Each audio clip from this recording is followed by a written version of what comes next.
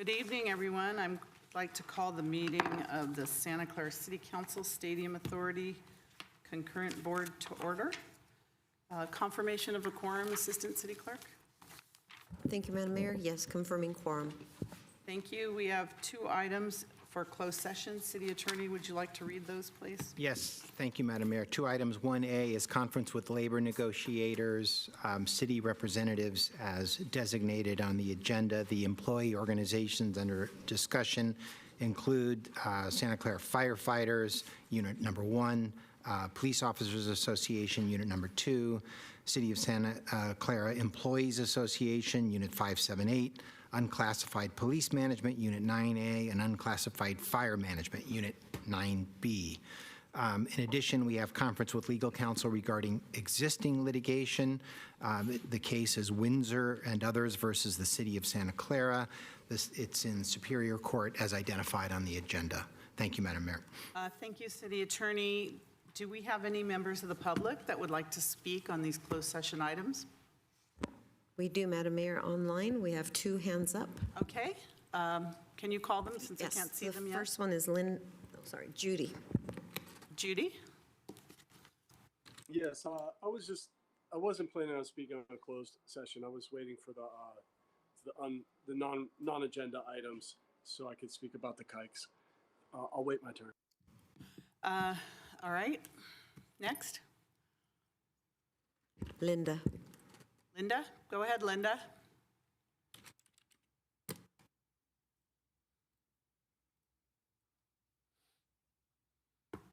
Okay. No Linda? She's muted. Unmute yourself, Linda, please. Linda? All right. Well, we are going to adjourn to closed session. We'll be back at 7 p.m. Thank you.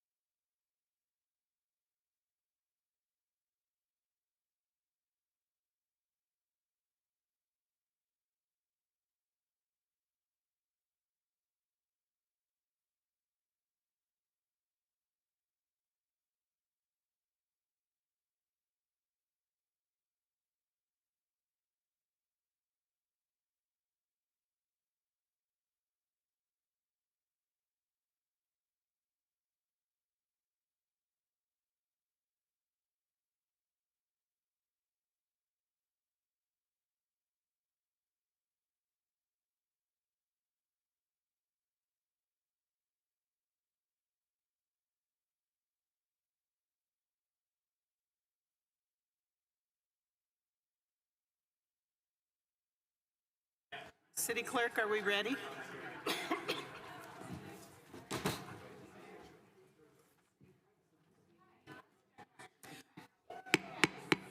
Could I ask everyone to take their seats, please?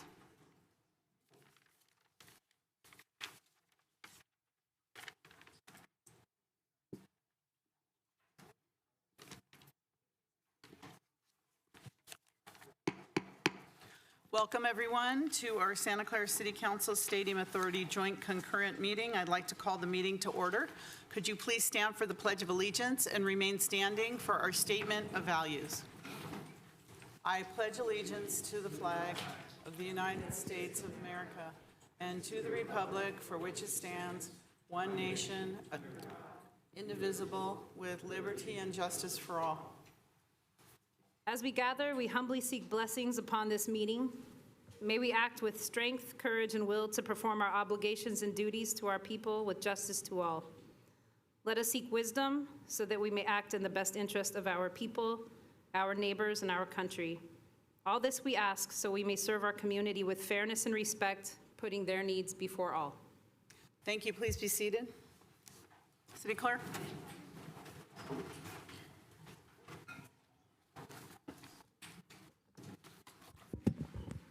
Councilmember Board Member Shahal.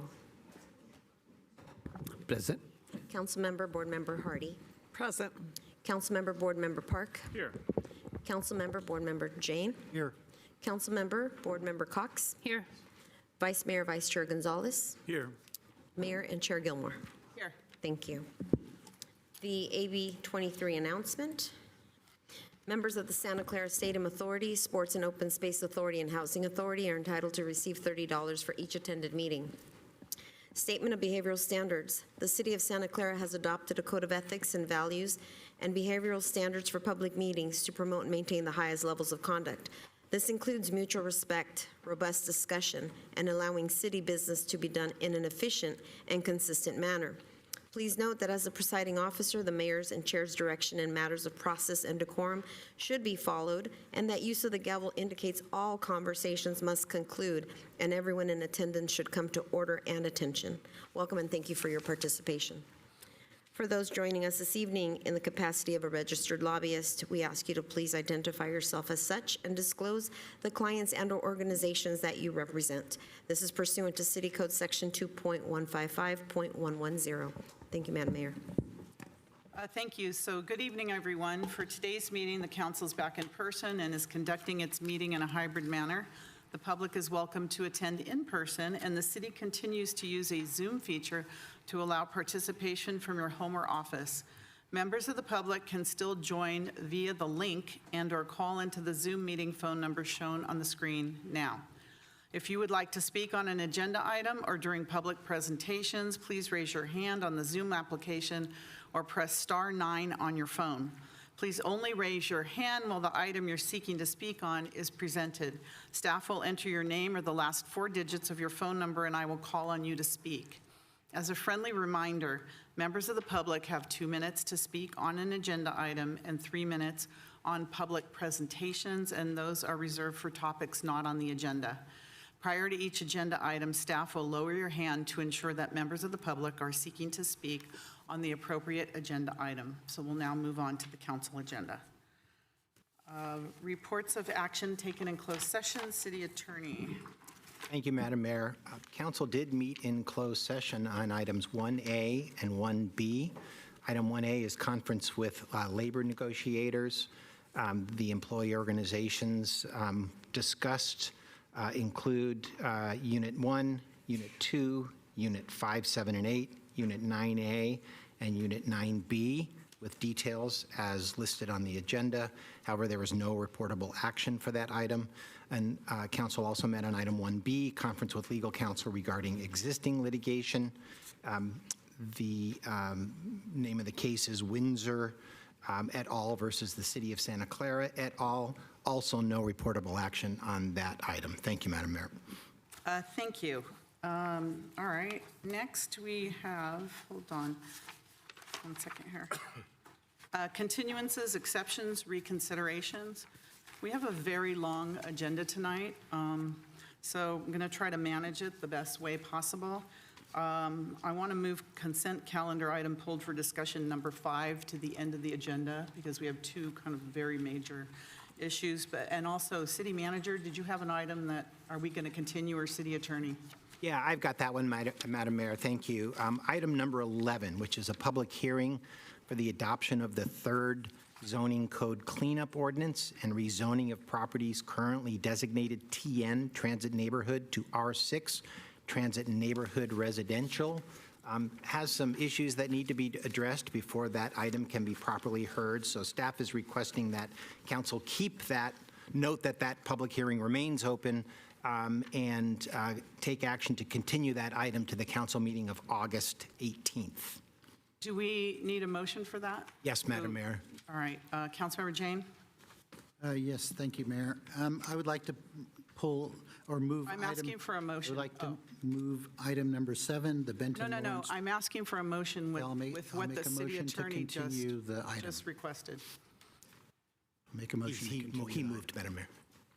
Did you, I didn't hear, I'm item. I just sorry. made that motion.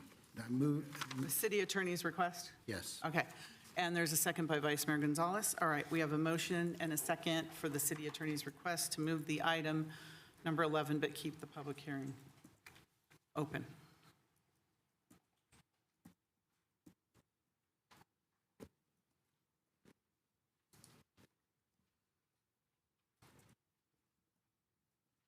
Please register your vote.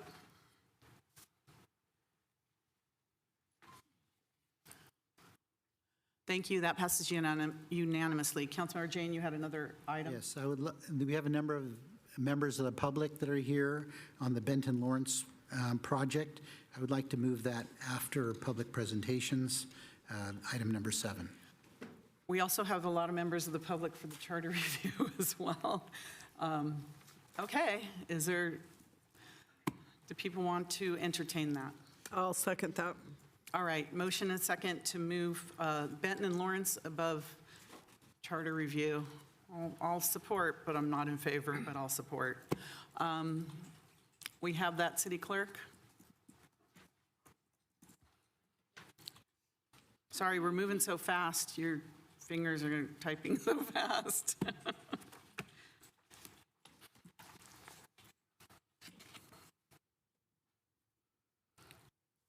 Please register your vote.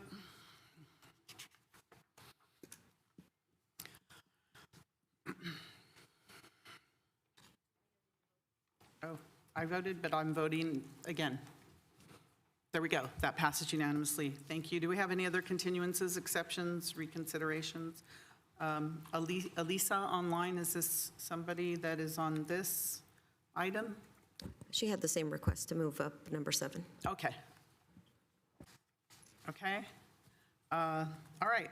So now, next item, do we have any members of the public that would like to reconsider, move, continue?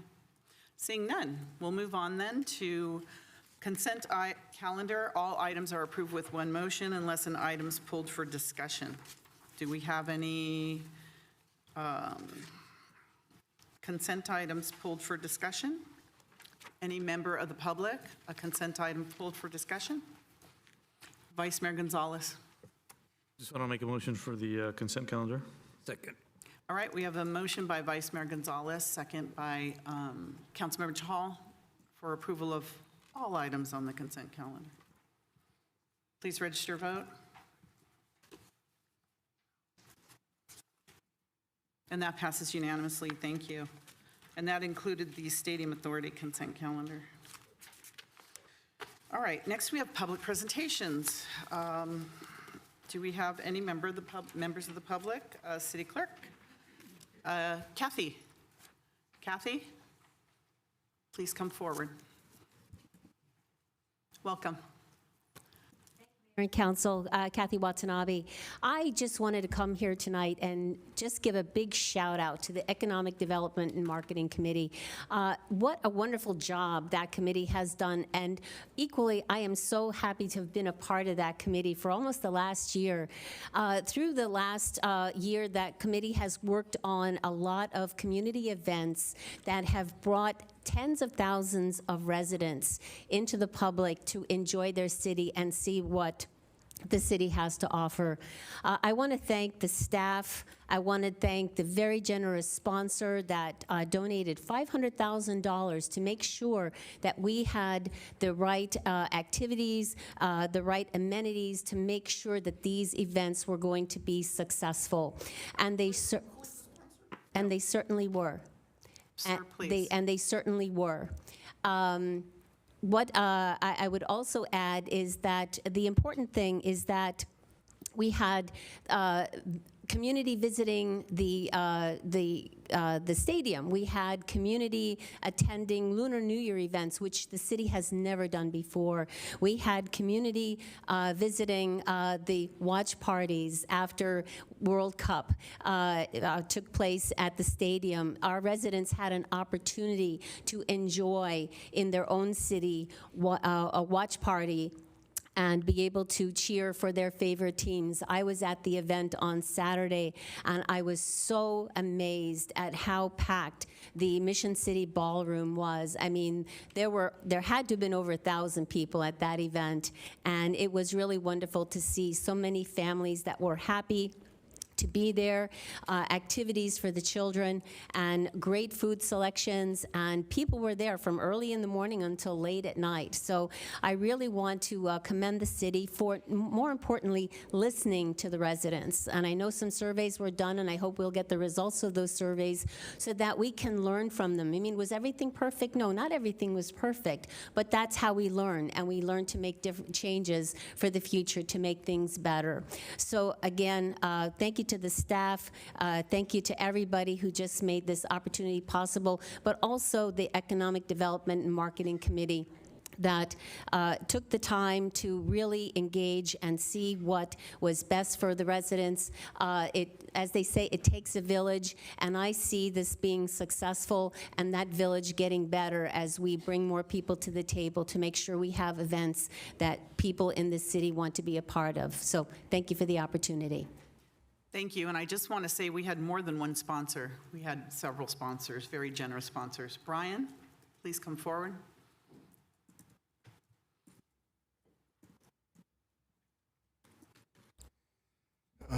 I certainly do not possess the right to read this because the man who spoke it was a much better person than I'll ever be. For in the final analysis, our most basic common link is that we all inhabit this small planet. We all breathe the same air, we all cherish our children's future, and we are all mortal.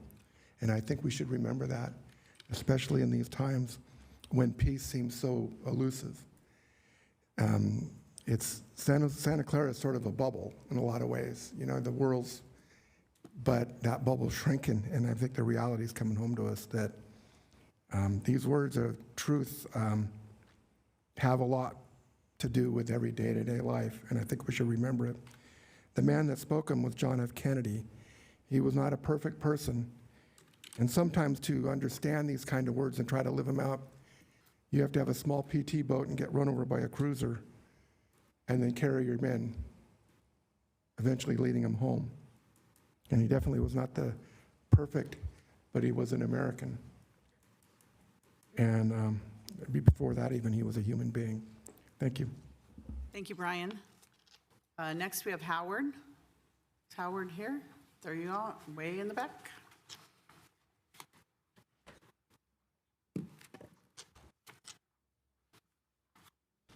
Welcome.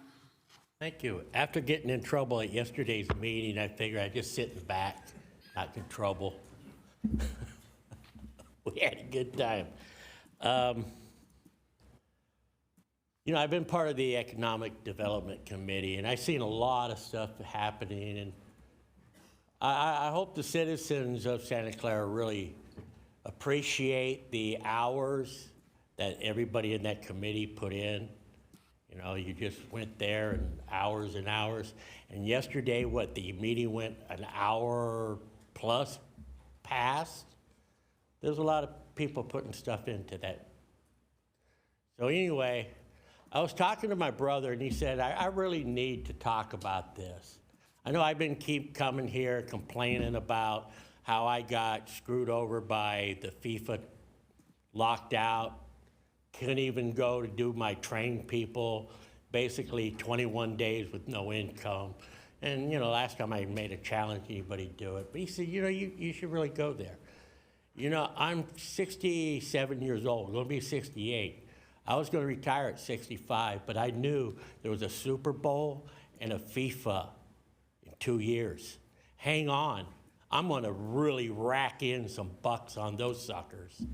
But what happened? I hung on. I chased that carrot. I ran after that carrot. I should have just stopped at 65, been out in my RV, enjoying the country, seeing things. But I was here getting ready to chase after that carrot. I haven't said nothing about it, but my brother says, I really need to say something about it. That way when people do decisions for other times, you start thinking about other people. And that's all I can really say about that, huh? But I don't know. You ain't got me to kick around too much longer. But anyway, people really need to get involved in that economic development. We need to drag it out. Don't let it die. If you let it die, you'll never get it started again. And there was a lot of stuff came out of that. And I know each and every one of you guys up there went to those events and had a good time. And you partied with your citizens. I'm going to leave time on the clock again. Thank you. Thank you, Howard. Vitali, please come forward. Welcome. If you could speak in the microphone so people at home can hear you. Welcome. Thank you. Yeah, so I want to confirm that Santa Clara is an American city. It's not controlled by foreign governments or anything like that. We don't answer. We just give you up to 3 minutes to say what you want to say. It's a question. I know, but we want to let you have your full time. We don't. So I assume it's an American city, right? That is correct. Okay. Public presentations are, if we can stop it for a second. It's okay. I'm gonna fit in.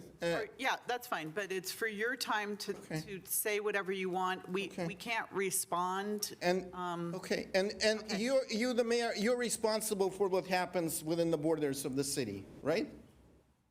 I can nod yes. So the buck stops with you, right? For the most part, usually does, yeah. Okay, good. And so I have a question about why do we have a Mexican and a Spanish flag flying alongside California and U.S. flags? As an American citizen, I find that offensive. You can give us your opinion. I'm not here to respond to your opinion. Go ahead. You still have lots of time. Well, so what do we need to do to take it down? To take those flags down? Why are they flying next to the American flag? Again, not a question and answer. It's time for you to give us your public presentation. Well, that's my presentation. I mean, this is an interaction. It's not supposed to be, so I'm just going to let you continue your time. You have up to 3 minutes. I don't want to take your time, so you can finish. And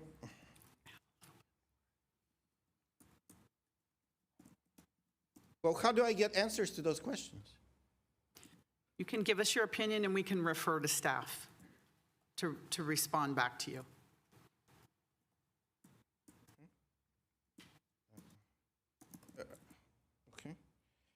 So I noticed that some traffic lights in the city have a yellow frame around them. Can you tell me what that signifies? Does anybody know? We would just like all your questions, and then we can refer them to staff. So then the next question is, what is going on with the International Swim Center? Who controls that?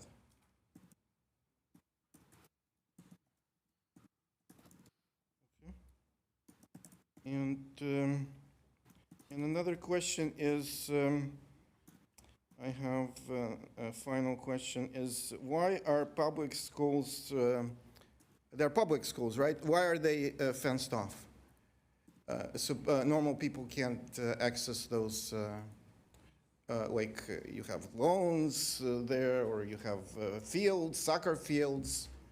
Those are, they're fenced off. What's going on there? I'm going to have the city manager answer those. Well, we're going to refer everything, and he'll let you know that's not our jurisdiction. But Pardon? it's not our jurisdiction, he'll let you know. But go ahead, are you? What is not your jurisdiction? The school district. The school district is not our jurisdiction. Do you have any more questions? Because we're running out of time. Okay. So I'll be talking to you about the answers. Yes, please. Thank you so much. Thank you. Thank you. All right, Anthony, come forward, please. Mr. Becker will have 9 minutes. Welcome.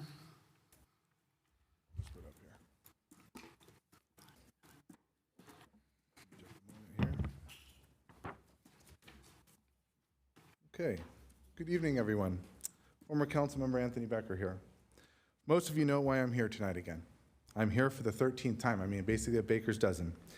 I have come before this council asking for one simple thing. Put on the agenda a simple discussion regarding the May 7, 2024 FIFA disclosure and the investigation that followed. Put this on the agenda. Let's have the open dialogue about this. I made this request first on February 10th. Now, months later, here we are, and no action has been taken by this council, no action by the city manager, and this directly impacts public trust and the confidence in our local government.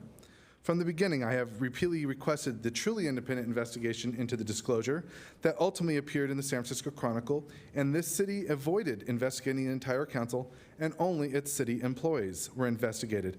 And it's my understanding that the conversations at the time were concerned about individuals, specifically the mayor, not telling the truth. I am not surprised by this council avoiding this discussion publicly. I am not surprised that constantly there's been delays, probably excuses at one after another. It is not a city employee that did it. I think we all are getting sidetracked when the city attorney has stated many investigations that took place and looked into this council. That's a fact, but this is a different one. That was wrong because I don't think it happened. It didn't happen when I was there, and I was never investigated. The city council was never questioned, and therefore Suds and Kevin Park, the council members, were actually in my emails that I suggested, why are the employees only being investigated? So, but what I am very surprised about, though, is the council not making a motion to put on the agenda my other 030, and that was requesting that the city agendaize and consider securing an independent elections ethics and democracy consultant for the 26th election cycle. The last time Santa Clara had an elections consultant was in 2016, a full decade ago. Since then, there has been a lack of holding candidates accountable for misleading the public. The last time we had one was when Councilmember Watanabe was held accountable for lying about me and other candidates in the race, like Suds Jane, taking money from a certain lawyer. That was fact. She actually got away with it by just saying, oh, I apologize. No, you watched the video. It was strategically aimed at me and the other council candidates. But it's funny, I noticed that one thing has been no accountability for him since then, and every candidate endorsed by the mayor has not been held accountable for their misleading information for their opponents. The process in 2016 included the candidate forums, issue discussions, and accountability proceedings for alleged violations of the city's campaign ethics code. The real ethic code, not a phony one created by the mayor's ethics advisor. In 2016, 11 complaints were filed. 11 complaints were filed. So that makes you wonder how many more would have been filed if we actually had these discussions. So for 10 years, they have gone nowhere, as I said. For 10 years, candidates and residents have lacked a process designed to address campaign ethics concerns before the voters can even cast their ballots. So my question is, why are you avoiding this 030 and also the other 030, given that the nomination period begins now? I think this week is the one where council is they're putting out papers right now.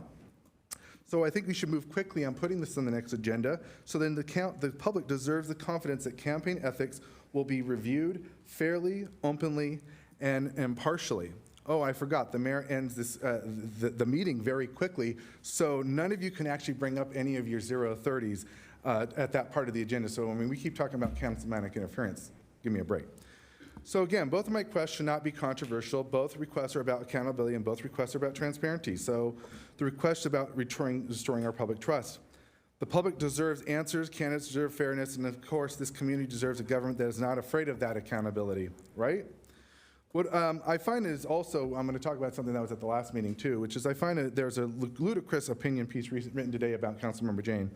And that was that the same person that Councilmember Hardy once told me wrote that opinion piece was the one in charge of putting the seating at the, I think it was a Seroptis event, and that person was in charge of putting the seating, and somehow a grand juror ended up at my table. And specifically, that same grand juror ended up calling me in a week later, and then ended up releasing reports that our city clerk actually was sitting on that grand jury as well.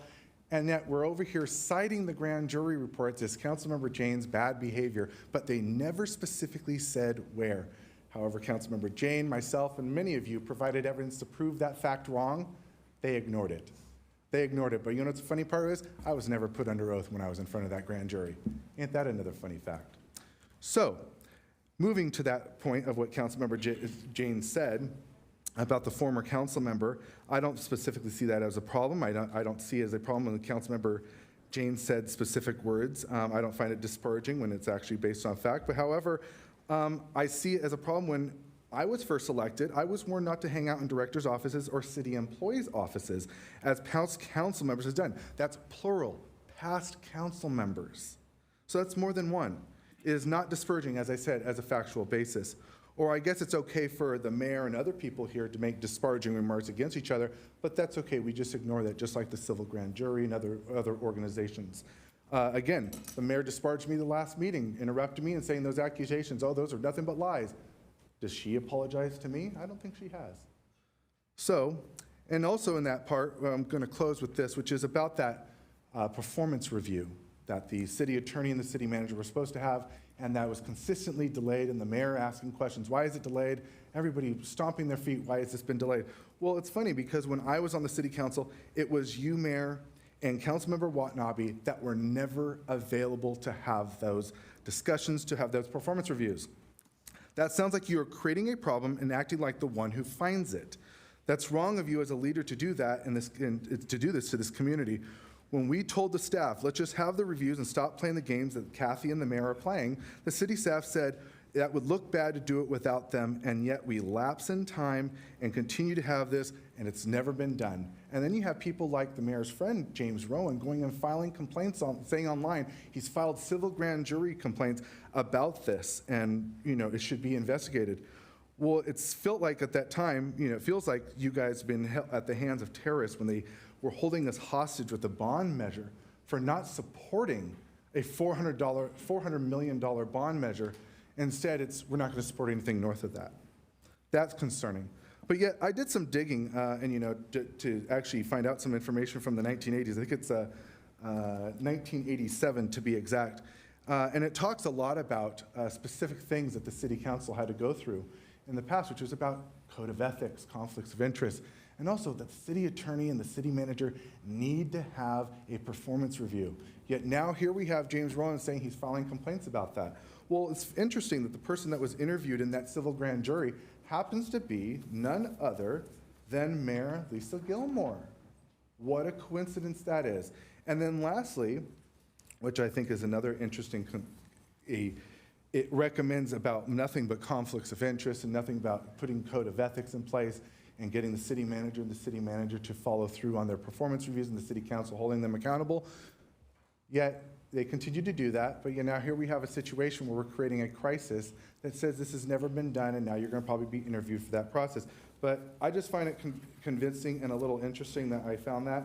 I think it's a little interesting, too, that I have a picture right here. I mean, you have Lisa Gilmore sitting right here on a civil grand jury in 1991, it says. So, history doesn't lie. So, but anyways, you know what my two items on the agenda are, which is to put 030s to talk about the FIFA investigation in the league. I mean, Mayor, I don't think that should be a problem, and you might want to smile about that, but it shouldn't be something you want to talk about. I think we should all have that discussion about what really happened and what went down. And secondly, you have the opportunity right now to do a ethics advisor during this election, so then the people of this city have a transparent process of who's running, because in the last 10 years, when people were constantly misleading the public, Suds, myself, Kevin, Karen, and Raj, we had nowhere to go to hold people accountable. And it's time that the city clerk's office, outside of Nora, holds these people accountable and holds candidates accountable. So I ask that you put this on the next agenda and don't dismiss the meeting at the end at 0:30. Thank you. Thank you very much. Next, we have Leone online. Go ahead, please. Unmute yourself. Leone, there you go. Lee. Oh, Lee. Go ahead. Normally, I call about another council member's behavior, but this time it's Suds Jane. Debbie Davis was a friend of mine, but she was also a good council person. Not everybody agreed with everything that she did, but she did her best at all times. And to have somebody badmouth her, Suds Jane, and the fact that she's also passed away is disgusting. You need to apologize to her family and to the citizens of Santa Clara for using your position as a sounding board for something that was totally out of place and in bad taste. Thank you. Thank you. Linda, go ahead, Linda. Unmute yourself, please. There you go. Hi, my name is Linda. I really want to thank you for giving me the opportunity to speak. I'm going to be quick out of respect for all. I live in District 5. I watched the last meeting's video. I was severely disappointed to hear my council member, Suds James, speak, in my opinion, horribly about previous council member Debbie Davis. With what I can tell, included no facts. She passed away last year. This is so wrong. I do think I deserve better from my representative. Thank you for your time. Thank you, Linda. We have 0183. 0183. Unmute yourself, please. 0183. Unmute yourself.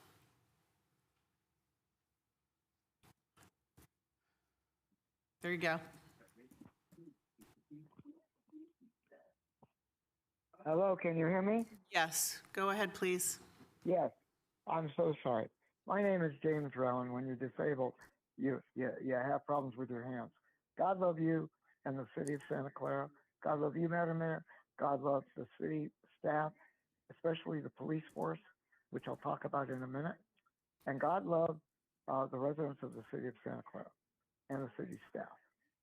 Once again, we hear from Anthony Becker, a convicted perjurer who is found to be a liar by a grand jury. No, it's not by a grand jury, by a jury of his peers. We're taking grand jury reports and leaking them to people. And by the way, you want to talk about Suds Jane? Suds Jane knew about it. Most of the time, in most felonies, when you hear about a felony, you're supposed to report it. But again, we know Suds Jane is a coward. I'll get that back. It seems like Mr. Becker thinks that the person who actually leaked the report to the 49ers was not him. I'm sure that his documentary will prove it was the one-armed man from Richard Kimball days. Not this Suds Jane. I worked with Debbie Davis, and I opposed Debbie Davis several times, both sides. Debbie Davis passed away. Debbie Davis was the heart and soul of the city. I think she tried her best, and I think she did work hard. By the way, Debbie Davis was also something else. She was a spouse of a police officer. I know this from being a civil service commissioner, that a police officer and their spouse have a unique situation. they are asked at times to give their lives or their families' lives in performance of their duties. Has Anthony Becker or Sudge Jane ever been asked to give his life? No. Matter of fact, Sudge Jane is the type that calls the police when there's garbage cans around. The fact of the matter is, you want to talk about ethics consultants and lack thereof? I proposed an ethics commission 4 times in the past 30 years. The only person that voted for it is Lisa Gilmore. Kevin Park has opposed it since the 1990s. I find it interesting that the ethics consultants that Anthony Becker, a convicted perjurer and felon, is talking about was opposed by Becker, Park, and Jane, the troubling troubadours of cowardice. Anyway, God love you all, be well, and who knows? Perhaps the one-armed man also took the minutes from the closed session that Becker is talking about. People want to talk about Debbie Davis, who dedicated her life to... Thank you. Judy, go ahead, Judy.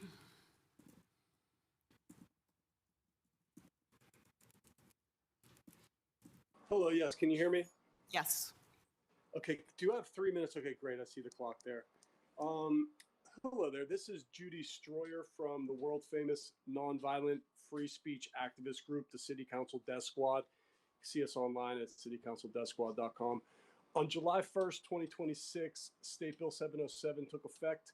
Every eligible city in California is now required by law to require remote public comment, even if so-called Nazis or white supremacists decide to complain about genocide or Jewish supremacy. You guys need to listen to it. We have a First Amendment, which also in this case is being protected by the City Council Death Squad. Now every jurisdiction's disabled residents and working parents and elderly citizens and people would never be at these meetings could now be at them, all of them, not just some of them, because of the free speech activism that was going on that was mischaracterized as white supremacy. In light of the federal indictments against the Southern Poverty Law Center for staging white supremacy with Jewish actors, I think we need to relook at this whole idea of white supremacy and if that was even real in the first place.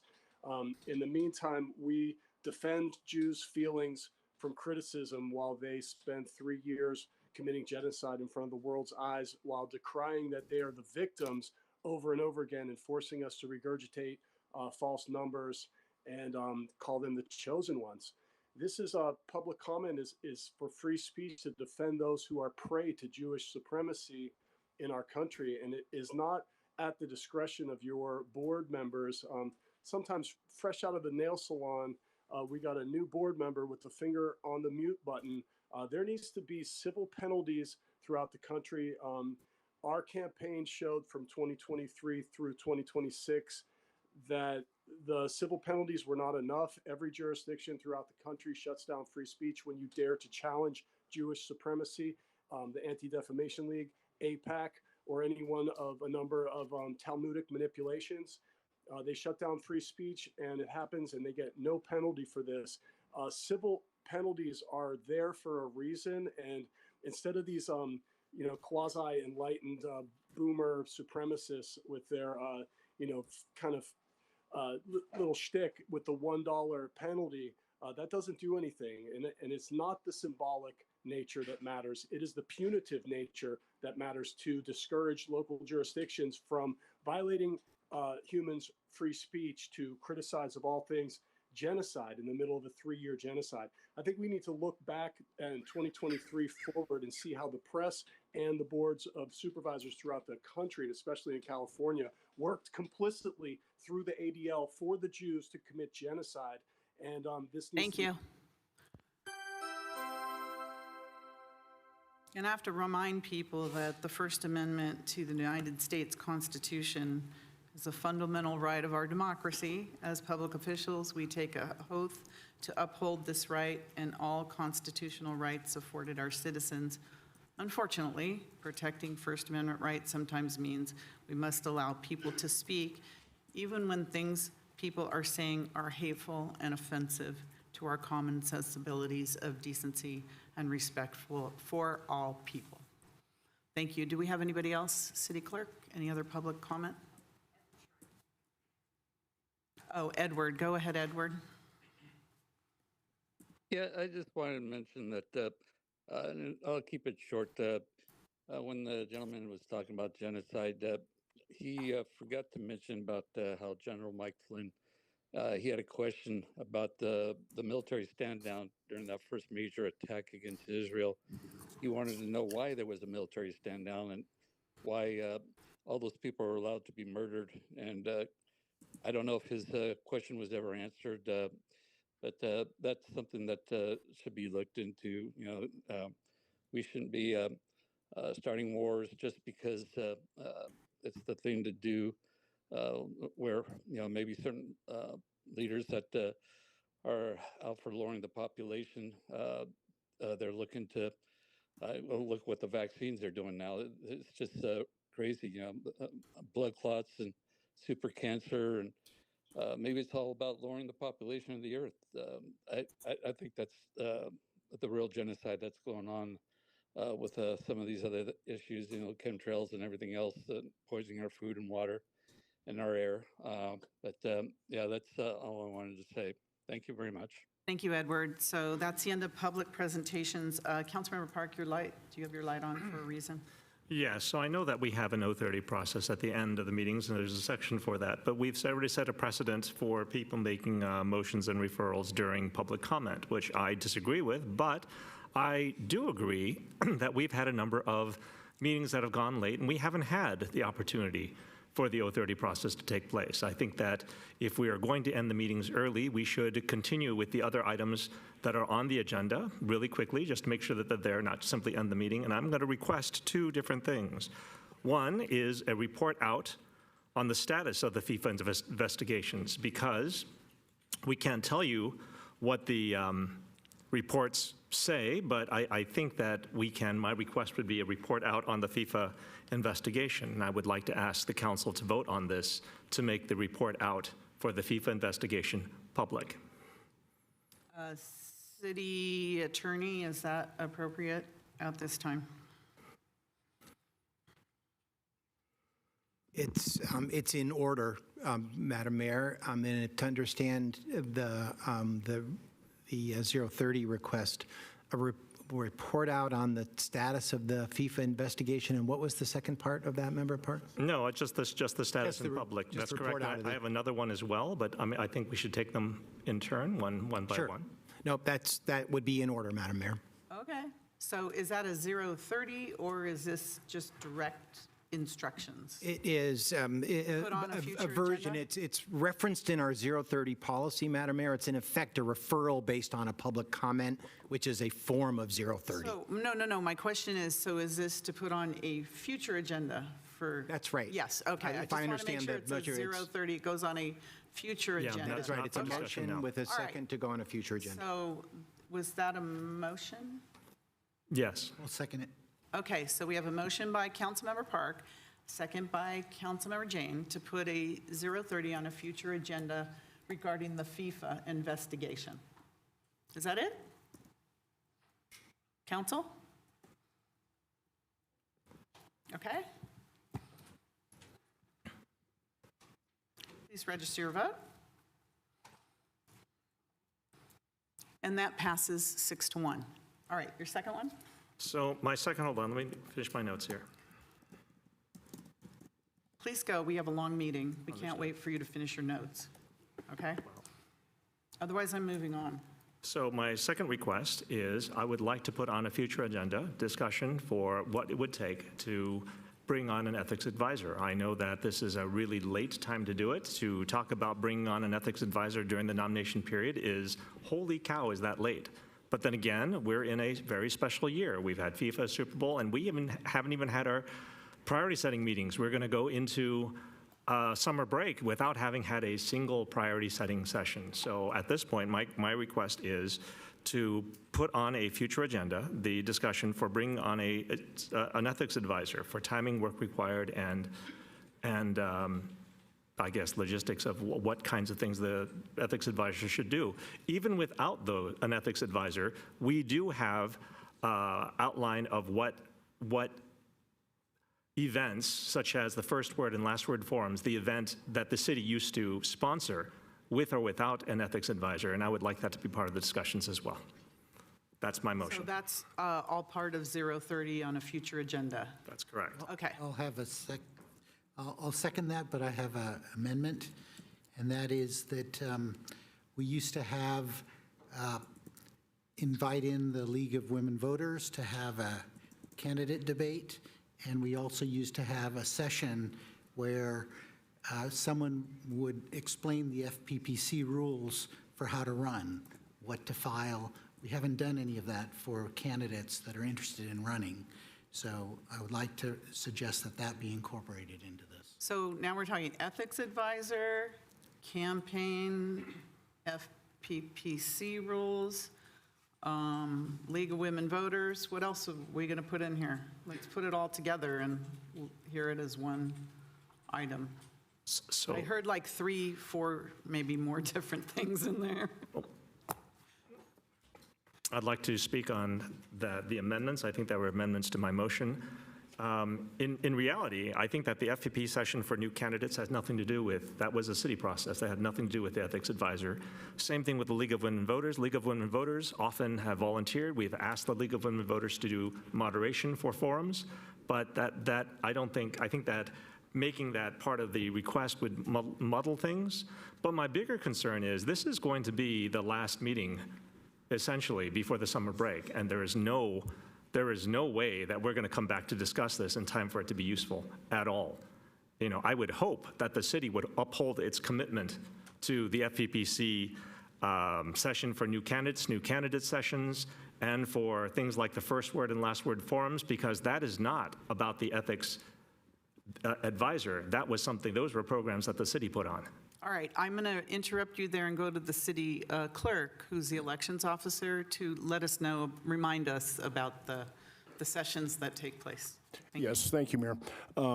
As far as the forum that has traditionally been put on by the city, Councilmember Jane is correct. It and many times has been put on by the League of Women Voters.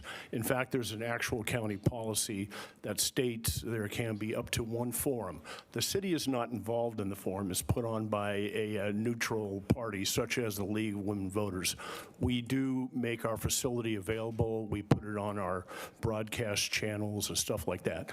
I am going to be speaking to the Assistant City Clerk about reaching out to the League of Women Voters. The last time that we were involved with it, they wanted to do it by video or by Zoom meeting only. They do have a lot of requests. I have already made an initial call to them to see if they're available. I have not heard back yet. But that is something that we can do as the elections officials for the city, and would be happy to do that. As far as a last word forum, there was one in 2016. I have looked at that forum. If the council wants to do something, I believe that the 030 would be the way to do it. There's a Ethics and Governance Committee that I know has been talking about an ethics advisor, but nothing for the elections per se directed towards that. But would be more than happy to update the council about a neutral advisor such as the League of Women Voters for the upcoming election to host a forum that the city supports. What about the forum about the FPPC? Assistant City Clerk, you're familiar with that? Yes, It thank you, usually Madam takes Mayor. place there, and many agencies attend. Correct. So we have had one of those workshops here in this council chambers. Due to recent budget constraints, the FPPC is doing remote workshops, and so that is what we did the last election. They also have provided us with dates, and I will be providing that to all, we will be providing that to all the candidates, because they have a lot of workshops that are being provided remotely. They're just not coming out to the cities to do this. Thank you. All right, does that clarify the 030 now? But again, my question of, like,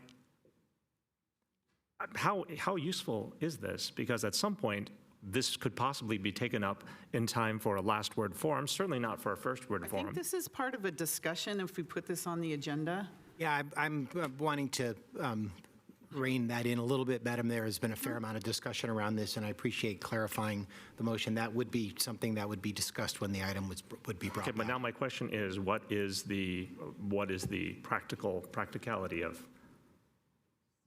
this motion, given that we will not look at this until a future agenda, and that future agenda will likely be in August, near the end of August? I'll defer to the city manager on some of those practicalities, but if you decided to proceed to hire someone, that would there would need to be a scope of work, developed and a hiring process, and so that obviously takes, some time. Depends on what your objectives are as to what you want that person to do, as to whether or not they could be hired and engaged in a timely way to be useful. Understood. And to not prolong this discussion, I will move this to, I think that there's another Governance and Ethics Committee meeting coming up soon sometime, but I mean, this is something that has been talked about for a while and has not been brought up. But I will defer that discussion. At this point, let's vote on this because that's what we can do. And if there's something else that needs to be done, that would be done outside of the scope of this action here. Yeah, I mean, we have our 030 policy that says when someone brings it up and the council votes, it goes on a future agenda for discussion. Right. That's what the motion is. Mayor, if I can. Yes. Sure. Just to clarify timing, if you vote on a 030, your next meeting is August 18th. We can certainly attempt to schedule the item for then. That would be good. With regard to the city undertaking a process for a elections consultant or elections ethics advisor, we would need to be formally directed of that. As the city attorney said, that can't happen tonight. That would be on August 18th. Also, our procurement process, ensuring that we have a fair and transparent process. Typically, that is a 60 to 90-day process, so the likelihood to do that for this election may not be there. Have not done any research on if there are any election consultants that are part of cooperative government purchasing agreements, but potentially, but again, we have not been able to do that. We have a month to figure that out, so. Yeah, that's the reality. Thank you for the reality check. City Clerk? I have a request to speak on the motion. Are you entertaining Do we have that? public comment on our motion 030 to put something on the agenda? We don't usually, Mayor, in response to an item that came up in public comment. All right, thank you. All right, City Clerk, when you're ready. We had a motion and a second.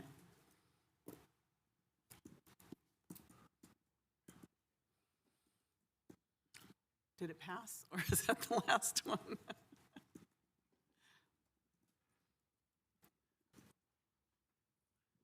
Okay, please register your vote.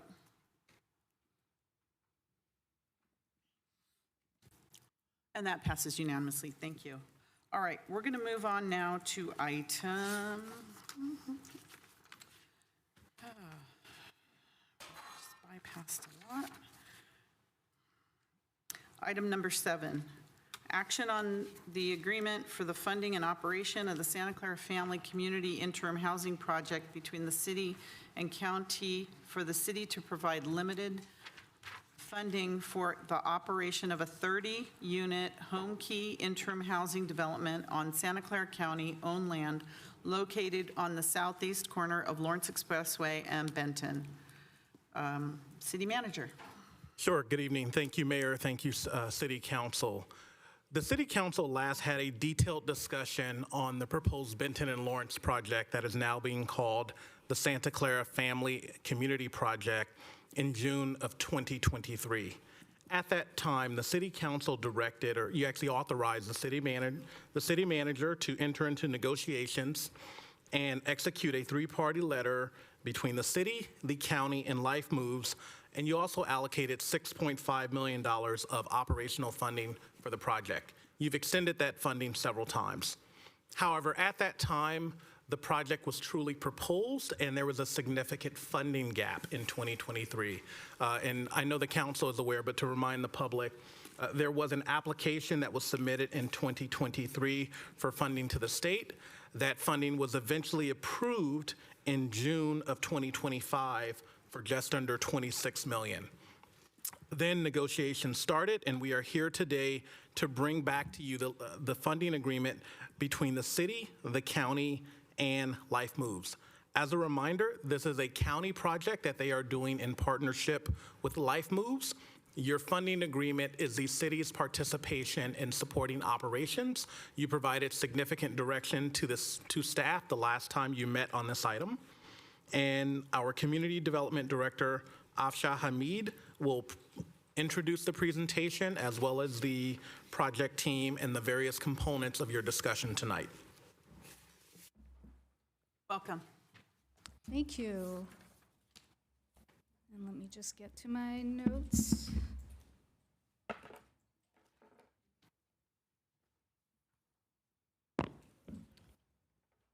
So good evening, Mayor, Council, and residents of Santa Clara.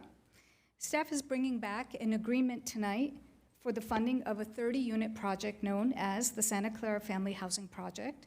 It is an interim housing development located at Benton and Lawrence.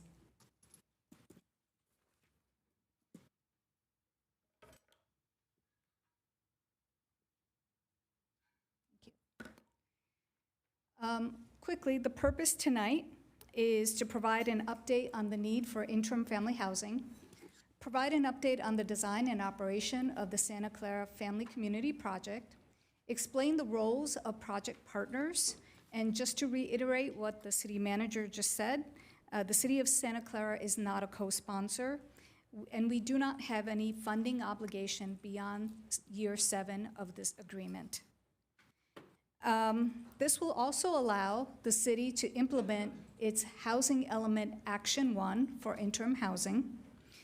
And tonight, staff will request an action on authorizing the city manager to enter into an agreement for funding the operations of the Santa Clara Family Housing and memorialize key terms. Beyond the operations funding, there is a larger purpose for this project: to serve Santa Clara families who live, work, and go to school in Santa Clara, except that they are homeless. Interim housing is key to building the gap between living on the streets and permanent housing.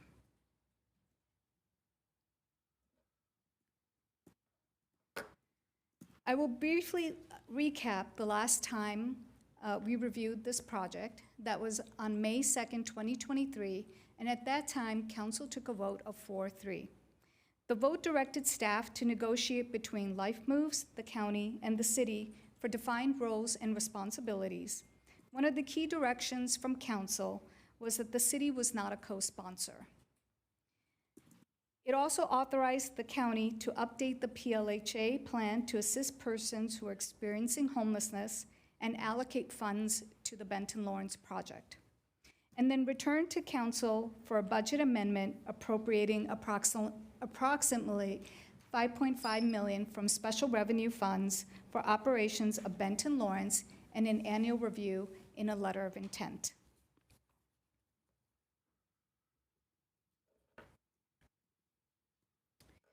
There are many staff working on this project, and I will very quickly just go through everybody that's been participating, and you'll see the range of departments and skills and talents.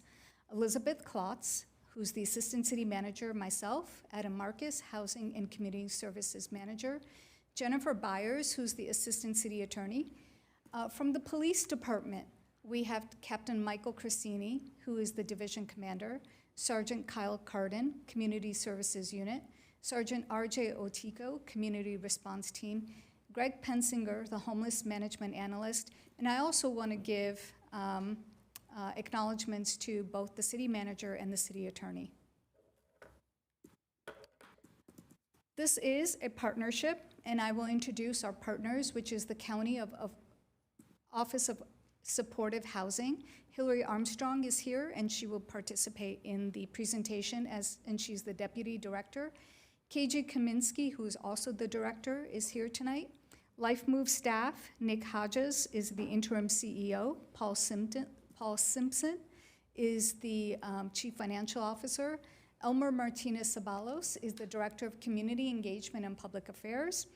and Anat Leonard Wuki is the VP of Programs and Services. These are our partners, and they have truly worked with staff over many months and listened to collective concerns, and we are revising the project and bringing it back tonight.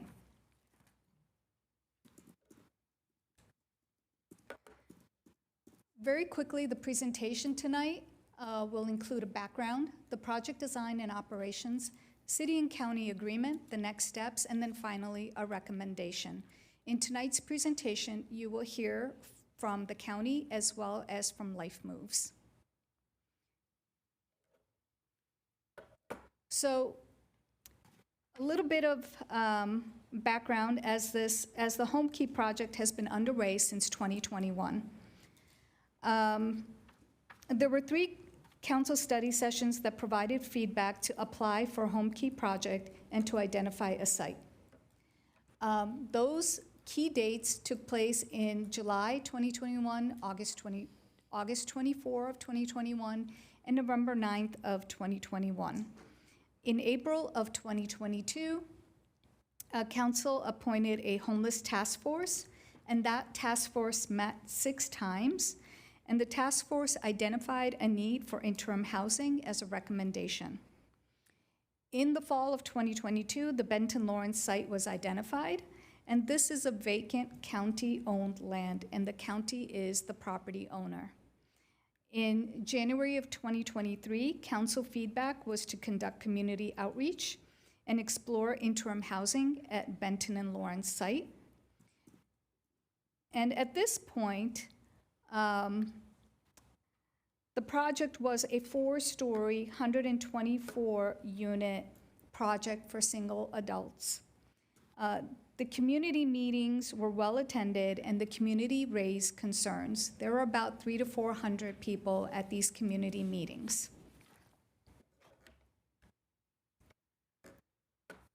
Based on the extensive community feedback, the project team listened and made significant revisions to the project. It became less dense. It became for families with minor children. And it also went from 4 stories to 3 stories. In May of 2023, council authorized, they committed funding for operations in support of a Home Key application for 30-unit project for families with minor children.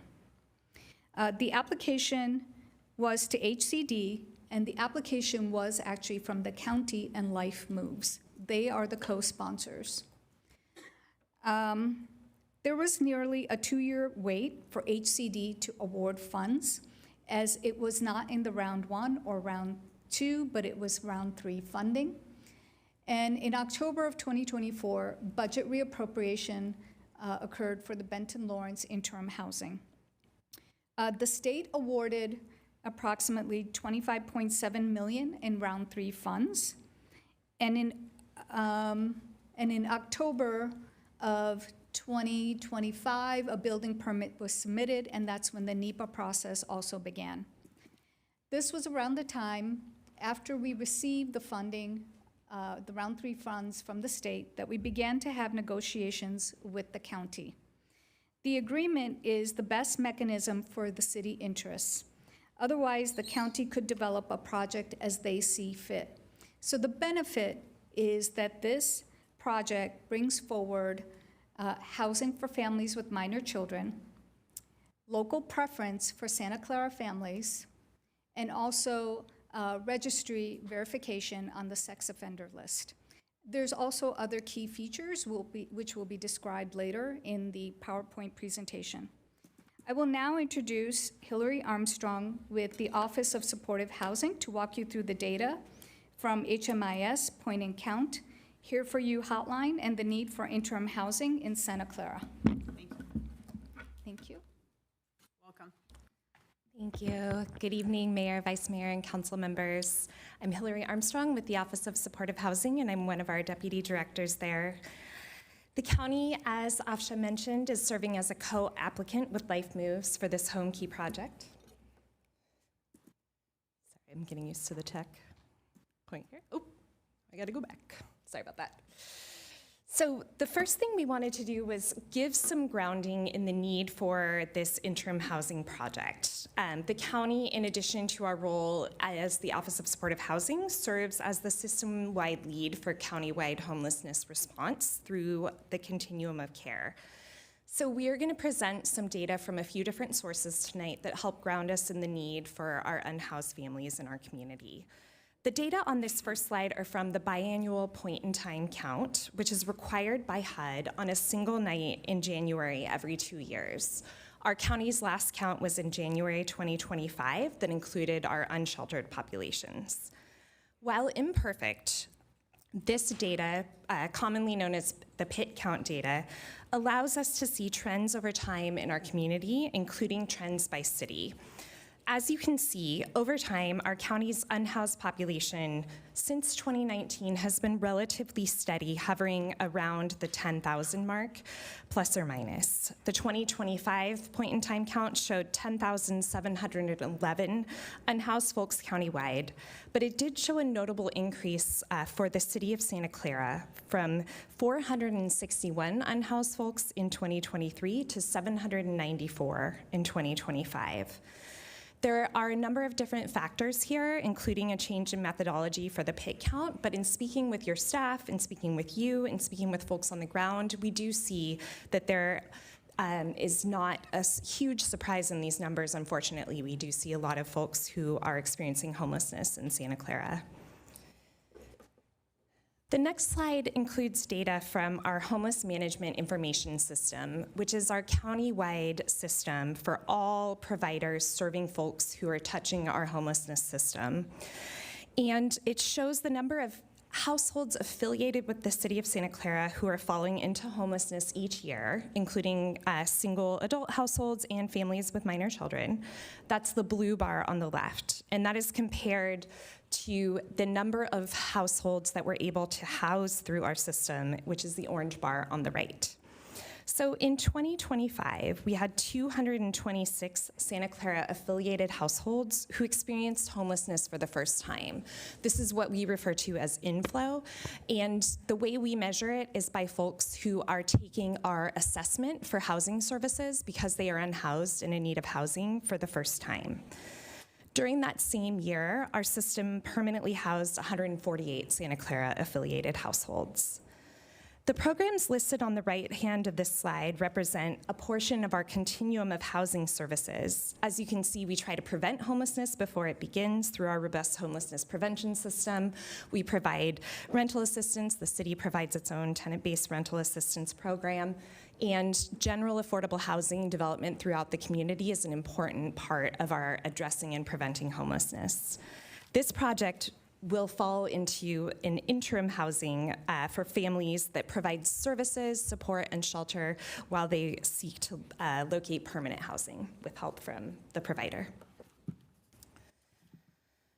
The next slide shows that families with children make up about 1/5, or about 21% of the unhoused population in the city of Santa Clara, and about 15% of our overall county unhoused population. We also see that single youth and young adults are about 7% of the Santa Clara affiliated unhoused population. And we track this data to really understand what type of interventions we need to focus on with the limited resources throughout our community and where we really need to build out our system to address the need. This is also data from our HMIS system. We also wanted to show you that over time, the city of Santa Clara is trending with around 100 unhoused families per year who are within our HMIS system. So this is not necessarily every single family, but these are those who have come into our system to request services. And we do see over time that the number has really remained relatively around that 100 mark. Finally, we wanted to show you the data from our Here For You hotline. The Here For You hotline is the centralized intake and management system for temporary beds in our county, which is where the Santa Clara family community would fall with an interim housing model. as you can see, over the past year, there have been anywhere between 168 to 397 families countywide who are waiting for temporary housing at any given time, with an average of almost 300 families. The chart on the right shows that the average wait time for a family to receive shelter is around 33 days or 1 month. And this is not ideal, and we're always trying to shorten that wait time. Obviously, we don't want to see any families experiencing homelessness and experiencing unsheltered homelessness. But it is a factor of the lack of availability of enough shelter beds for families. As of last Friday, the waitlist had 388 families. This is not on your slide. We just pulled this today with an average wait time of 39 days. Finally, I wanted to show you our housing continuum, and this project is a portion of that housing continuum. So to the left of this slide, you can see the Here For You hotline, which provides that centralized access point for interim and temporary housing resources. So that is where families would be screened, where it would be determined their Santa Clara affiliation, that they have minor children or children who are still in K through 12 school, and where they eventually would get offered a placement, which could include the Santa Clara family community. So the star here is where this project falls, which is to provide people experiencing homelessness with temporary housing and on-site supportive services until they can secure permanent housing. While folks are in that program, they would undergo a coordinated entry assessment to determine what level of intervention they need to permanently resolve their homelessness. So that's always our goal, is to get folks connected with permanent housing.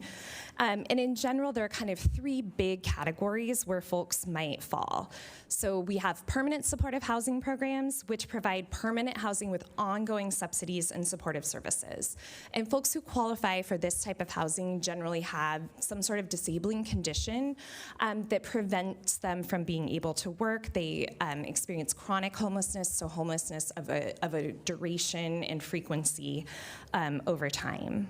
The next category is rapid rehousing, which is really a shorter term, generally around 24-month subsidy with supportive services. And the goal is to help a household increase their income and stability so that they can then take over the lease at the end of the program.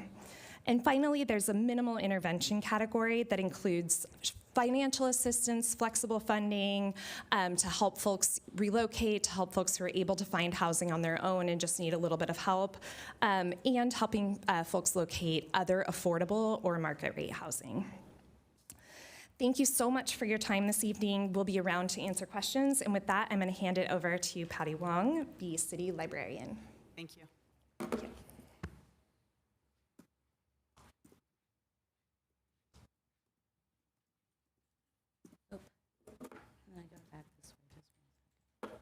Okay. Welcome. Thank you. Good evening, Mayor, Vice Mayor, and City Council. What I'm going to share with you tonight are some information and experience and some data sets from my team and our related partners regarding homeless families in our community. I had a brief conversation with Aubrey Mastrangelo, who is the Behavioral Health Services Director at Bill Wilson Center. And of course, he said what we knew already, that libraries are one of the few remaining places where people are allowed to be without being expected to or required to purchase something. This means that our unsheltered, unhoused families are able to access climate-controlled spaces, bathrooms, and electricity at libraries when they aren't able to access these things anywhere else. Libraries are an invaluable resource for our entire community, but offer some of the only accessible respite to some of our unhoused population. So we realize that all families are all of our families. A youth or child and their families experiencing homelessness comes to our library, often in silence. They often remain undetectable. They can be that youth that is seeking a bite to eat, or maybe hints that they might have had no lunch that day. They want to remain anonymous. There's just too much stigma. There's too much questions, and there is way too much vulnerability. It takes a village, and we all need to provide support from all directions. So tonight, what I'm going to do is share a little bit of data, maybe bringing it, to home. Oop, am I doing that wrong? There we go. There we go. So the data that I'm sharing with you is formal data, which is what I don't want you to, I want you to get a context for it, but we have this from the school district. 136 students are currently experiencing homelessness. 7 from just right around here, Pomeroy Elementary, and 17 from Santa Clara High School. But these are formal numbers. These are numbers where kids are and families are sharing this information. We know that that is way, that the number is much larger than that. And how can we tell? We can tell because every day, on a given school day, we'll see 5 to 7 teenagers coming in at different points in time. They should be in school, they are not. We approach them, we try to make it as easy and comfortable to talk with them. Sometimes they divulge, oftentimes they do not. But they are just surviving because there's nowhere else to go. I think you've heard and seen that 95 families are Santa Clara families that are currently homeless. That's 2025. So it's a couple of years. I mean, it's going to be a couple of years pretty soon. This is from from the library, our Read Santa Clara, which is our adult literacy program, and we also do Families for Literacy. So within the last 6 months, 7 families actually asked for support to fill out affordable housing information. So they were on the brink. They needed that support right away. One family required additional housing support. We have some regular literacy programs at Abode. We had 255 inquiries in the last 6 months from individuals and families through our partnership with Salvation Army Outreach. Nationally, it is sometimes known that our youth who may or may not be in school are part of a growing statistic. 1 in 7 youth who experience homelessness is likely to be part of the LGBTQ community. They are often individuals, or they may be part of families who experience the most trauma. As a result, the library continues to surround ourselves with resources like TRUST, which is Trusted Response Urgent Support Team. It's a mobile mental health crisis team. You can also dial 988 and get the same service. They actually table once a month at our 3 branches, and they're getting a lot of people coming up and asking for support. They provide information and resources to many of our community members. In some, families in transition, unsheltered families, are probably the least visible of our community. We need local, permanent, stable housing for our most vulnerable populations, including and especially families. Thank you. And I think, I'm not sure who to pass it on to now.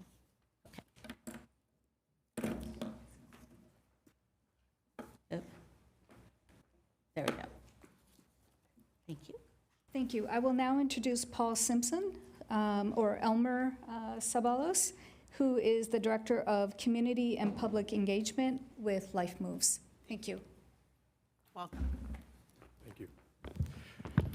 Good evening, Mayor Gilmore, Vice Mayor Gonzalez, and members of the council. Thank you for the opportunity to be here tonight and for your public service. My name is Elmer Martinez Ceballos. I serve as the Director of Community Engagement and Public Affairs at Life Moves, the largest provider of interim housing and supportive services in the Silicon Valley. I'm joined by our interim CEO, Nick Hodges, our CFO, Paul Simpson, and virtually our VP of Programs, Anat Leonard-Buki, who will be available to answer questions. Together, we're here to tell you about the Santa Clara family community, what it will be, who it'll serve, and what you can expect from Life Moves as your partner. And as I mentioned, we operate sites across San Mateo and Santa Clara counties, from Daly City down to San Jose. And as you can see on the map, we're currently operating more than 25 sites and programs, serving over 6,300 clients in fiscal year 2025 alone. We believe homelessness is a systemic issue that impacts all of us, and that solutions depend on us as a community to create. Life Moves provides that crucial first step: safe, dignified housing paired with the services and support people need to start rebuilding. And of course, we know anyone can fall into homelessness, and we see that in the diversity of the clients that we serve.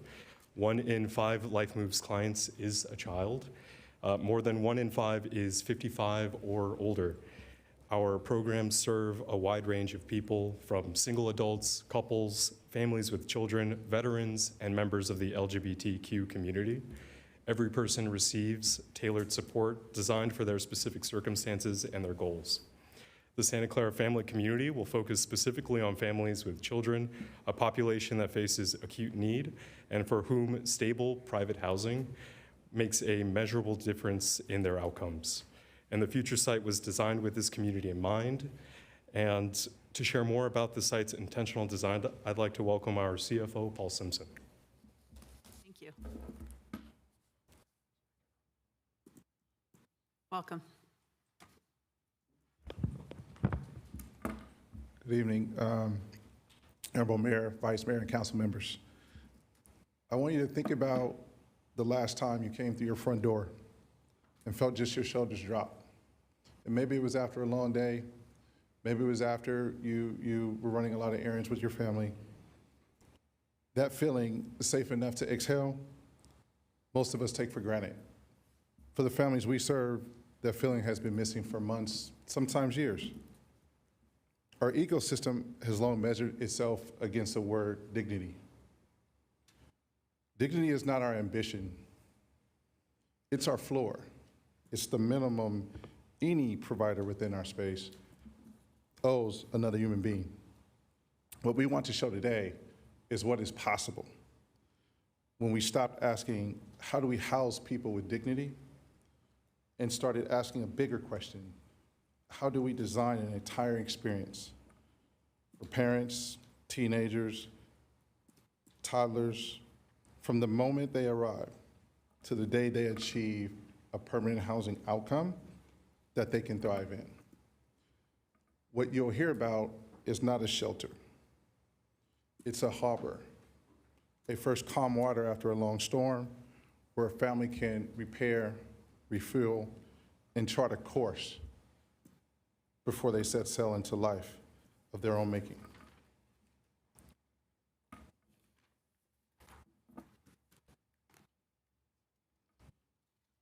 We didn't just start with a floor plan. That's not how we approached this project. We started with 4 questions asked first from our clients that we serve, our partners at LPA, the architects, Jamboree Housing, the county, and city officials that you've heard from and will hear from today. All at the table from day one. We first started with experience. Does the building understand that trauma changes how people see and feel space? With community, does it spark creativity and joy? In wellness, does it calm a nervous system that's been in survival mode often for months? In survival mode, particularly for children who often go ignored in that process, as we see the parents who are struggling with that. And then from a performance standpoint, can we sustain it? Is it energy efficient? Is it resilient? Is it built to last? Is it something that can be a staple within this community? But we wanted more than a building that checks every box. We wanted something that this city, particularly the city of Santa Clara and this county, could point to with pride, something innovative enough that our community embraces as theirs. Our architects at LPA even have a name for the design that you see. It's called the Hug, because the building literally itself is shaped to wrap around the people inside of it. That's the whole philosophy built right into the site plan. So the building at a glance, 53% of this project, nearly 35,000 square feet, is for private living arrangements. A door that locks, a place for even a family photo. There's 30% in care and supportive services, because a roof without a plan forward is just a pause button. 17% is shared community space, because isolation has no place in healing outside of just your family. But the numbers alone miss something. This isn't just housing plus healing, it's inspiration built into the blueprint. Space designed to be a catalyst where a person doesn't just get by, they rediscover what they're capable of achieving and what their goals are. Housing, healing, and the innovation to thrive under one roof by design. Picture a day a family arrives. They walk right into a welcome center, right here. Sorry, got a little, uh-oh.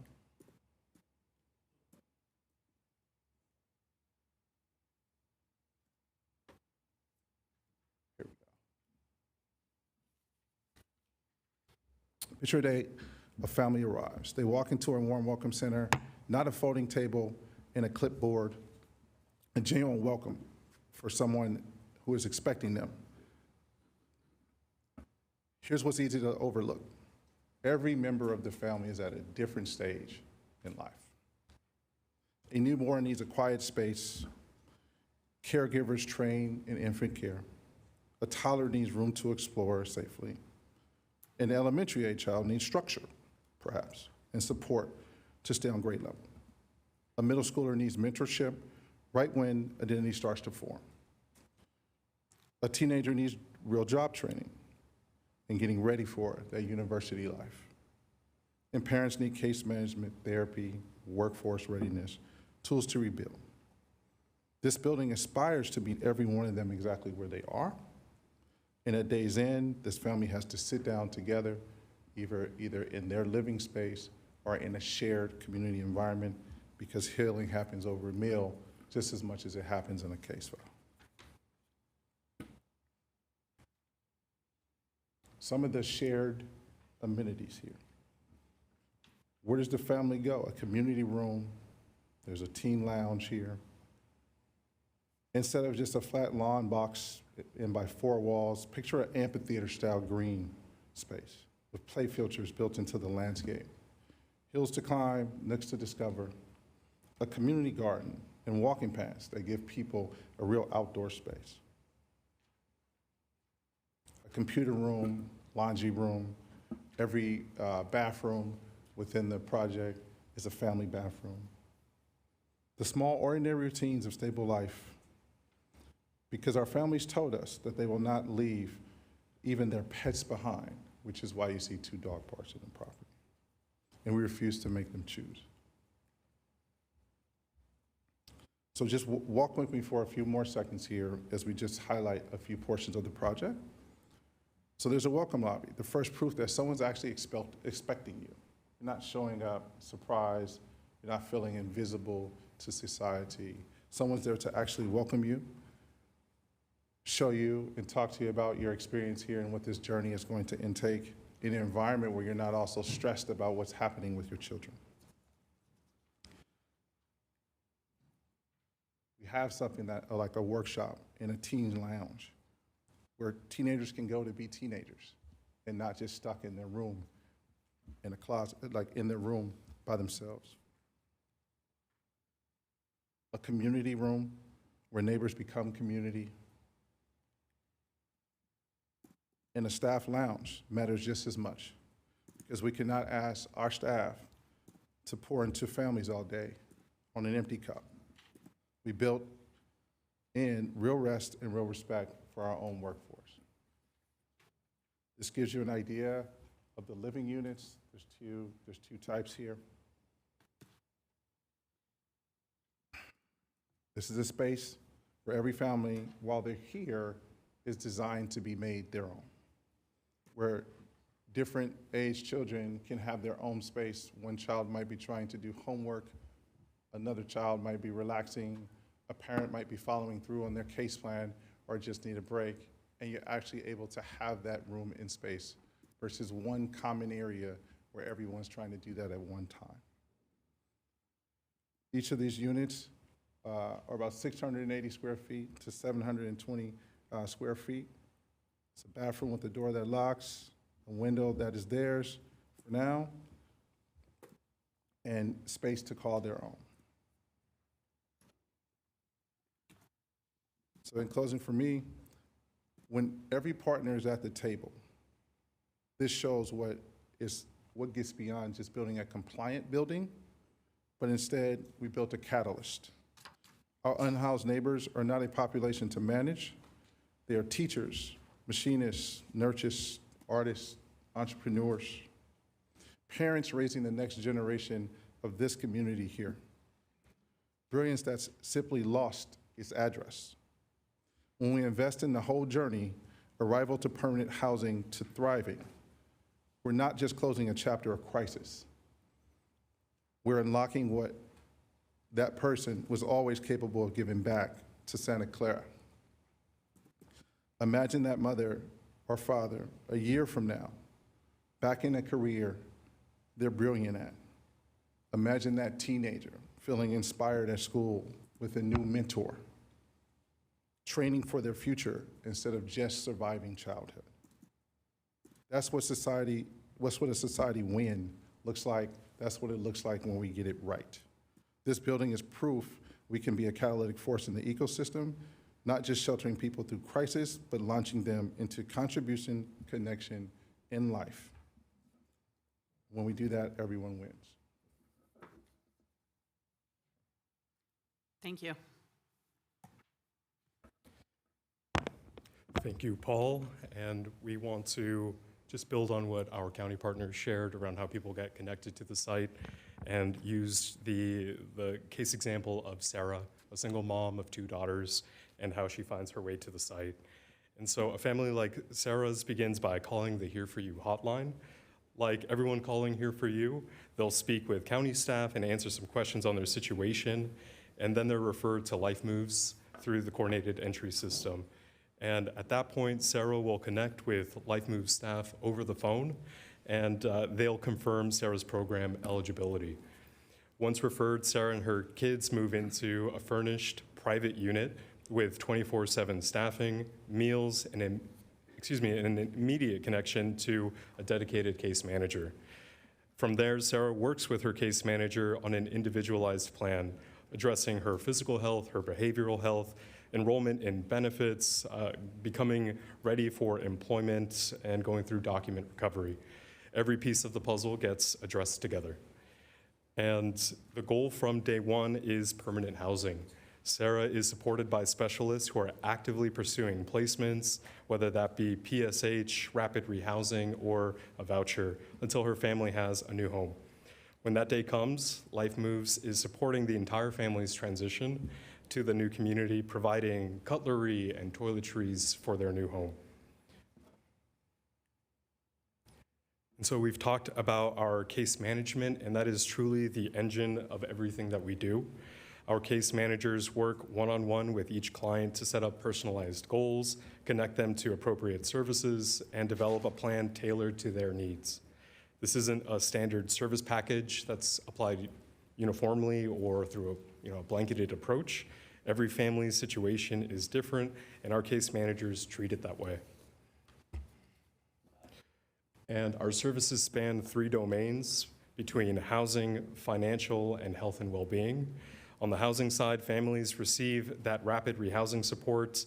They get help locating affordable units. They get assistance with their rental applications. They get a education in their housing rights, and even get support when moving.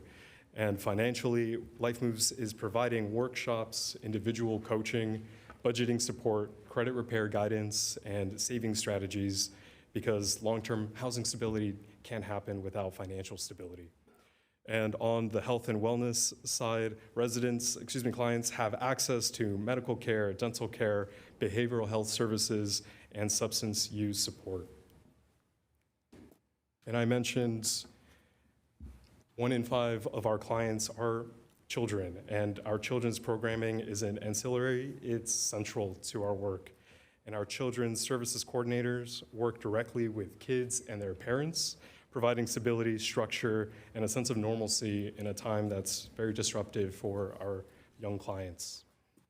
And programs include our summer adventure camp, which I think many of you who toured our sites got to see at Haven Family House.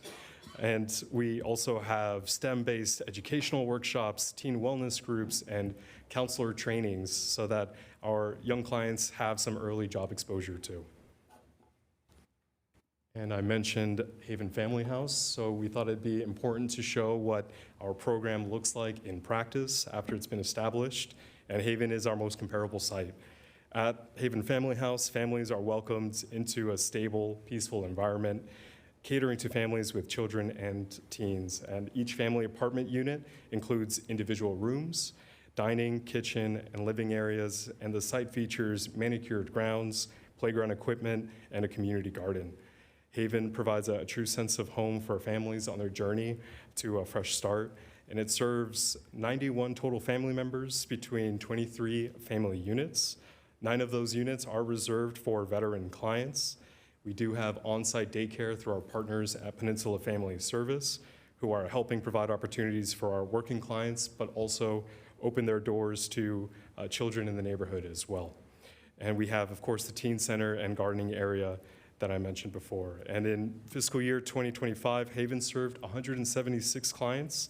91% of those clients who exited moved to a permanent home. The median length of stay was about 167 days, and emergency services were contacted just 5 times last year, a measure of the structured, safe environment that our team maintains. And that's the track record that we're looking to bring to Santa Clara. And this next slide reflects the research that we've conducted internally to better understand what's driving positive outcomes for families. And the findings are clear. In-unit kitchens are increasing permanent housing exits. Across the last few years, families who had access to an in-unit kitchen had an exit to permanent housing at a rate of 62% compared to 54% of those without in-unit kitchens. Our on-site daycare significantly increases permanent housing exits with a rate of 82% of families exiting to a permanent next step compared to just about 40% for those who do not have access to on-site daycare. And with both of those tools combined, we're seeing that the median length of stay is 6 months or under. So it does support our families and make sure they're getting back on their feet. And the proposed project was designed with both, and that's not a coincidence. That is a evidence-based decision that we're making in partnership with the county to make sure that every family has the ability to move into permanent housing as quickly as possible. And wrapping up my slides here, wanted to share just what we're seeing system-wide. The average family length of stay was about 150 days. We have served 1,169 children. 68% of families and couples have exited to permanent housing, and 72% of the children that we serve transitioned to permanent housing. And I think our big sign of success is the fact that 96% of our clients are remaining housed 1 year later, so after they leave our program. And again, we're thankful for your time this evening and the city and county's confidence in Life Moves as your operating partner. We're committed to being a good neighbor, a transparent partner, and an organization that this community can be proud to have here at home. So with that, thank you for your time, and we're happy to answer questions at the end of the presentation. Thank you. Thank you.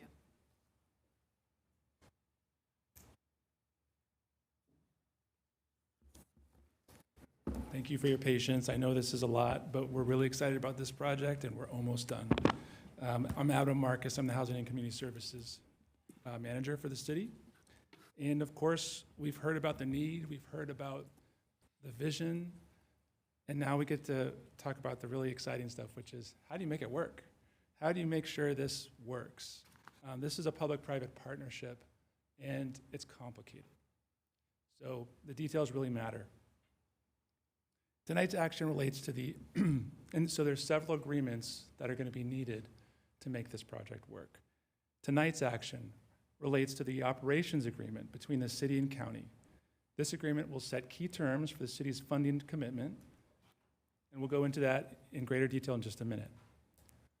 As we move towards the middle of the slide, the county will also need to enter into a separate agreement with Life Moves, and both the county and Life Moves will also need to enter into an agreement with the state because they are the home key sponsors.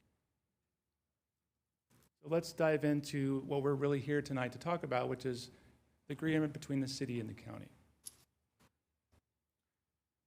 First, we'll talk about roles. This agreement between the city and county really helps define the role of the city and the county. So what are they? High level. The county's role as a long-term partner in addressing homelessness, of course, locally and regionally. They're the landowner in this case. They're a co-sponsor with Life Moves for Home Key. They're a funder for both construction and operations. And they also are involved in quality assurance and oversight once the project begins operation. The city's role is focused on being a long-term partner, of course, but also on providing operational funding only. The city is not funding construction.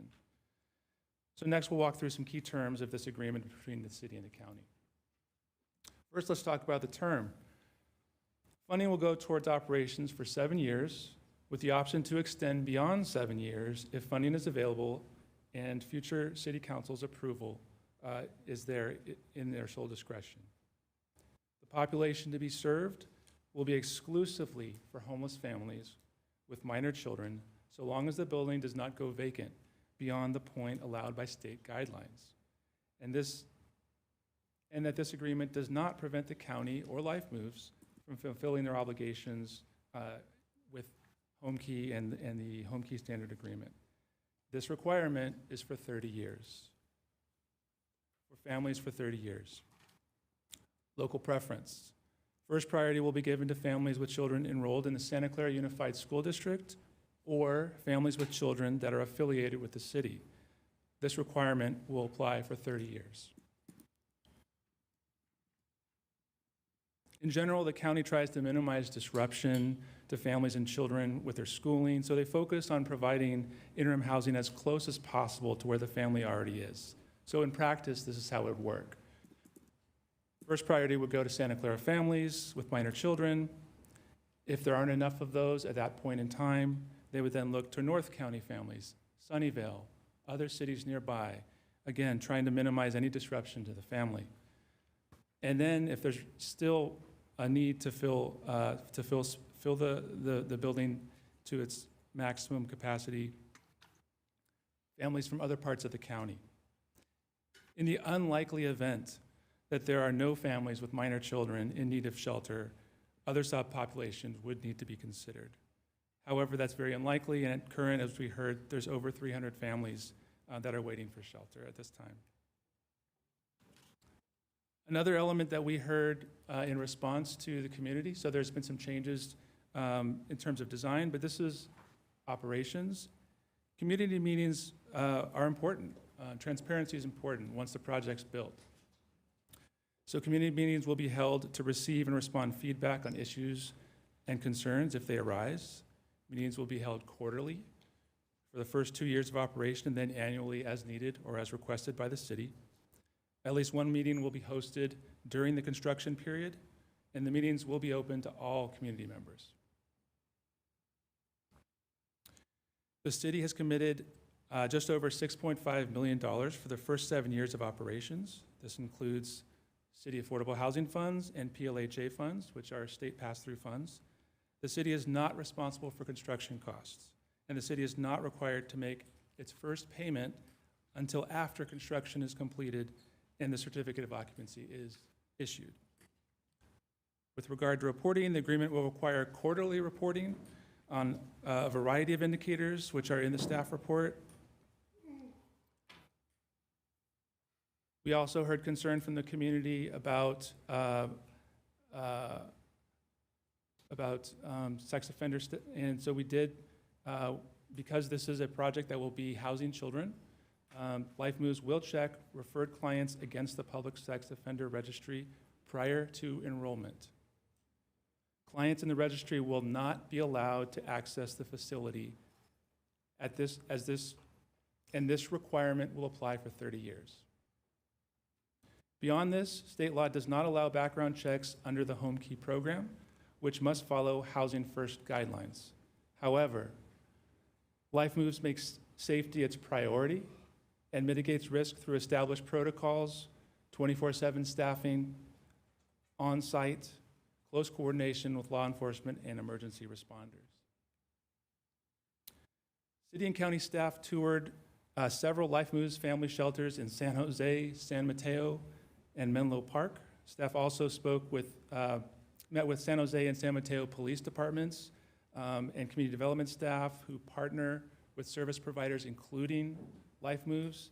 And we heard some helpful lessons learned. And we also heard positive feedback about Life Moves and their site operations. Ongoing coordination between agencies was a key theme in those discussions. So as we look back to early 2023, we can see how this project has come a long way. The project team conducted outreach, they listened, and carefully refined the project in a number of important ways. The images we see here, the ones that were shared earlier by Life Moves, illustrate a reduction in height from 4 to 3 stories and a refinement in the design of materials. But there's more. In addition to the physical design changes, the project has responded to stakeholder input in other ways.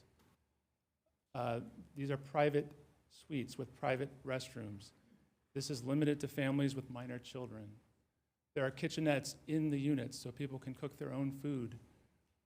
24/7 staffing, quarterly community meetings for transparency, single point of access, local preference for Santa Clara families, screening for sex offenders, and quarterly reporting.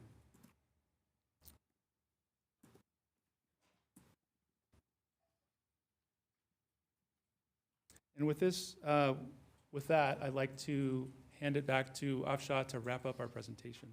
Thank you.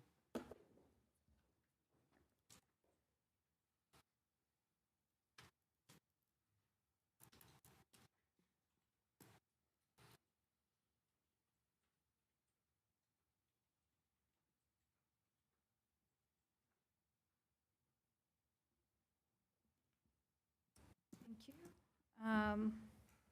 So in conclusion, the project implements the adopted housing element, which includes an action to increase interim housing. The county is a home key co-applicant, and they own the land. The home key project entitlement is ministerial per state law. This project is actually an SB 35 application. So there are no other public entitlements required. The only thing that's required is that it apply for a building permit.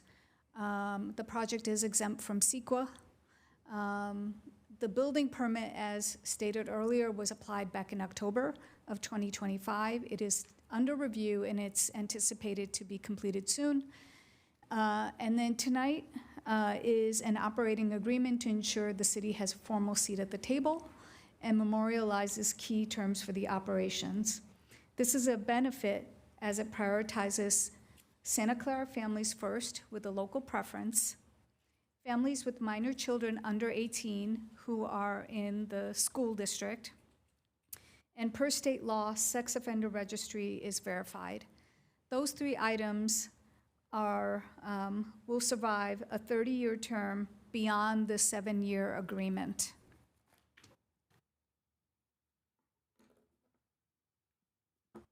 The next step is tonight to request an action for the county for the operations agreement. The NEPA review and the building permits are anticipated to be completed by summer 2026. Life Moves County and HCD will enter into an agreement. The groundbreaking is late summer 2026. And it's because this is HCD state funding, there is a timeline requirement, so the occupancy is anticipated 2027.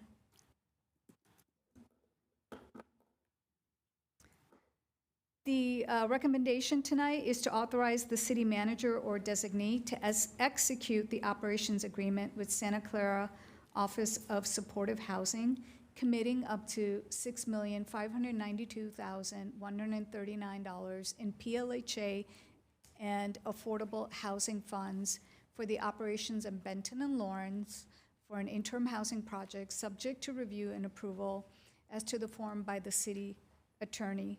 I do want to call one minor amendment to the recommendation, and that is in Section 2 of Exhibit B, which needs to be updated if you should vote on this tonight. And that is that the project shall serve up to 36 families through 90 bedrooms. However, please note that the project is still 30 units. And the reason we caught this clarification was because of the flex unit that was shared in the presentation by Life Moves. There's 6 units that will be proposed that could be shared between 2 families. So that would allow up to 36 families. And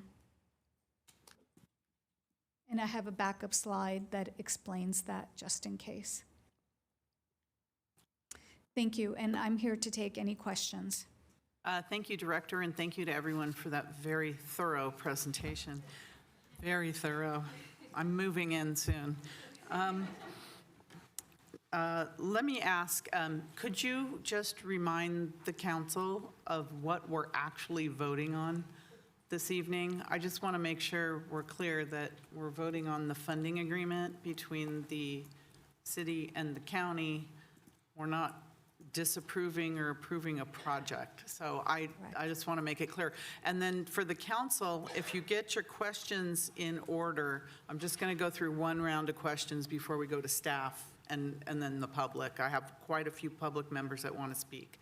So ask all your questions during the first round if you can, please. Director. Correct. I am confirming that there is a building permit already submitted, and that's because it's an SB 35 project and it's ministerial review. The action tonight is only to commit up to approximately $6.5 million, and that's between the city and the county. Thank you very much. All right, our round of questions. Councilmember Cox. Thank you, Director Hamid. So yeah, I have just a few questions that I want to frame in, I think, some of our community concerns, and just briefly want to say, I really think this project represents opportunity for our city, not just to provide something, but to show who we are as a community, and I think it really will become something we can be really proud of. You know, we were encouraged to visit the site, and I'm so glad we did, because I think it really distilled a bunch of my falsely made fears, and I think it reminded me of the best parts of community and what community is supposed to be, and it was a beautiful space of happiness, of peace. So again, my questions are going to be framed, a few to the city staff and then a few to you gentlemen, if you don't mind. I want to again just highlight the security of the site, including the staffing, controlled access, resident expectations, and coordination with police that has happened, because that has been brought up.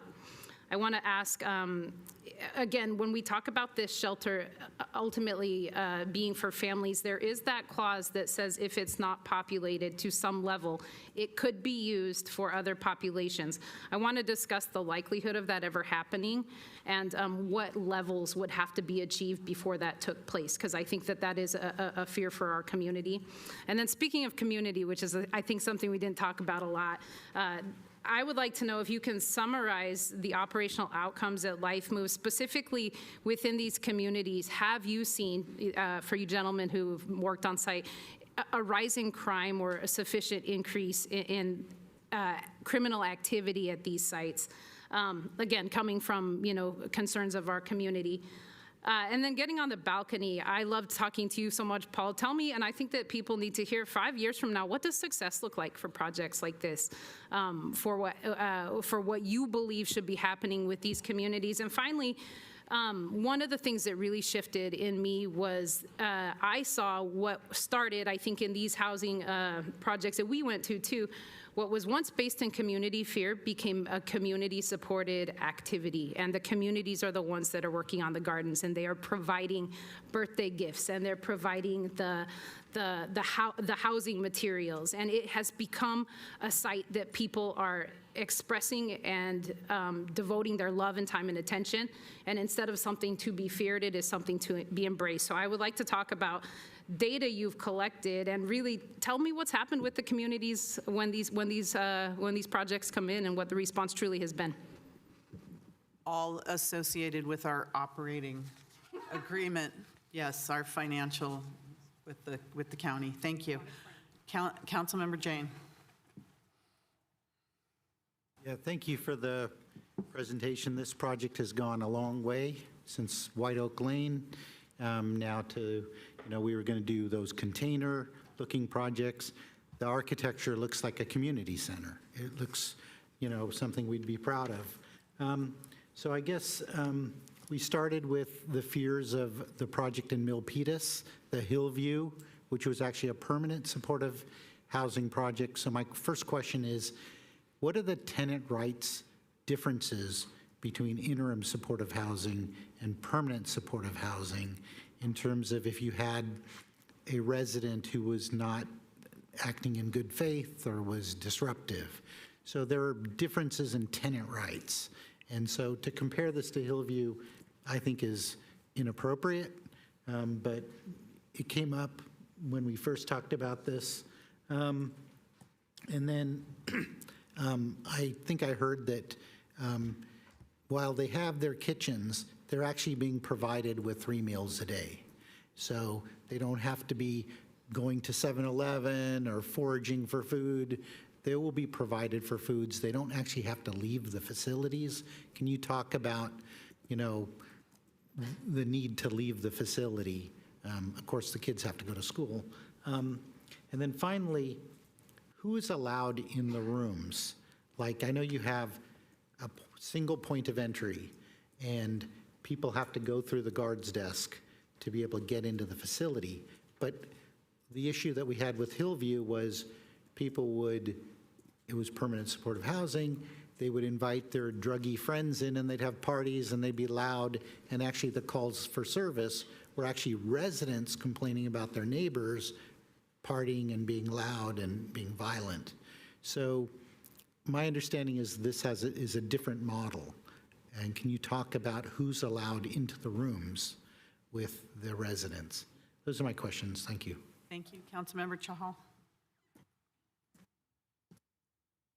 Thank you, Mayor. First of all, thank you, Director, and all the staff members for the report, much detailed report, and also thank the county for being here and Life Move's team over here. And thanks for arranging the tours to the Life Move facilities. That was very helpful in us knowing firsthand how these facilities are managed. A couple of questions. Some of are directed to all 3 of the stakeholders over there. In the staff report, it did mention that the community meetings will be held for 2 years, although it did mention then it may be decided, community meetings. But I would like it to be very elaborate that unless until community wants to stop those meetings, we should not be stopping those meetings. They should be continued because it's a partnership between the community as well as between all the stakeholders we are talking about today. So I want to be very clear that it should be extended as required by the community. We are funding this project for 7 years, and I know the county is basically taking responsibility going beyond 7 years, and I think I read $65 million for the operational cost.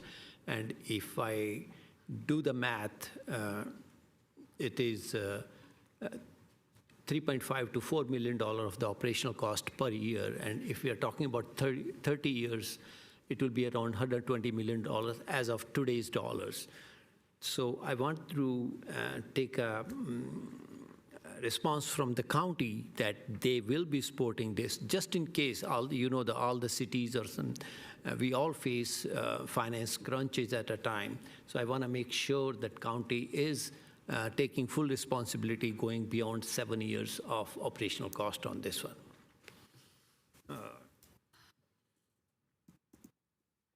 Other thing is cost escalation for the building. Most of the city projects and the other projects as of today are going, construction costs have gone very high. And I know the county mentioned they are responsible, and Life Moves in partnership with others, they are responsible for all the cost, and city is not participating in the building of the this facility. But I want to take answer from the county and all the partners that they are fully responsible for any cost escalation to build this thing. And I'm glad our agreement starts after they're taking possession of the facility, then only we are starting the operational funding for this thing every year for 7 years, basically. I'm so glad that with the feedback from the community, like when we started from 124 units to now we are at 24 family units, where we did receive a lot of good feedback from the community, and all the partners incorporated that. I'm so happy about that. So those are my questions for the timing. Thank you. Thank you, Councilmember Hardy. Thank you. First off, thank you for the tour. And I will say, I think it would be a lovely problem to have that we didn't have enough families to fill this down the road. That would, to me, be a success. I think it would be helpful for our anyone watching, mostly our public and residents, to understand the funding. You mentioned it's PLHA. Not everyone knows what that is. And that they understand that these funds are encumbered for housing specifically. They can't be used for anything else. I think that would help. I will just tip my hand to say I was the one that made the motion the last time, and I'm more than happy to do so again. Vice Mayor Gonzalez. Thank you, Madam Mayor, and I want to thank staff and our partners for the great presentation. I wasn't here to vote on this a few years ago, but I'm glad I'm here today. As far as transportation, it seems that this is close to some avenues of transportation. Do you see any issue with, not being as close? It's not on the Camino, it's not on Homestead, but it's fairly close to those two streets. As far as the collaboration, I see that our partners should be working, and will they be working with Santa Clara Unified and Second Harvest, some of these, resources that are there to help our families in need. And I know what was there before, or what is there, but can you just, let the public know what is that site typically used for, if anything? That's it. Sorry, you mean the current site? Yeah. Okay. Thank you, Councilmember Park. Yes, thank you very much. I'm not going to repeat a lot of the questions that I've heard, but I think that the council members have had a lot of good things. We've asked about the clarification for funding plan after between years 8 to 30. We talk about sponsorships, getting commitments from funding from Life Moves and from the county, but what about conversion of the facility? Is that under discussion? Is that something that would be considered? What happens if the building goes vacant beyond what the state allows? That has been asked, but if that happens sooner, is there a way to reconsider the funding if the use of the facility changes? There were 5 calls to emergency assistance in 2025 for, I believe, Haven House. I just want to know what kinds of calls there were. Why were there calls made? We talk about community meetings, and the community meetings are very different from the what the city's November 2024 letter had contemplated in terms of community involvement.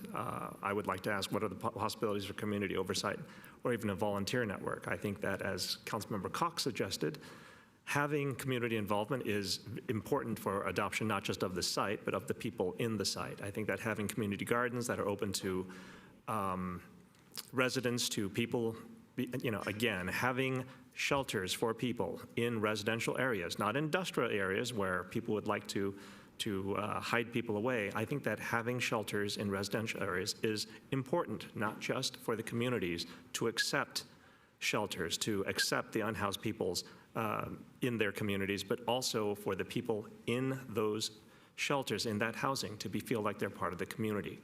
I know also that when we talked, there would be no guests allowed. I think Councilmember Jane asked the question, but my understanding, there would be no guests allowed. You can't even enter the facility if you are not there. Will there be community areas? Will there be garden areas? Will there be discussion areas that are open to the public that people can talk about, can talk in and do things? The Housing First rules, state law 8255, You can legally ban screening on sobriety, treatment, participation, criminal history, or credit, conviction histories. And the sex offender registry check is the only one that's allowed. And this will be done prior to clients being placed at the facility. What happens if there's a change to a status at this time? It seems that there will be an expulsion, but I think that if the perpetrator is not a minor, is it possible to expel members of the family and keep the minors or keep the other parts of the family that support the minors still within the housing? I don't know if there's any rules about that. Councilmember Hardy has asked about students. I think there's a provision that says there's a change made that says that if you are 18 and attending high school, you can stay. But I do know that with families that have hardship, often children are older than their grade ages may suggest. And the question is, how will we handle that? Will we allow non-minors who are attending school to be there? I think there was a change and modification made for students that are 18, but I can envision, because I've met some, who are older than 18. And if they're not allowed to stay, if we know this in advance, is there priority for permanent placement if that's the case? I know that participation in services or program, or participation in services or program compliance is not a condition of housing tenancy. That's for permanent housing. What is the case for this shelter? Meaning, if there is supportive service, if there are supportive services, and there are, and people choose not to take those, if there are issues and the clients choose not to address them, what can be done in those cases? I think that touches a little bit on Councilmember Jane's question as well. How has hiring changed since 2023, including salary ranges? I believe that Brian Greenberg and Paul Simpson, when you gave the presentation in 23, talked about salaries are competitive in the 75th percentile for nonprofits. But we've seen so many problems with the Branham site, even with Leghorn, and all management related. And at this point, my suggestion back then in 2023 and today is maybe 75 percentile is not good enough to get people with lived experience, to get great management for people not managing just a building, but now families, and not just any families, but families with people in distress, people who have been unhoused. I think that kind of management requires a better candidate than someone who's simply managing a property. And I think that with that, I'd like to know if you've made any changes to get better people in management, especially given the issues that other sites have seen. I'm confident in our ability to build a building. I'm confident in our ability to get security if there's problems, but I want to be confident that the people coming to our shelter are being taken care of, not just physically, but also mentally, and as Mr. Simpson suggested, they need to go someplace where they can thrive from day one. Have a lot of other questions, but I think they've largely been addressed.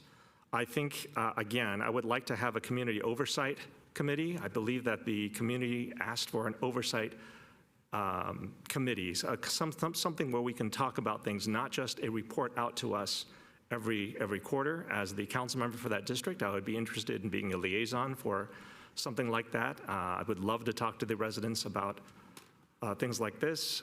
Having a more detailed procedure or timeline for the inspection records to ensure that nothing is delayed. I think that that's there. I also think that there was something about keeping records for a very short time, but I would like to have all records retained for placement, for issues, for the entire lifetime of at least the first 7 years, so we can see what trends there may be. But I believe that the record keeping was a much shorter duration, 2 years or something like that.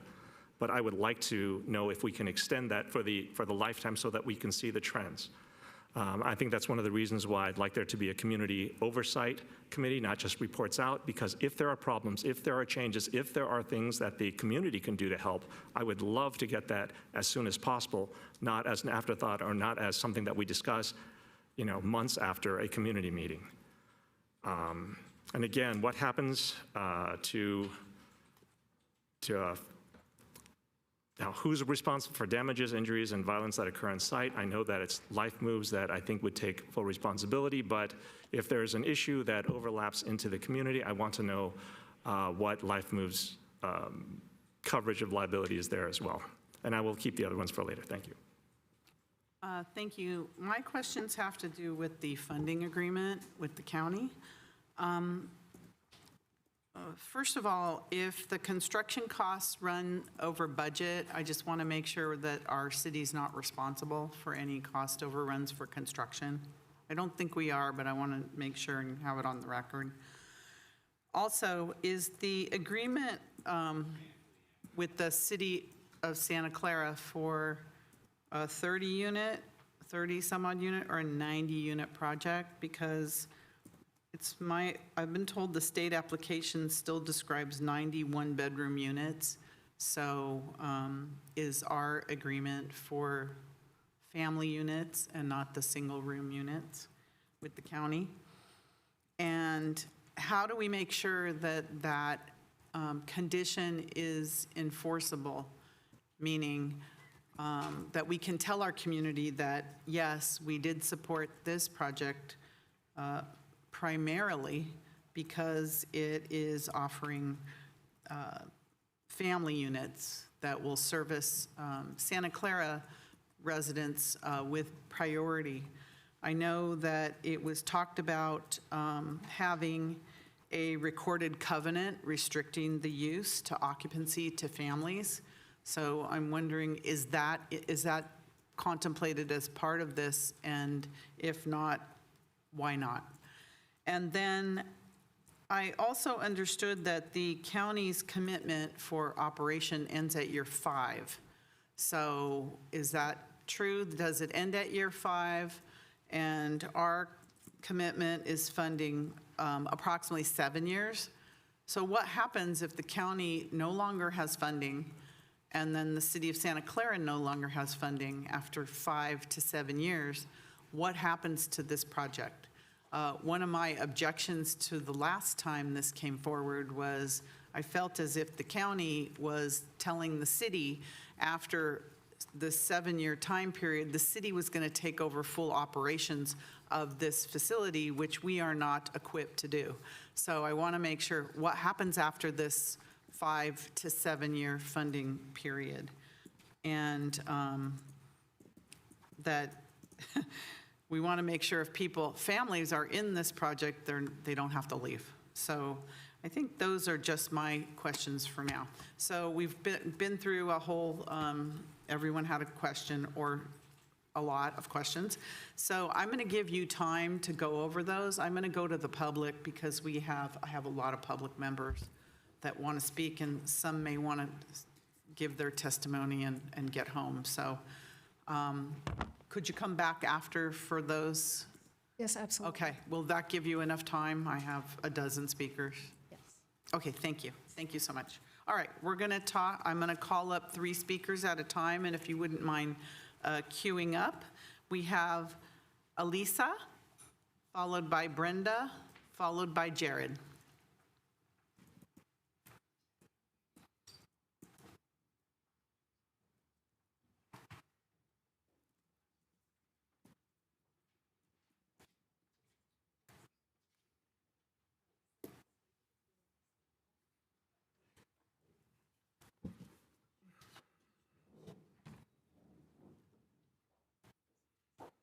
If you wait 1 second while we get this, so we're not distracted by grabbing the papers.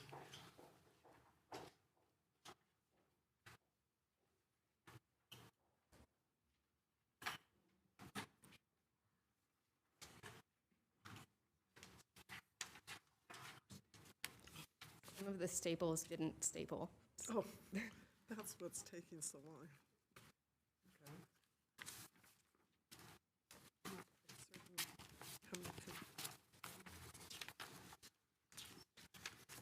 Just passing 1. Should be 5 pages. 2. I'll just keep what's left. 3. Okay. All right, very good. Alicia, go ahead. One Direction sings in their song History, "You and me have got a whole lot of history.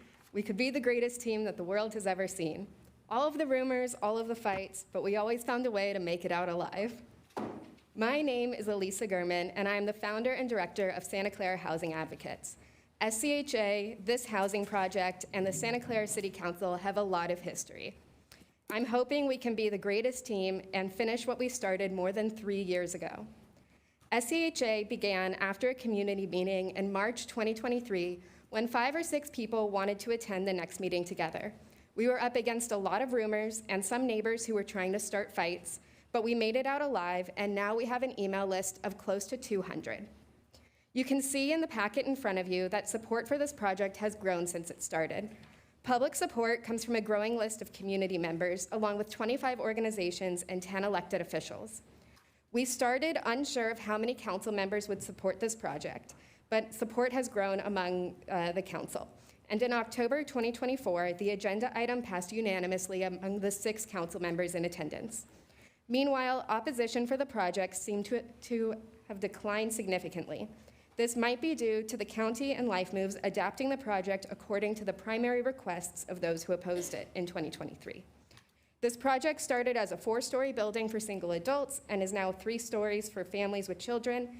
It started with a loose definition of low barrier, and now the agreement specifies that potential residents will be checked against the sex offender registry. In the spirit of the song "Ready, Steady, Go" by the great philosopher of our time, Harry Styles, I will end by saying this. The proposal and agreement have been refined and are definitely ready. SCHA has been in steady support for 3 years, and now it's time for you to vote yes and finally let this project go forward. Let's finish what we started. Thank you. Thank you. Brenda, followed by Jared, followed by Kathy.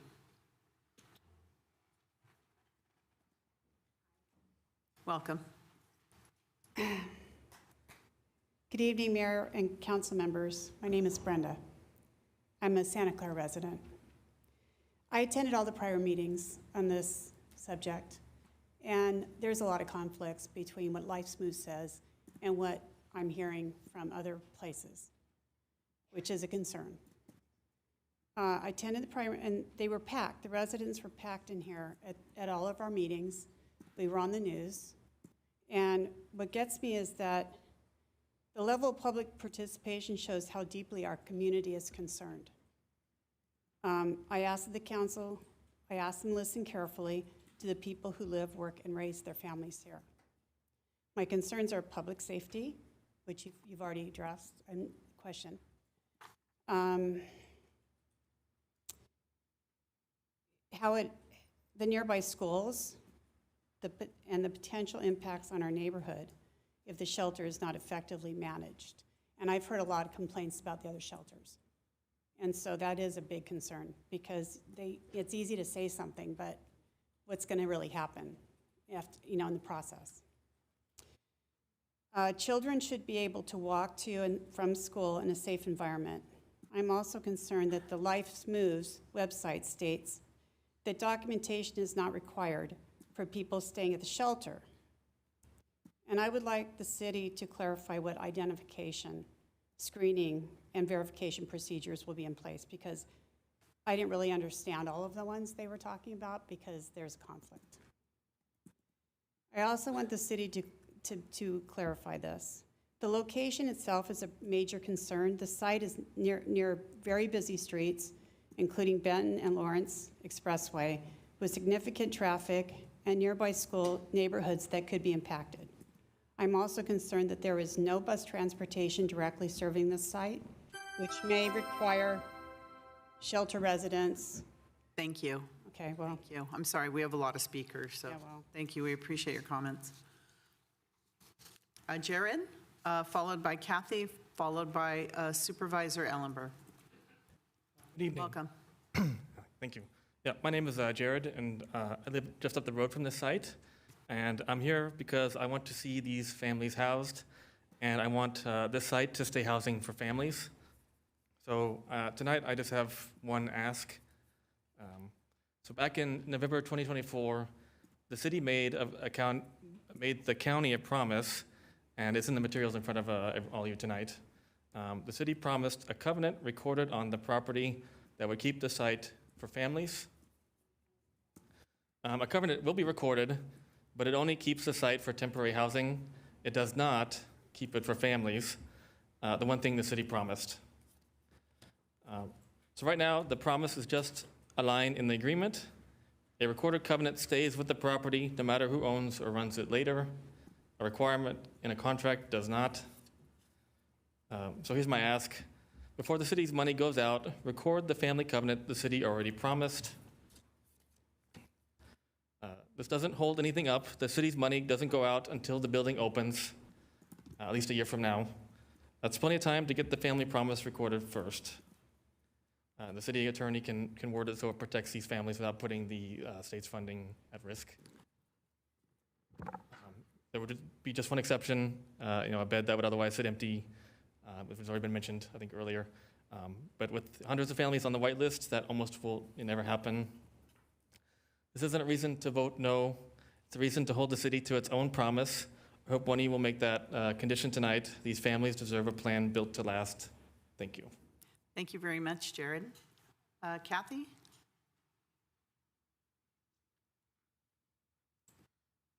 Good evening, Mayor and Council. As a council member who supported this project back in 2023, and now as a school board trustee, I continue to support this project and the funding that goes along with it. At a time when school enrollment is down, this is an important time to be able to keep our school numbers up and to make sure that children have a place to be able to attend school and, more importantly, have resources at the property as well as in school. I think it's a wonderful idea to have community meetings for 2 years, including during the construction period and possibly beyond. One last amenity that I didn't hear mentioned are visits by the city's great bookmobile. I've seen that bookmobile visit many affordable housing projects, and I think this is another place that bookmobile would be well served, as well as the residents. So in closing, I just want to urge the council to support staff recommendation. Thank you very much. Thank you. Supervisor Ellenberg, thank you for joining us this evening. Since our contract is with your organization, it's important that you're... I have kind of an interest here. You have kind of an interest here, so I'm holding the clock for you, so... Oh, thank you. Good evening, Mayor and Vice Mayor and council members. I am Supervisor Susan Ellenberg, representing Santa Clara County's 4th District, which includes the beautiful city of Santa Clara. And I want to thank each of you for your partnership over the past several years, and of course, encourage you to approve the agreement for the Santa Clara Family Interim Housing Project at Lawrence and Benton, so we can continue moving forward and break ground. The county and the city, and I just have to call out Patty from the library. When the library people are excited about a project, I feel like that should be the end of the conversation. We should all just say Agreed, yes. agreed. Do whatever the library people want. But the county, the city, and Life Moves have already built a strong partnership around this project. Each one has committed significant funding, and each has stepped up to support families and children who need stability and a path to permanent housing. Tonight's vote will strengthen that partnership and formalize commitments that have already been made.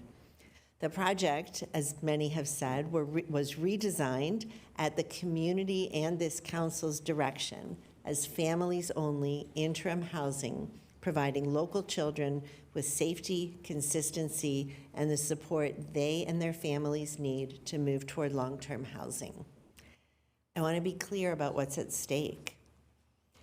If and when the city approves this agreement this evening, Santa Clara families will receive priority access to those 30 interim housing units. The city's contribution will protect Santa Clara families. It will keep the city at the table as a partner. It will ensure that families who already live here in this community, attend Santa Clara schools, and rely on your city services will have priority access to this valuable resource. I ask you again tonight to approve this agreement. The vote strengthens our partnership, honors our shared commitments, and ensures that Santa Clara families receive the support they deserve. As I have been enthusiastic about this for the last 3.5 years, I continue to be, and would invite any of you to reach out anytime at all you've got ample professional staff that can answer questions, but if I can be of help or of use to any of you in any way, I am so ready to do that. Thank you so much for your time. Thank you for joining us tonight, Supervisor Ellenberg. And I'm going to follow that with Mayor Emily Ramos that I see in the back there. Mayor Ramos, if you'd like to come forward, please. Welcome. Thank you, Mayor Gilmore, although I am here on my other hat. I know, but still.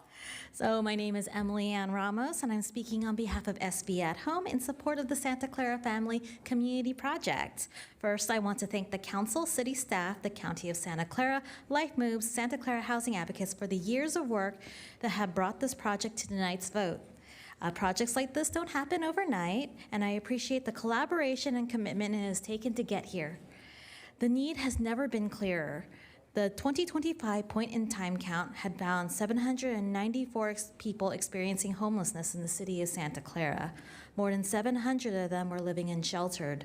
Behind every one of those numbers is a person, and for many, a family simply looking for a safe place to regain stability.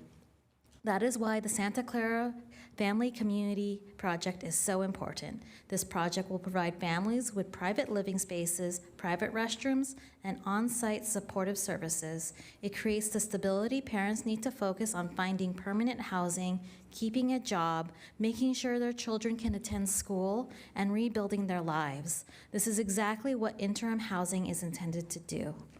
Housing and homelessness are regional challenges, and every city has an important role to play. I appreciate Santa Clara's willingness to be part of the solution, and I believe tonight is an opportunity to demonstrate the compassion and leadership your community is known for. So on behalf of SB at Home, I respectfully ask you to approve the agreements. Thank you so much. Thank you, Madam Mayor. Next, we have Wes, followed by Gabriel. Please come forward.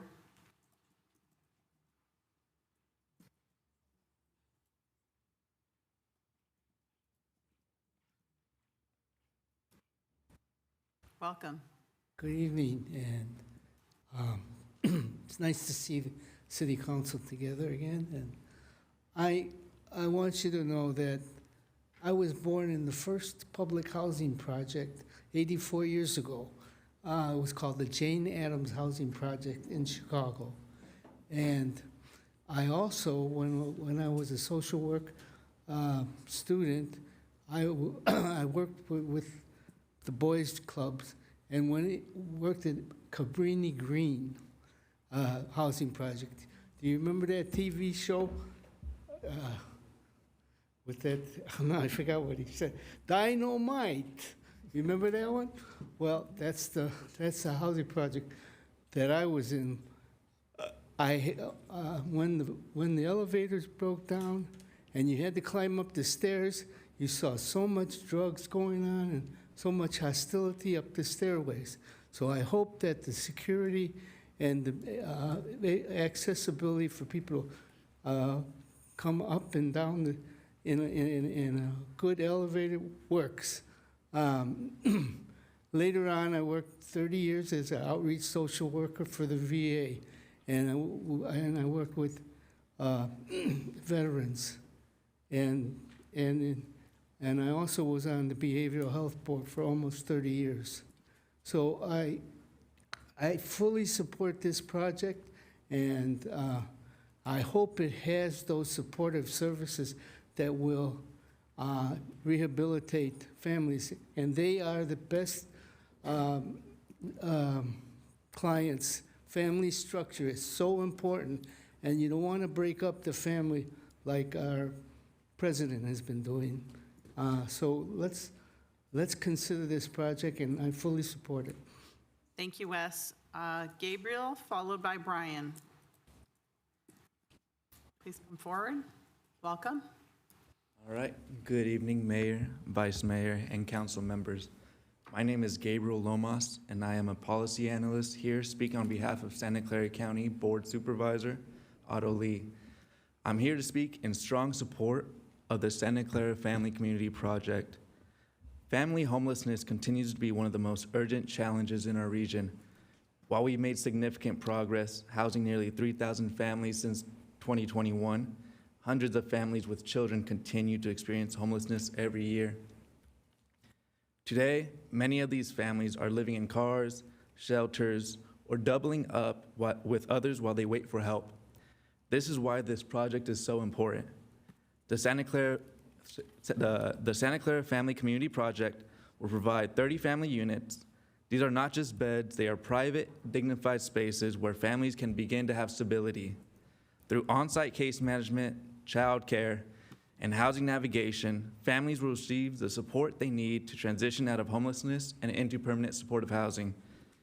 This is a proven model that shortens families' time in homelessness, makes the experience less traumatic, and makes it less likely to happen again. However, this project only works because of partnership. This is what it looks like when the county, the city, and community partners step up together and say, we're not going to leave families behind. The city's commitment tonight is what turns those dollars into real homes, real services, and real stability for families with children. Approving this agreement ensures that we make sure kids in our community have a safe place to sleep, learn, and grow. We respectfully encourage you to approve this agreement and continue this strong partnership to address family homelessness. Thank you for your time. Thank you, Gabriel. Next, we have Brian, followed by Betsy. Welcome. Thank you again. What a great project. Just imagine, we're all one step away from being unhoused, really, all of us. We're all temporarily able-bodied. I always thought that was one event, something in your brain, something, a car accident, God forbid, so I can't imagine why anybody would oppose this. I do understand the concern people raised, and I think that's important. And also, I have some machines, I always offer these here. I have some machines that I've put together, and I'm actually pretty good at that. If it would help this organization, some computers, and I'm willing to give time, I don't charge anything. Thank you. Have a good day. Thank you. That's a nice offer. Betsy, followed by Linda. I don't know if Linda's here or online. Online. Thank you. Welcome, Betsy. Good evening. Betsy Magus, speaking for myself. Several others have already said it better, so I'll be quick. I'm here to support this project. There is concern, but there is also a lot of need and a lot of support. The people who need this housing are already here or nearby. Please work out the details and let's keep life moves moving and give families a needed place to live. Thank you. Thank you, Betsy. Linda, go ahead, Linda, online. Unmute yourself. There you go. Thank you very much for doing this. I really appreciate it. I think that there are a lot of unhoused people who can't afford the rent now that are still working, still chugging along. It's just housing has gotten more expensive and harder to deal with. So I fully support having a place for people who are just underwater for right now and helping them, giving them a helping hand to get out of underwater. Thank you. Thank you. Diane, go ahead, Diane. Unmute yourself. Unmute. There you go. Hi. I'm Diane Harrison. Great comments, by the way. I'm a senior living a few blocks from the proposed interim housing.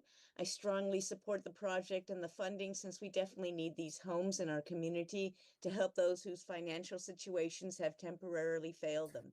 They deserve every chance to get back on their feet. I'm not a religious person, but I like the saying there, but for the grace of God go I. Or you, or you, or you, or almost anyone in this meeting who has never been unhoused or facing that possibility. Were I unhoused, I would want the chance to get back on my feet, as would you. From prior meetings, I've noticed that a lot of speakers seem to think that poor people are dangerous, while the very opposite is true. Far more unhoused folks are victims of violent crime than commit them. The people I hear about in the news who commit violent crimes are not only housed, but often wealthy. Some even wear a uniform and badge, or not, in the case of ICE and CBP.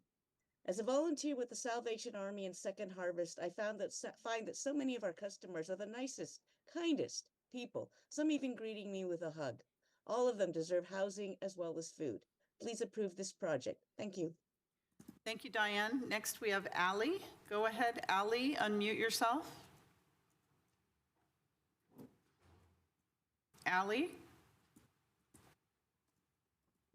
Hello, my name is Allie Saperman. I'm a registered lobbyist for the City of Santa Clara, and I'm speaking on behalf of the Housing Action Coalition, a nonprofit that supports housing at all income levels. Speaking tonight in support of the project, I'm very thankful for the dedication that the city council, and city staff and Life Moves have had to put this amazing project together. I've been to every hearing on this project, and it's been many years in the making. I also want to remind folks that we're not relitigating issues of the project again tonight. That's not why we're here.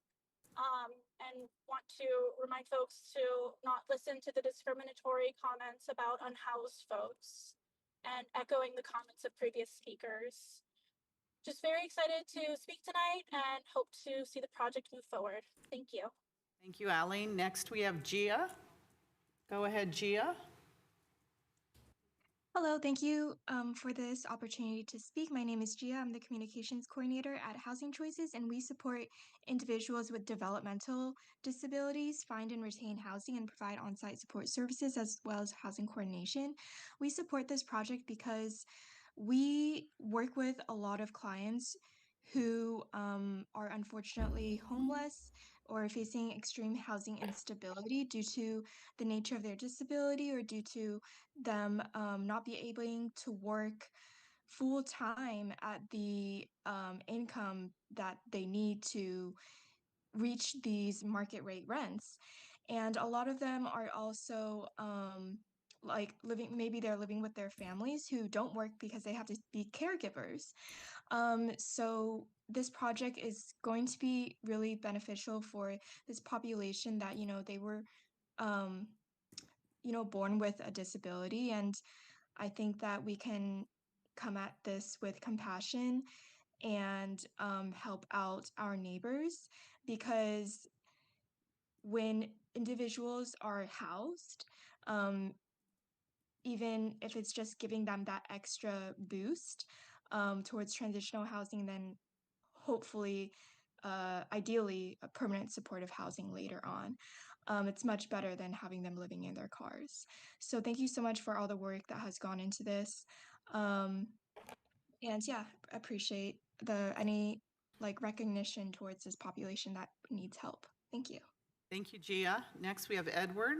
Go ahead, Edward. Unmute yourself. There you go.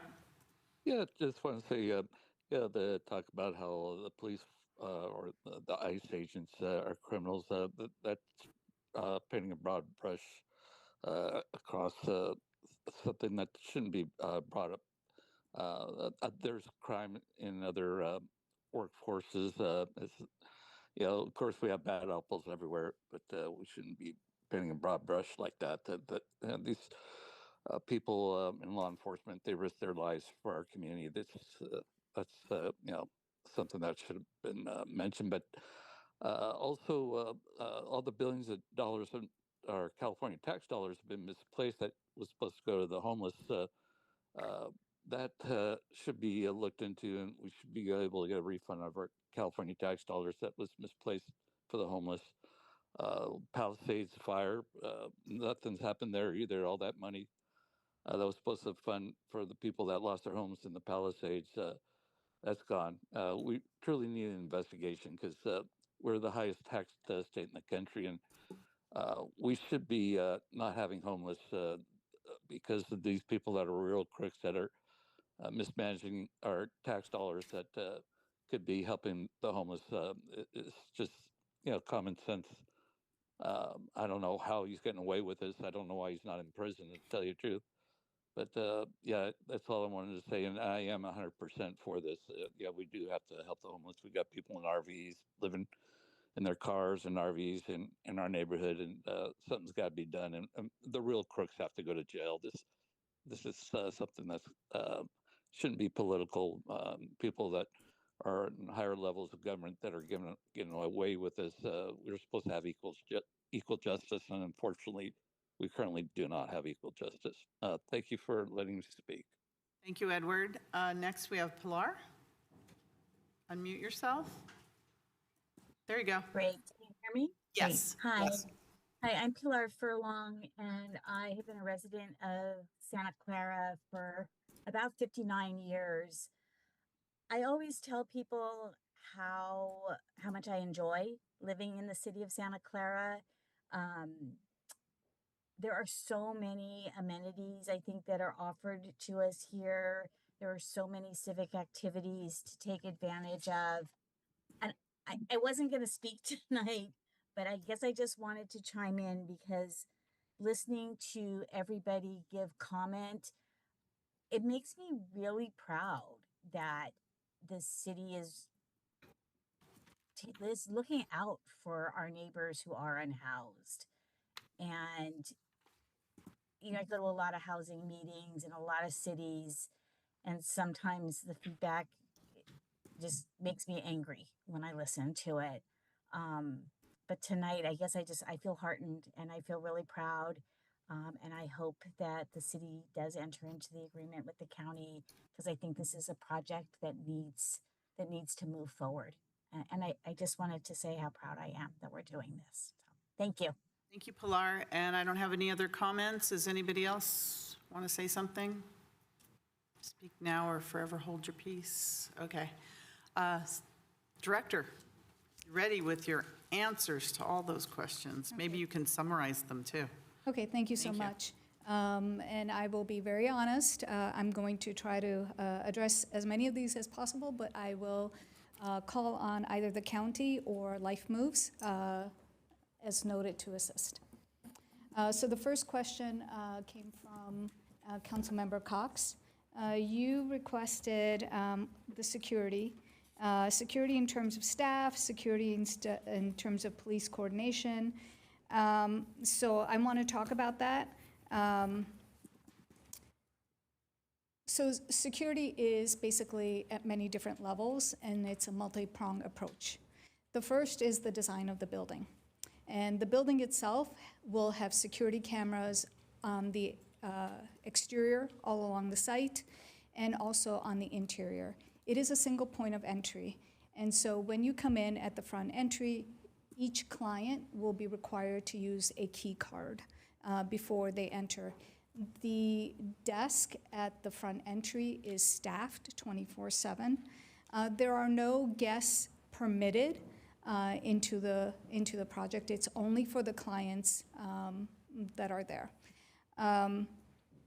So Life Moves, we did talk to Life Moves quite a bit about this as well, and incidents can occur, but Life Moves has established protocols, trained staff, and work constructively with local law enforcement, emergency responders to respond quickly and appropriately.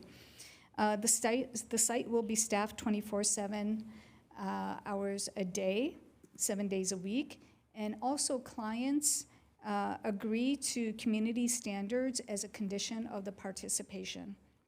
And if there's behavior that threatens the safety of clients, staff, or neighbors, it is addressed immediately, which may include removal from the program when appropriate. Life Moves also works very closely with the city and the county. When we first did our tours of four facilities, our PD came with us. Our PD was there and they were interacting. They were asking questions of Life Moves. After they were done, they went back and they independently talked to the PDs from those cities. And the key was that there is constant communication between PD and Life Moves, and that if there's an incident, that PD is notified quickly. So, and if PD would like to respond to any additional items that I haven't covered, I would be okay with that.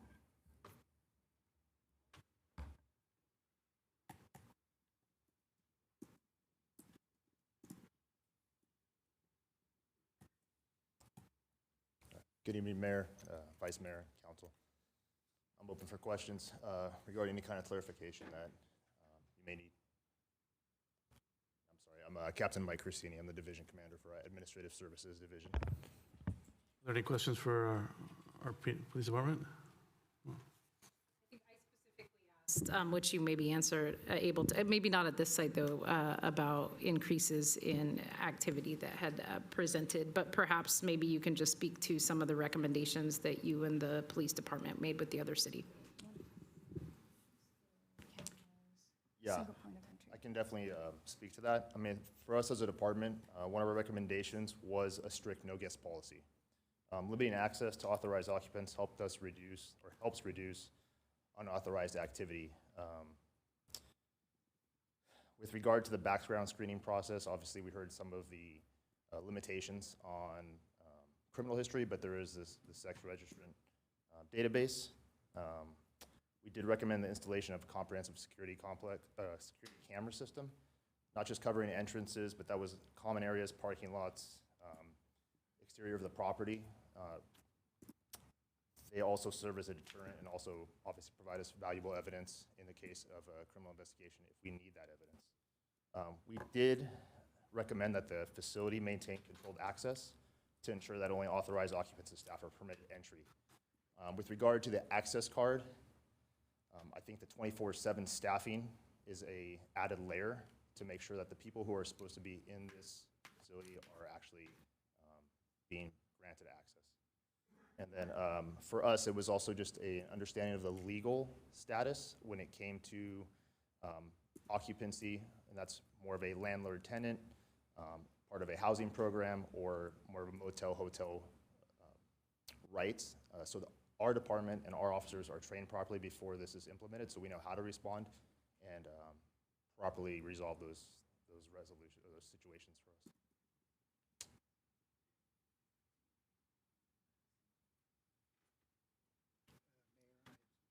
No, we're not going to do that now. He was asking for questions.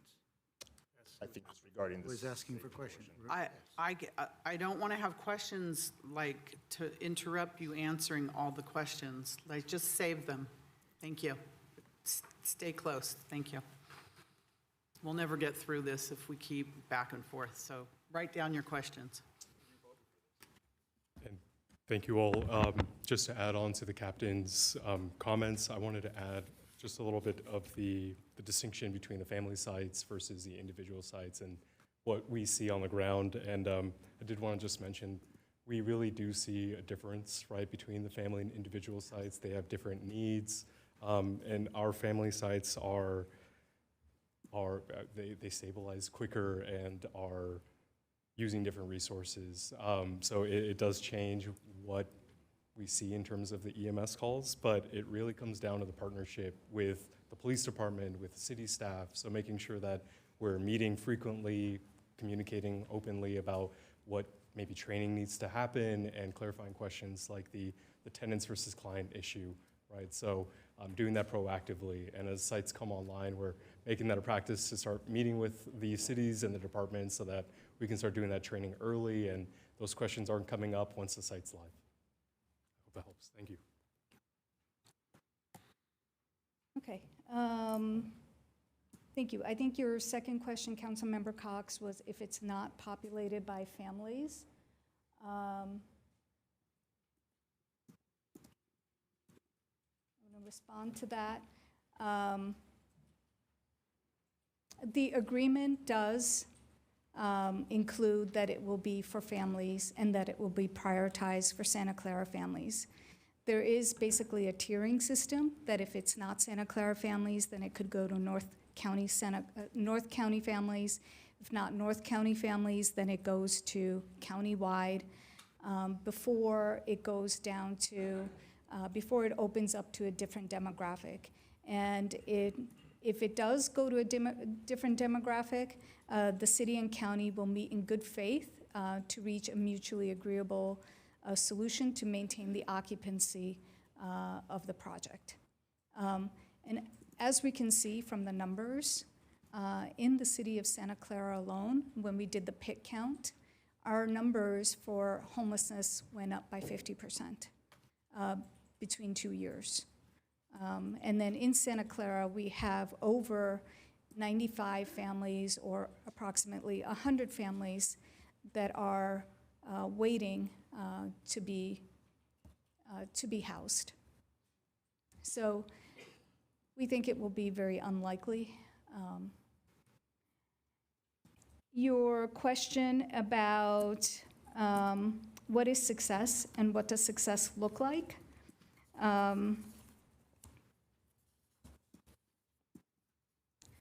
There is the continuum of care and quality assurance standards for interim and temporary housing, and that includes services and access to many facilities, internet access, mail services, case management, housing readiness, connection to benefits, resources, workshops, and other mental health counseling, which support residents' transition to stability.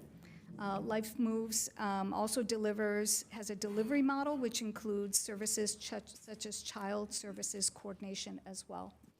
I think there's success that can be on many different levels. And also the integration, they stay in an interim housing facility for 6 months or less before they transition to permanent supportive housing. The statistics show that they're in permanent supportive housing at least for 1 year after they leave the interim housing facility. So there's facts to support how interim housing supports families to get back to permanent supportive housing. You did comment on initially there's fear and then there's support. You commented that there's community gardens, and there will be community gardens here too. There's the birthday gift closet, and that's true. We did see that at the Menlo Park facility. And I think this was just a general comment about what happens to a community when a project like this comes in, and how the community goes from fear to success and volunteering in this kind of project and engaging in this kind of project. And that's what we saw when we toured the facilities as well. Those facilities were in residential areas, single-family residential areas, and there was a lot of, I would say, participation from many different organizations. In one case, we saw students from Stanford that had done the teen room with Stanford memorabilia, but then also books, couches, and lots of things. So I think there's many different levels where we see success. Councilmember Jane, your question was on what are tenant rights between permanent supportive housing and interim housing. So I do want to clarify that in interim supportive housing, these are clients. They are not tenants, so they do not have tenant rights. The participants in these programs are classified as clients rather than as tenants, and this is according to state law. Clients sign participant agreements. They do not pay for rent in their units or utilities, and they are not subject to the same tenancy as traditional renters.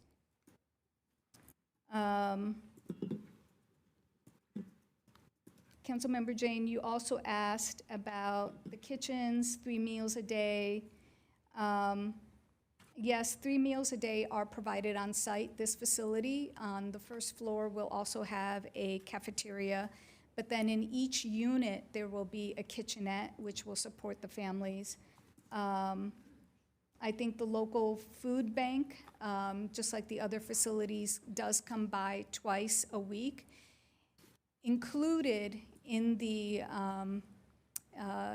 project will be food pantries so that the clients can go to the food pantries and grab fresh food or other kinds of food to take care of themselves.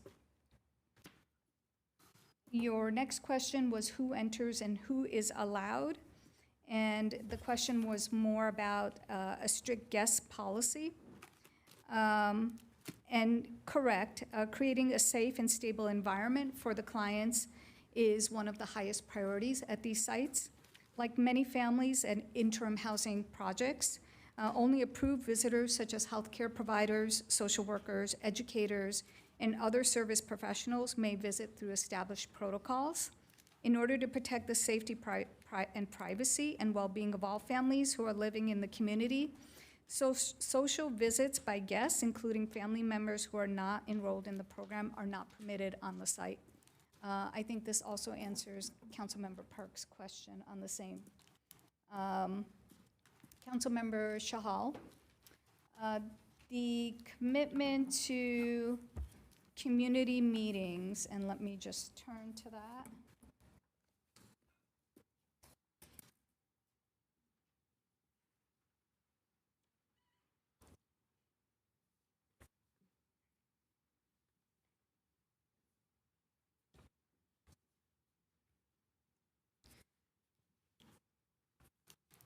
So there will be quarterly community meetings, and this is actually in the agreement itself. Prior to the issuance of certificate of occupancy, the county shall organize a community meeting for anyone who wishes to attend. And the intent is really to open this up to the wider community, so anyone in the community that has a concern doesn't have an additional barrier. They can just come to a community meeting. The county shall convene the community meeting at least 4 times per year for the first 2 years of operation, and the county may delegate these to the contractor, which is Life Moves. If the project is running smoothly for 2 years of operation, the county may reduce the community meetings to an annual or an as-needed basis with notice to the city. However, the city, at its sole discretion, may require the county to hold additional community meetings on an as-needed basis.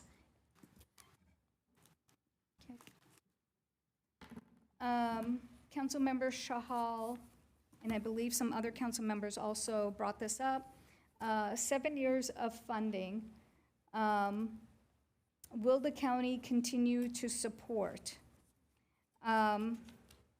So the county is, as home key co-applicants, and that's what the county and Life Moves are, and they are responsible for securing any additional operational funding.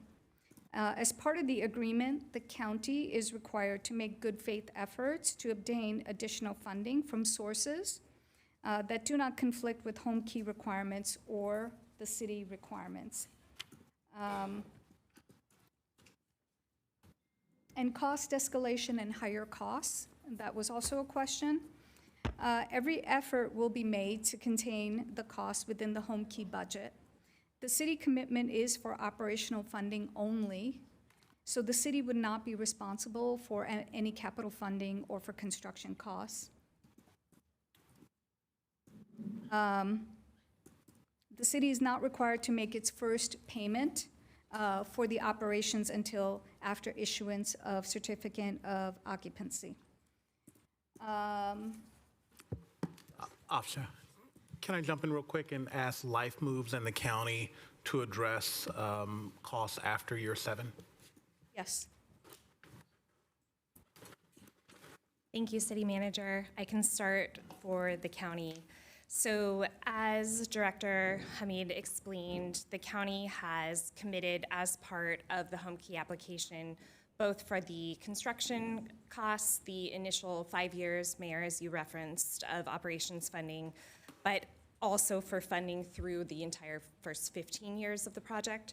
And so the agreement with the state for home key funding includes all of that. And then upon that 15 years, the county would be, the intent is to continue providing these services. And so the county would be working with our Board of Supervisors. It's also a public-private partnership, so we'll bring Life Moves up to speak to the Life Moves portion of the commitment, but it is a part of our agreement with the state.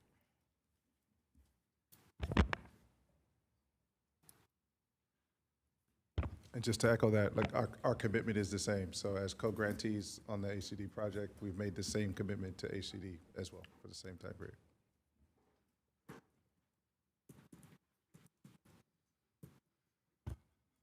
Okay, Councilmember Hardy, your question was about PLHA funding, and I will very quickly, briefly go through this.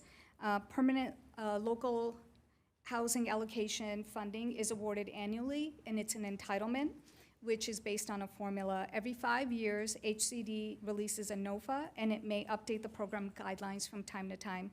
The city of Santa Clara is estimated to receive about $2.1 million in the next 5-year PLH cycle, and after admin costs, about $2 million would be available for projects and activities.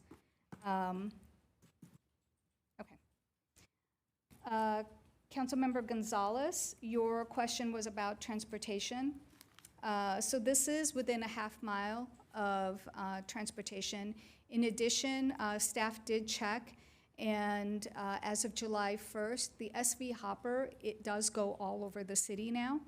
And SV Hopper operates every 15 minutes after you give a call. It arrives. It can take you anywhere, Santa Clara, Mountain View, Caltrain, Sunnyvale, Cupertino, so that's a very convenient option for residents. And it's also,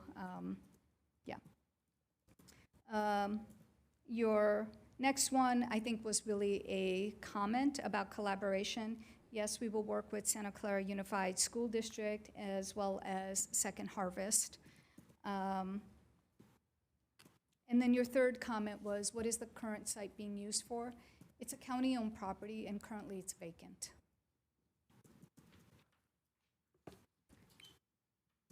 Councilmember Park, you asked a couple questions about the facility and conversion of the facility. I want to go back to the background slides when we started in 2021 and how there was consistent direction from council and from our partners, as well as the Task Force on Homelessness, and how we arrived to this site, which is a county-owned site. And because of certain criteria for the site, that's why this site was established and picked. So this has been occurring for a number of years, and that's why we got to where we got to. Councilmember Park, you asked about Haven House and what calls were made. I would turn to Life Moves about that. Thank you. And those 5 calls that Haven Family House received last year were medical related, so they're paramedic sort of responses. Thank you. Councilmember Park, your next comment is about community meetings versus an oversight committee. The reason it went to a community meeting is, again, a community meeting is more direct, where anybody from the community, if they have a concern or an issue, they can come and join the community meeting and it would be addressed because staff would be attending those meetings as well, whereas an oversight committee adds an additional layer. No guess, I think I've already addressed this previously because Councilmember Shahal asked that. Housing first rules. And you asked specifically if there's a sex offender and they're allowed in, what happens if there is a change and they become a sex offender or something, something else is discovered. They would have to follow the housing first guidelines, and they would have to follow the state law. In the agreement, we do have in the agreement that sex offenders are not allowed. So the agreement does cover that. Councilmember Park, if you're 18 and you can stay, yes, you can stay. And if you turn older or become 18 after you move in, what happens? The county, my understanding, continues to work on those with those families even after you turn 18. And so one of the things that we did after speaking to Councilmember Hardy is we included in the agreement that it would be children with minors who are 18 or that are in high school, so they would be allowed to continue. I'm sorry. I don't know if that's what it says, but It's in the agreement, Councilmember Park. I think that was the amendment that it would be 18, it included 18. It was under 18 before, but it was changed to include 18. But my question is, what if it's over 18? The fact that we still have that number in there is a bit of a concern. And if we know of people that are there, they're 17, they're going to be 18, they're 18, they're going to be 19. You've said that before, let her finish. Let her finish. yeah, but I don't want to again- open it up until we're all done. Then just write down what you want to say. Because there's a lot of things that we've asked that Okay, were not answered correctly. And Then this is one of the write problems down your with question. asking Excuse all the me, questions sir. at once Write down and your getting question. all the answers Councilmember Park, please stop. I would like Just to. write, excuse I would me, like to overrule Councilmember the chair. Chang. Yeah. I would like to stop. overrule Like the to appeal chair. the chair as well. City Attorney, can you rule on this? I'm trying to get through this presentation. Please write down your questions, and then you can ask them when I call on you at the end. There's not a ruling for me to make, as we've discussed There you go. before. But you If can you appeal have the- some you can appeal I the can chair. overrule the chair. You can I'd like a appeal the vote chair. on overruling the chair. That's what I was going to say, is that you could make a motion with a second to have things proceed in a manner that's different than the chair has proposed, if you Thank you. want I'd to like do to that. make that motion. I will second that motion. I would appeal to the council to let me finish this, let her finish the questions, and then you can all have your time to ask additional questions. But if we go back and forth, it's after 10 o'clock. We're on our first item. So I would appeal to the council to not support this, and let's continue in a manner that is professional, that we're not going back and forth with each council member.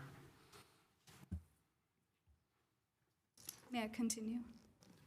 There's a motion. Motion on There's the a motion floor. and a second to Overrule the allow chair. council members to continue discussions and questions and overruling the way I'm trying to run this meeting. All right, City Clerk?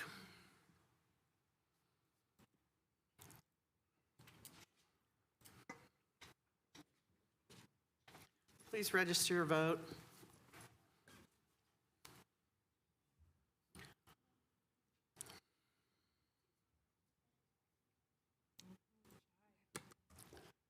And that fails. All right, go ahead, please. Okay, I do want to address Councilmember Park's question about, so what the agreement does say, and you are correct, that they need to be 18 in high school. So if we want to change that, and if the county agrees, we can make that minor amendment, but we can come back to that. So right now, it does say 18 and in high school.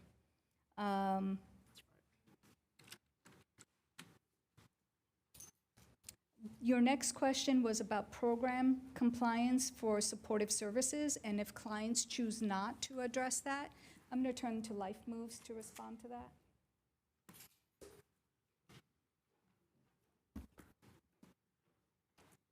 And then the next question is for you too, about how has hiring changed? 75% previously was not good enough, give nurse more competitive salaries. So I'll take the first question about program compliance. Program compliance has not been an issue at any of our family sites. In part of the design in this project is to make sure that a lot of times when we hear about folks not wanting to participate in different programs, it's typically because as providers, we're not providing the programs that our clients need. And in this scenario, particularly at our family sites, we are providing those programs. And this project actually gives us the ability to actually expand that sandbox and be able to provide even more and respond to the dynamic needs of our clients. And so we meet our clients where they're at, as you'll constantly hear, and that has not been a problem at all. And so as folks are working towards their permanent housing outcomes in achieving that, our job is to help them get there. And we've been able to successfully do that as demonstrated by our outcomes.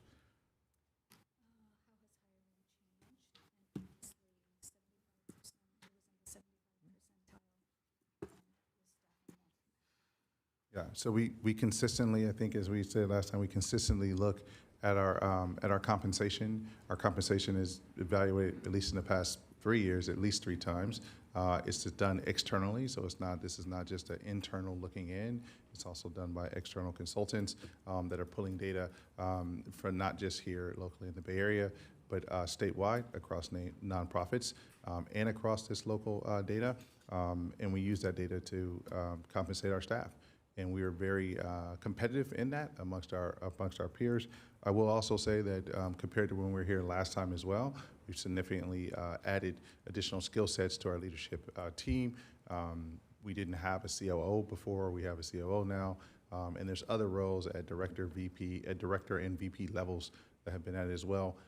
As I stated earlier, it's highly important to us that we're able to support our staff and be able to give them the support they need so that they can be their best selves for their clients that we serve. Thank you so much. Councilmember Park, I did want to go to your other question again. I just want to backtrack on if you're 18 and or you overage. So the county confirmed that if you are part of a family unit and enrolled in K through 12 school, county would allow them to stay there. So there is flexibility. But also remember, most of these clients do stay for 6 months before they go on to permanent housing. Councilmember Park, your next question was people being taken care of and thrive and confirm. I think that if that question is correct, if I understood that correctly, I think again, it comes through the data that was provided by Life Moves on their facilities and how many children are served and how many clients move from interim housing to permanent supportive housing. I'm happy to bring up that slide again that Life Moves shared about the summary and the statistics, if you would like. I'm okay. Okay. Your next question about if records are being retained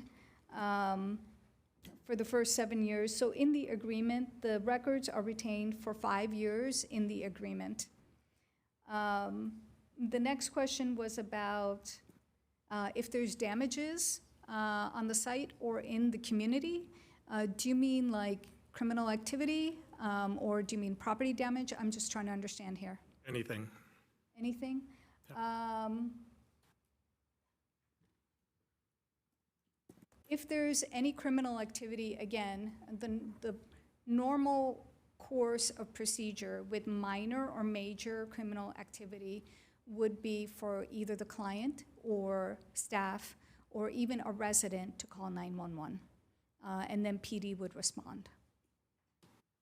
There was also the question of liability. The question of liability, let's see if I have that.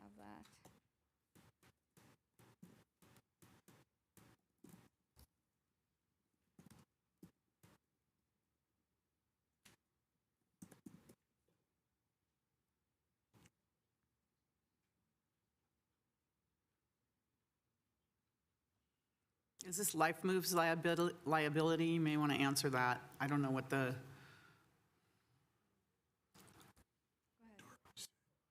I was going to say I don't understand like the question liability with respect to what.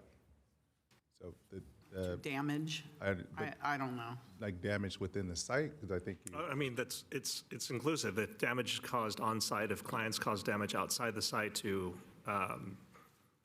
off-site, if something happens, if there's theft, if people are bringing things in, bringing things out. I mean, I just want to know who takes, where did the claims go and who assumes liability? Life Moves can only speak to operations and liability. Sounds like liability for behavior. Is outlined for Life Moves. Life Moves can't speak to liability that exists within a community or outside of the operating of the project. The question is, if a client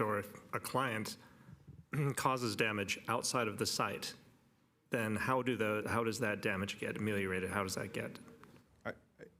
I can't speak to that. Like I'm not aware, and City Manager? those are very specific. Thank you. Yeah, I understand. City Manager? In general, at a high level, The agreement before you does not make the city responsibility for anything liable for anything on the site. If someone was to damage something outside of the site, that would be treated just like a normal individual causing damage to whether it's public property or private property, irrespective of where they live. Thank you.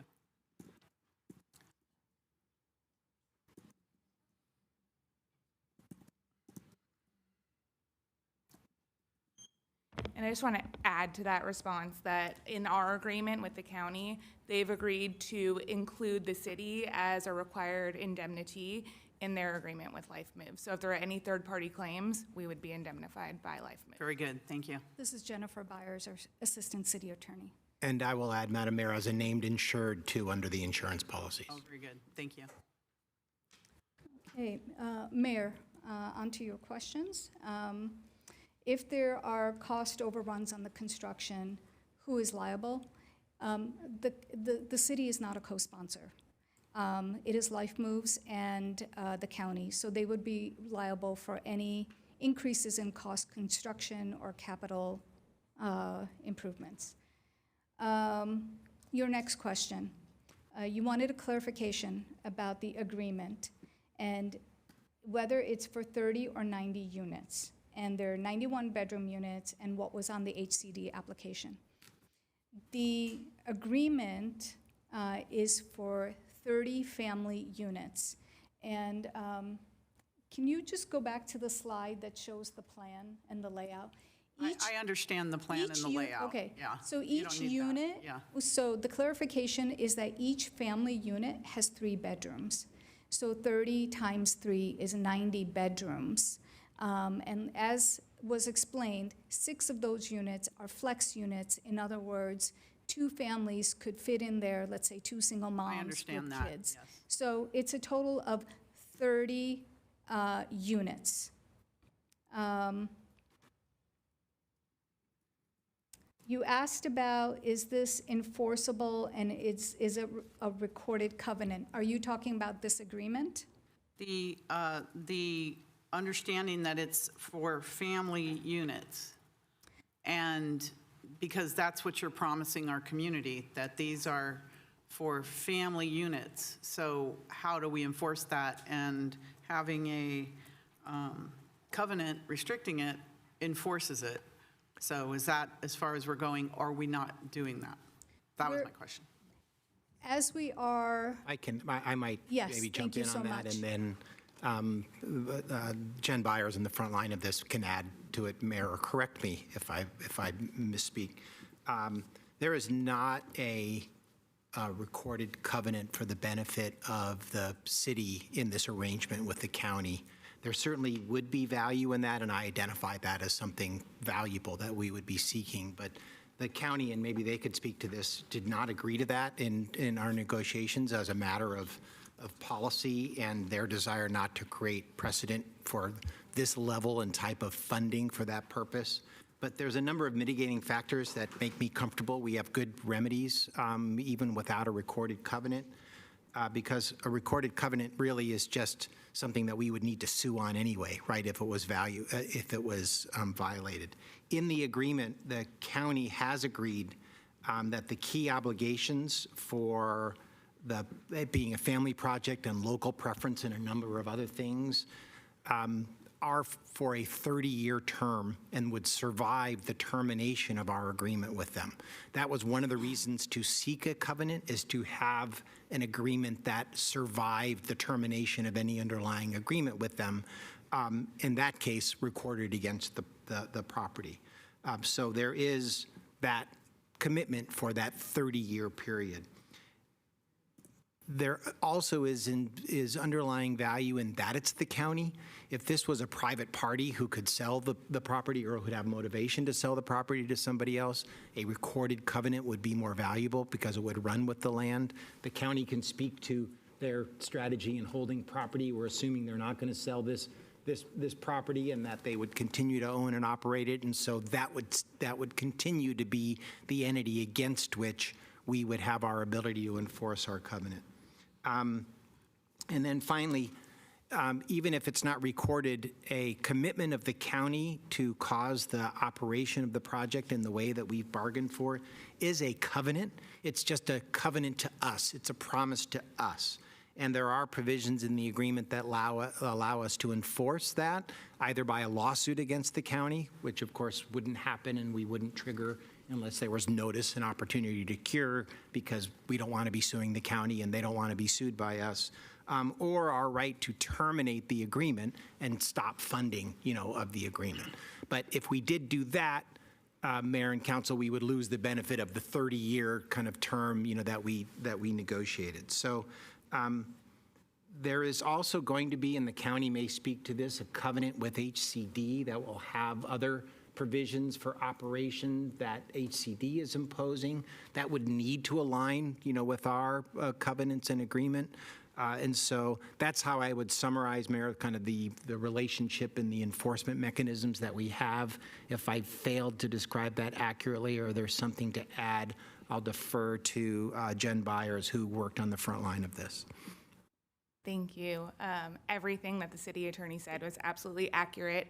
And I just wanted to add part of the county's rationale and concern in recording a document against the property is there's a provision in the state standard home key requirement that prohibits them from recording additional covenants against the property without HCD approval. So it's additional hurdles that the city would, or that the county and Life Moves would have to jump through in order to get this agreement recorded.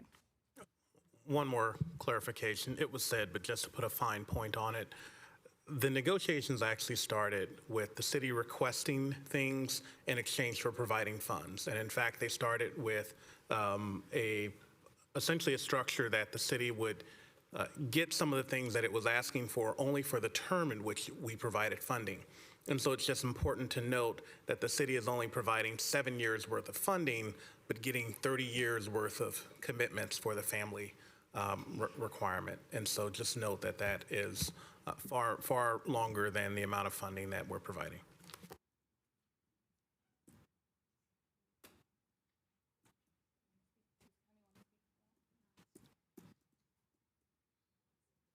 All right, we're coming on 10:30. Is there more? I was the last person that asked questions, so. And I think that covers all the questions. Happy to take any additional. All right, so council comments, last question, and I'm looking for a motion. Councilmember Cox. Yeah, I think that we have spent a lot of time, and there's great support for this. Again, I really appreciate that our city is looking at what we can do and opportunities instead of deficits right now.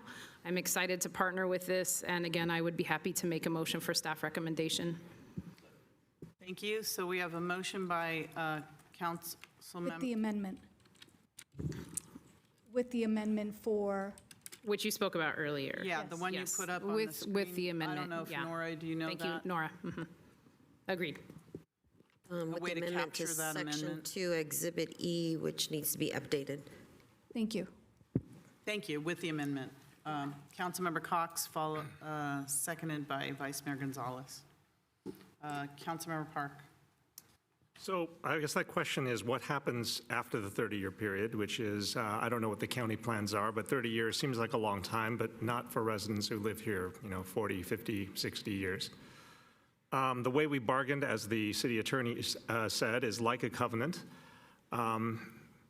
But I mean, our right to terminate the agreement is basically just stopping funding, and that funding is only for, the only committed funding with the agreement letter would be for 7 years.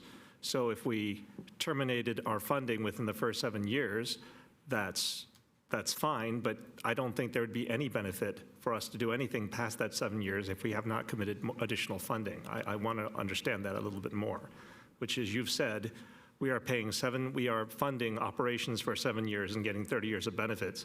But after the first 7 years are up, there is no leverage that we have. There's nothing that we can stop unless we've committed more funding. So that's a question.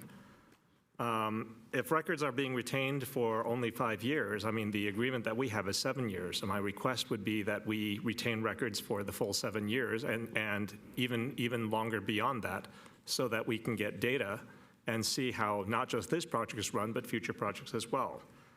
I heard from Mr. Simpson about the very competitive, you significantly added skill sets to your leadership team. I'm not worried about the leadership team. I'm worried about the management team at these sites. The question that I asked was in particular about how are we ensuring that the managers of the sites that we are putting in place are the right people. That was my question. The community meetings, I was told that they're more direct. Anyone can come to those meetings, but from my estimation, anyone can come to community oversight committee meetings as well. I think the difference would be that anyone can come to those meetings would be held, but if there's an oversight committee that recommendations or even actions could be taken by committee, or they could be suggested by the committee, which would be very different from simply having a community report or community outreach meeting, and that's something I think is very important to me. We talked about no guest policy, and we talked about community gardens. How will community gardens be managed with a no guest policy? My question was, will there be common areas where people can come to visit?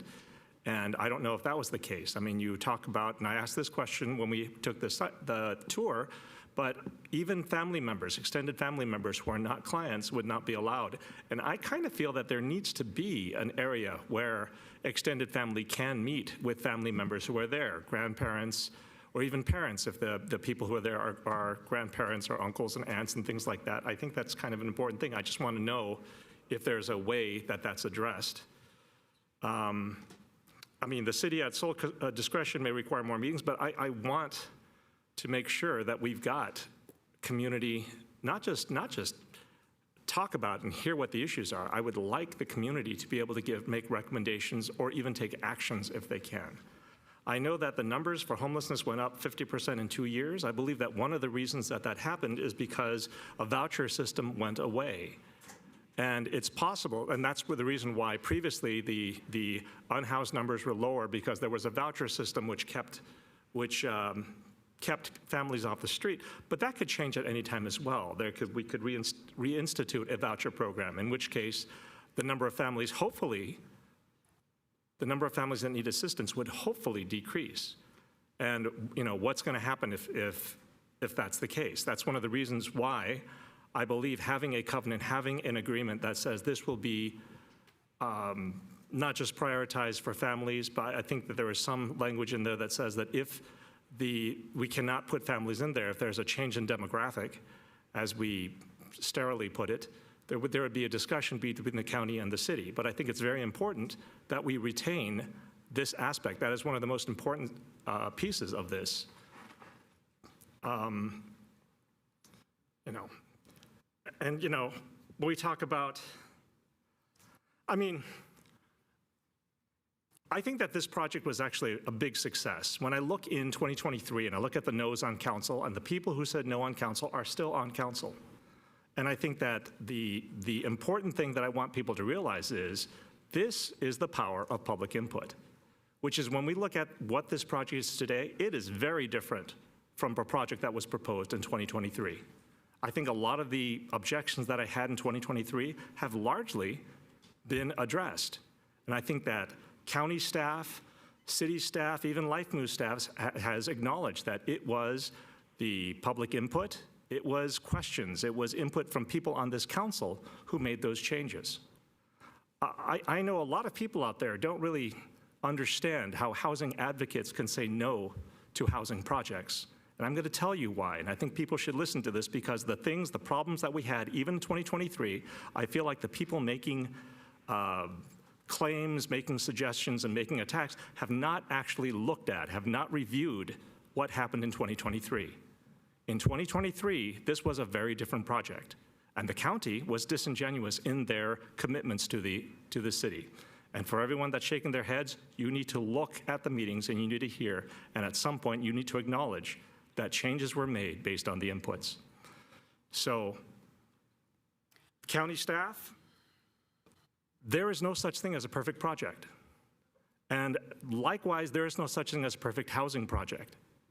And as a result, our responsibility, especially as housing advocates, because people are looking to housing advocates, on the projects that they are accepting, it is our responsibility to find the problems with the unperfect projects that come before us and fix them.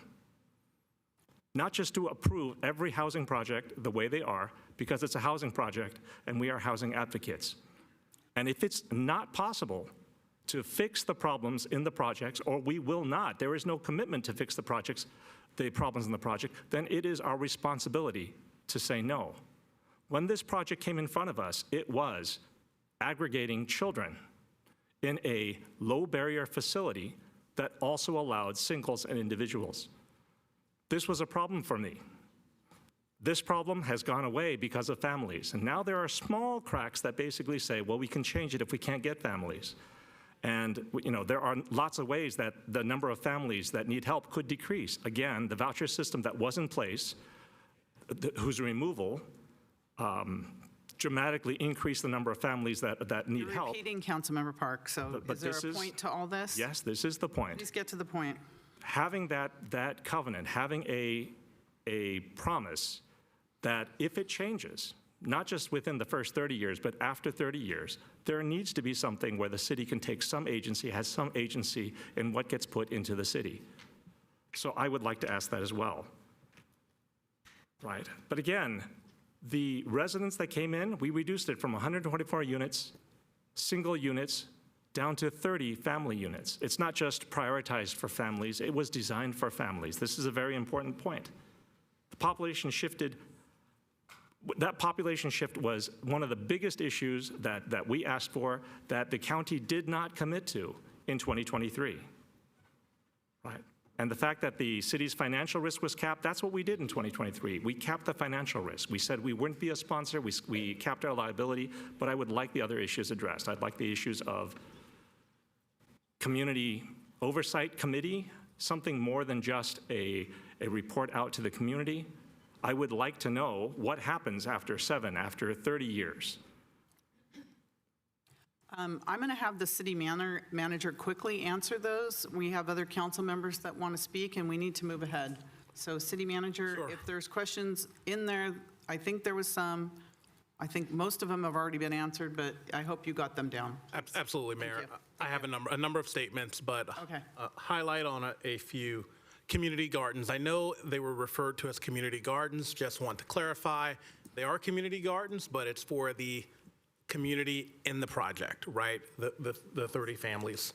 Similar question around community involvement, and I think Councilmember Park, you mentioned your desire and your belief that members from the community should be allowed in, and individuals, extended family members should be allowed in. I'll tell you, staff certainly had some of the same thoughts, but we toured sites, we met with the service providers, and we were convinced that they are actually the experts in this, and did not want to make a recommendation to drastically change their service model. And in fact, we saw several examples that I think council members had the opportunity to tour where their operational model is working. And so totally understand your sentiment, and we initially had some of the same thoughts.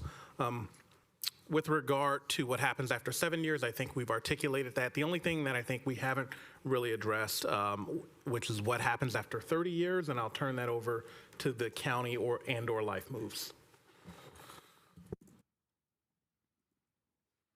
Hi, KJ Kaminsky, Director for the County Office of Supportive Housing. Our agreement with HCD will include a 30-year restriction to serve unhoused folks, but the county and Life Moves will be, investing tens of millions of dollars in this project over 30 years. We intend to continue to serve people with that investment for as long as we possibly can. Can't commit the County Board of Supervisors for personally, but I can say that our intent is to use the site to continue to support families for as long as there is a need. Thank you.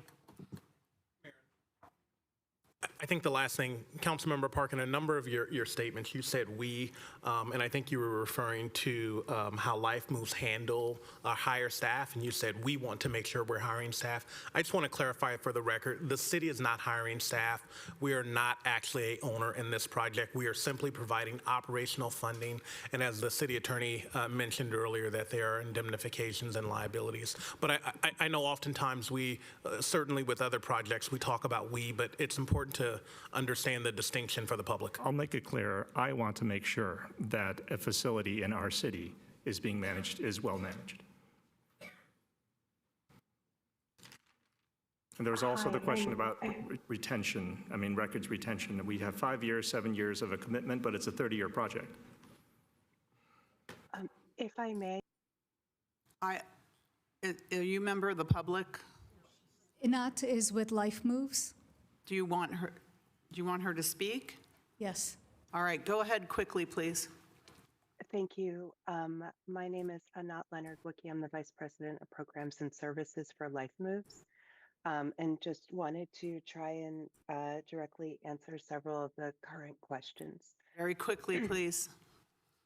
So in terms of our hiring, we have a thorough vetting process. And since I've been on board for the last 2 years and have stood up several brand new sites, we have created a process to ensure that new staff and new sites have the wraparound support of our more seasoned staff as we move through the process. In terms of family guests, while we're not able to offer guests who are not service providers at the site due to broader safety concerns, including folks who are survivors of intimate partner violence, we are able to support our clients in reconnecting with family and finding safe spaces offsite to do that. I'm available for any other questions, but I appreciate the time. Thank you. Thank you. Are there any other city manager? All right, Vice Mayor Gonzalez. Thank you, Madam Mayor. I'll just say what we're paying, what we're contributing to this effort is very, very minimal. We should probably be doing more. It's about 23%. If we take the $4.1 million at the top level for the resources that it takes for the programs at that site every year, we're paying about 23%. And we're asking quite a lot from Home Key and the county as far as the things we're asking for. I think that the quarterly input that there are information that they'll be giving us is important. We had 150 students in Santa Clara Unified that were homeless this last year. My children live a half a mile away from here. I'm 100% secure that this is going to be a great site and that they're not going to be harmed in any way. The fire department is about 0.1 distance from that site. Earl Carmichael Park, a great park for them to use, is right next to that. If they need a farm, the 4-H farm is 0.3 miles away. Casa de Maestro, which they can collaborate. Some teachers might be go and volunteer there, about 0.4 miles away. There's no perfect site. This is probably as perfect a site, other than you put it on a school site or something like that, as possible. I think the contribution that we're making to help have some stake in this is important. Either we support families that are here in the city, or we don't. And I think this is a great contribution for us to put our money where our mouth is and help those families that are in need. Thank you, Vice Mayor. And I'm going to go ahead and support the project as well. I'm cautiously optimistic that everything that everyone said will happen for this site will actually happen. We'll actually have families there for 30 plus years, and people they'll be involved in the community. The community will help out there. We won't have any public safety issues, and Life Moves will be very successful there. So I'm going to call for the question. Councilmember Park, if you have a quick comment, Yeah, I'd because like to. you've spoken a lot on this issue. That's true, but I've asked for a couple of things. I'll formally ask to amend. I would like to request that we do records retention for the full 30 years, or for the lifetime of the site. And I would request that we look into and we put in place a community oversight committee made up of residents of the community that can do more than just have open meetings. Again, I hear what you say, but those are the two requests that I would like to Are make. you making a request to the makers? To the makers of the motion, that's correct. Is it my friendly amendment? Otherwise, I'll make a substitute motion. I do not agree. I don't know the interworkings of their staff and their program well enough to know if that's a wise request, so no. Then I would like to make a substitute motion, which is the recommendation on the floor with the addition of records retention for a full 30 years and a community oversight committee. Is there a second to that substitute motion? Dies for a lack of a second. City Clerk, when you're ready.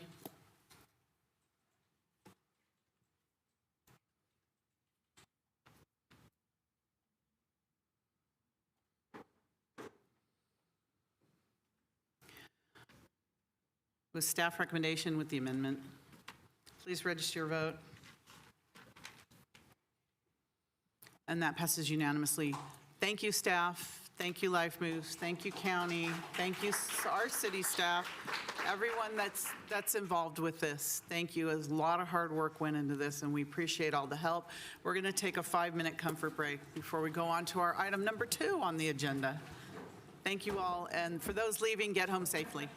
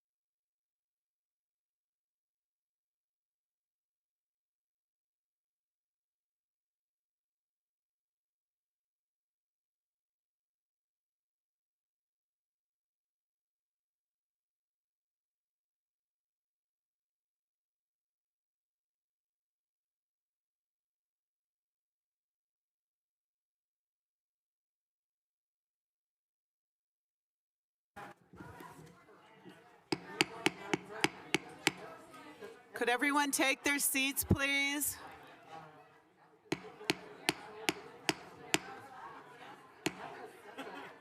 I'm going to do a light intro to Glenn's. How many slides does he have?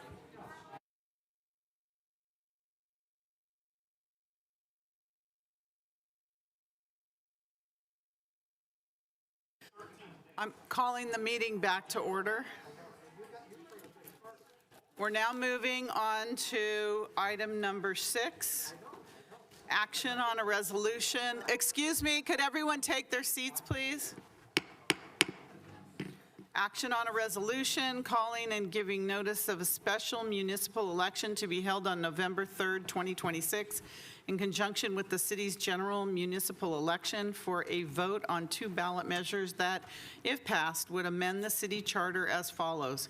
Implement a comprehensive update of the city charter and update the city's public works procurement, requesting the consolidation of such election with the statewide general election to be held in Santa Clara County on November 3rd, 2026, directing the Office of the City Attorney to prepare the impartial analysis for the 2 measures, and setting the priorities and schedule for ballot arguments and authorizing other necessary and appropriate actions. City Manager.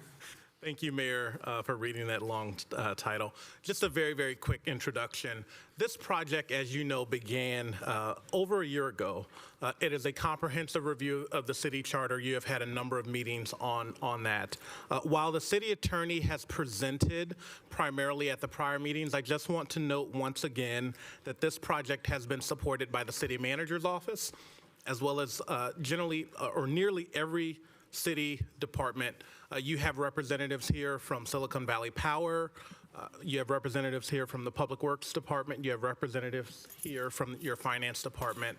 A number of those departments are in particular interested in the alternative procurement method item that you're going to discuss here.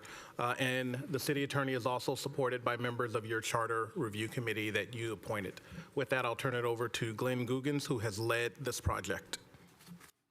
Thank you, City Manager Grogan, Madam Mayor, council members. Glenn Googans, City Attorney, and for the last year, lead staff liaison to the CRC and for the Charter Project. Very much appreciate the opportunity to present to you tonight, much more briefly than usual, we hope, and on the one last step needed in order for the council, if you so choose, to place measures on the November 2026 ballot that would update the city's charter, which has not happened in any comprehensive way for many, many years. Agenda, recap, briefer than usual, of how we got here, summary of the requested and required actions before you tonight, and then I think an important addition, some testimony from the CRC members. I'm going to introduce them later on in the presentation. They've been so important to this process. I wanted them to be able to speak to you themselves about their experience and their recommendation and why they've supported it. Then council questions, public comment, deliberations, and action, which I'll outline for you in a little bit more detail when we get there. Charter project, how we got here. As you'll remember, the concept of a comprehensive charter review and update was first presented to the Governance and Ethics Committee back in May in 2025. The project, after some iterations and repackaging and thought process, was formally initiated by the City Council with their appointment of the Charter Review Committee and the adoption of the Charter Project bylaws. Those bylaws contained, I think, a very well stated and clear purpose of the Charter Project, which was to identify provisions that needed to be corrected, clarified, or updated to be consistent with applicable law, aligned with current best practices for city operations. That's what a lot of the various departments of the city are excited about. And in general, easier to access, understand, and apply. That's what we hope the public will be excited about, and my office in its need to interpret, and assist everyone with understanding how the charter works. The bylaws also said that this project was not intended to make a significant change to the structuring of city government. So you're not going to see dramatic changes here, you're seeing the kind that were described in that other sentence of the purpose of the project. Of course, the project then, after initiated, was implemented by the CRC. This bullet doesn't do that effort justice. It did happen over a 9+ month period, very much consistent with that stated purpose. 11 public meetings now, 31 now ad hoc, subcommittees with training, benchmarking, stakeholder and public input, a section by section review, of the charter in the ad hoc subcommittees with report outs to the CRC, and really a very high integrity and productive exercise. City Council consideration and direction, as you know, has happened over this last month, and here we are finally tonight.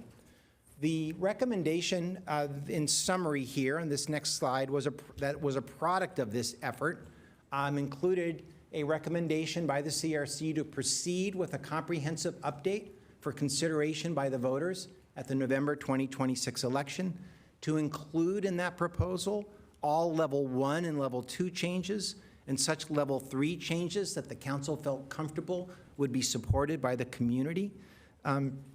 And this bullet, again, not doing justice to really what's all included in here, included the addition of charter-wide conventions, reorganizations to improve accessibility, and again, section by section, updates to align city operations and practices with current best practices. The other important element of that recommendation, because this was such a substantial effort, and it was understood that having the public understand it would be key to having them support it, was a recommendation to provide for a public information program to include on the city's website annotated and clean versions of the updated charter, FAQs, information mailers to be distributed to voters, similar to what was done with Measure I, also a substantial measure, and public forums, with which the CRC very much was supportive of and was prepared to participate in to share information and respond to any voter questions or concerns they might have about the measure. The presentations to council and the direction that you gave, as was mentioned, occurred over these 3 key meetings leading up to this meeting. You'll recall your January 9th really study session had the charter update drafts presented to you in advance, had the CRC's final report and recommendation that detailed a lot of the process and the rationale for where they came out on their recommendation. It had a detailed report presented by me on the project origins process and the results and recommendation. You remember this was organized by ad hoc subcommittee groups, and the annotated and underlined strikeout and clean versions were intended to facilitate, because it is a substantial project, your ability to absorb and understand all that went into this. On your June 15th meeting, this report continued. It wasn't completed on June 9th. And again, you took public testimony, you asked questions, there were deliberations, and an initial direction at that time to bring back a comprehensive update for action, including Level 1 and Level 2 changes. The decision was made not to go with the Level 3 changes at that time for concern that they touched on sensitive areas, and there could be an issue with that. And to have the Public Works update brought back for further discussion as a possible standalone measure. So that's the action that you took kind of as an interim measure on June 15th. Then on July 17th, at a regular meeting, there was a presentation of supplemental information memo, if you remember, with some further discussions about, excuse me, the levels and drafts of the charter updates that expanded on the annotations and in fact now applied on a section-by-section basis the assignment of the level of proposed change. That was above and beyond what had been presented already. You again took, and there was a few additional changes that were made based on review of the document and a recommendation from bond counsel, and we talked about those as well. The action taken there was to bring back, with those updates, again, that measure for final action at this meeting and the Public Works item.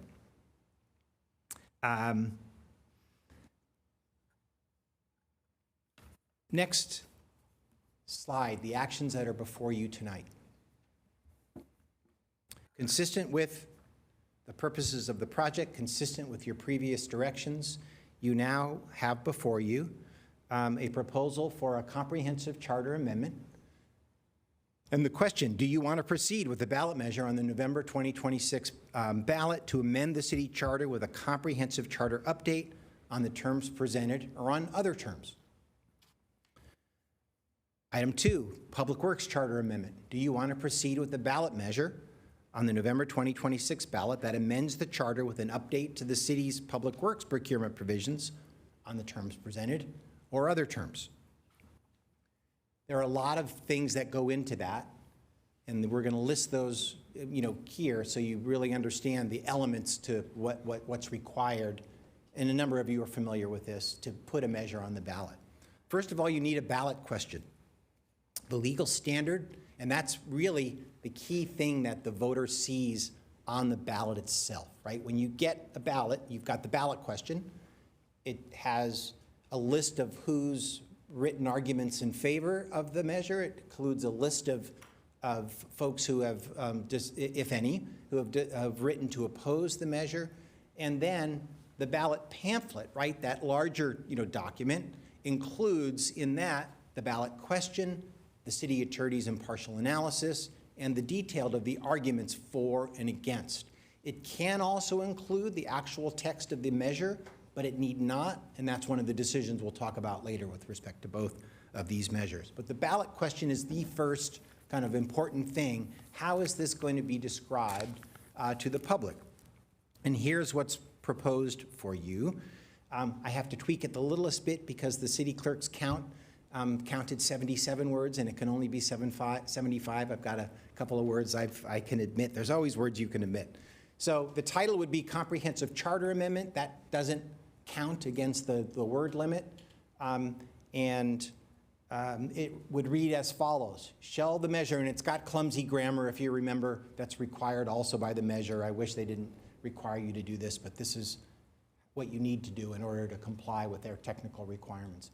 Shall the measure proposing a comprehensive update to the city charter to eliminate outdated provisions, clarify ambiguous terms, reorganize, we're going to delete that and there and put a slash, reformat to improve usability, and update provisions to align with current best practices, including new and updated provisions for defining and filling vacancies in elected appointed positions, modernizing elected and appointed official roles and duties, requirements for approval of laws, budget implementation, financing options, legal notice, and other, we're going to delete the word similar, enhancements to city operations and procedures be adopted. It is a challenge to describe in a 75-word ballot question something comprehensive as this, and so really other resources will be necessary in order for folks to understand it. But that's the proposed question for your consideration. When we come back through and it's time for you to act, you can look at that and make comments on it as long as we stay within 75 words and it's not too, and it's accurate and it doesn't have too much language that encourages people to vote for it, right? It's supposed to describe it. It can talk about favorable aspects of it, but you're not supposed to use it as a campaign statement. The next item is the Public Works Update measure. Consistent with your desire for two measures, this language was 73 words. Thank you. I've got a couple of words to spare if anyone wants to suggest some added words to it. But this would read as follows. Public Works Charter Amendment would be the title, and then the question would be, shall the measure proposing to amend the city charter to update rules for the construction of public works, to allow for competitive best value contracting, to improve project quality expedited needed project completion, and minimize risks, retaining city council authority to approve major contracts, require formal bidding and award contracts to the lowest responsive and responsible bidder. You'll remember that's going to continue to be the vast majority of contracts that are done, and so retaining that authority is an important element of this. All as set forth in a city ordinance presented and approved at a public meeting be adopted. Terrible grammar again, required, but this one meets those requirements as well. So, ballot question is one important thing you do that a number of you are familiar with to put a measure on the ballot. Related actions, and we'll talk about this again further when you get to the action itself. What to include in the ballot. For the comprehensive measure, it's been recommended that the actual charter language be referenced but not attached to the ballot. And instead, an underlined strikeout version and clean versions of the proposed updates, including the annotations and FAQs, and a matrix of charter history and city code references be provided on the city's website. You don't have to do this. You can do this. It's done where there are extensive ballot, measures that might either be confusing or too much, on the ballot pamphlet itself. But you could include a version of the proposal if you wanted in the draft language. For the Public Works measure, in terms of what to include in the ballot, it is recommended that you actually show the language because it's a discrete section where you can show the provision that it's replacing and the provision that's being proposed. You can put them side by side. Here's what it used to say, here's what it's going to say. So that is something that, in the view of the CRC and your professional staff, is going to be more easily digestible by a person viewing, that measure. The other action is, are there any changes proposed to charter amendment content? Obviously, there's been a substantial work, put into this. It's intended to be a comprehensive measure. A lot of tinkering with it now would be challenging, but there is, but it's in your discretion, to do that.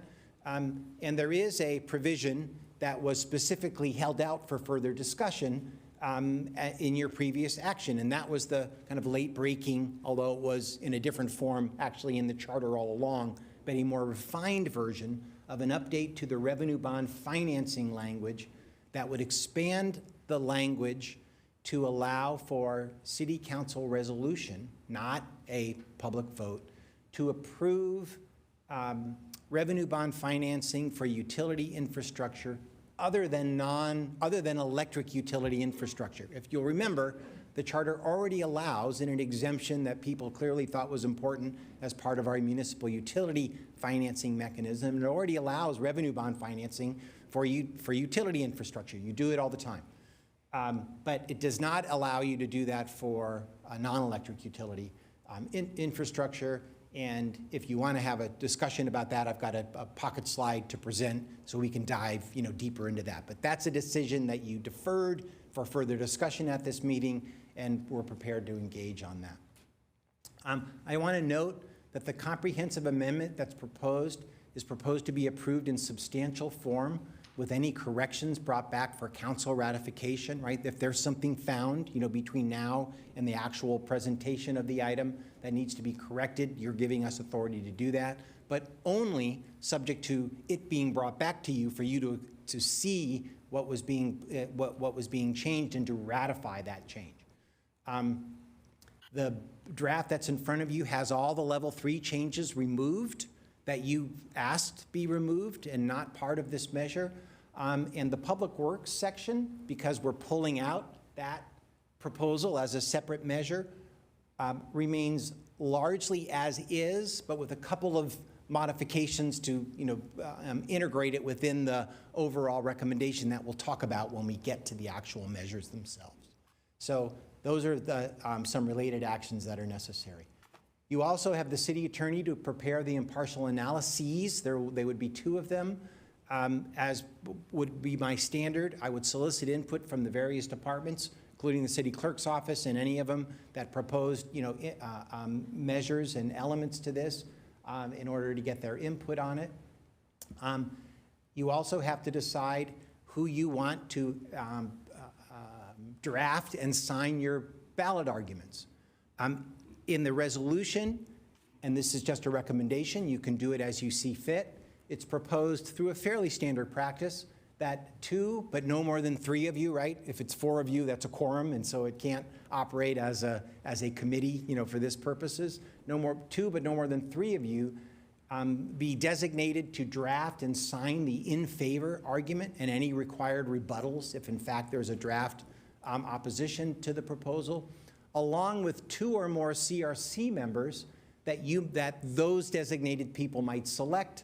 Under the Elections Code, you can have no more than 5 signatories. You can have more than that preparing the draft, but only 5 folks can sign it.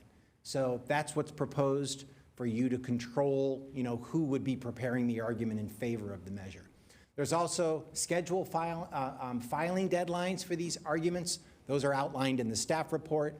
The city clerk can discuss that in greater detail if you're interested. But that's a pretty tight schedule from when you call the election in order to meet those standards.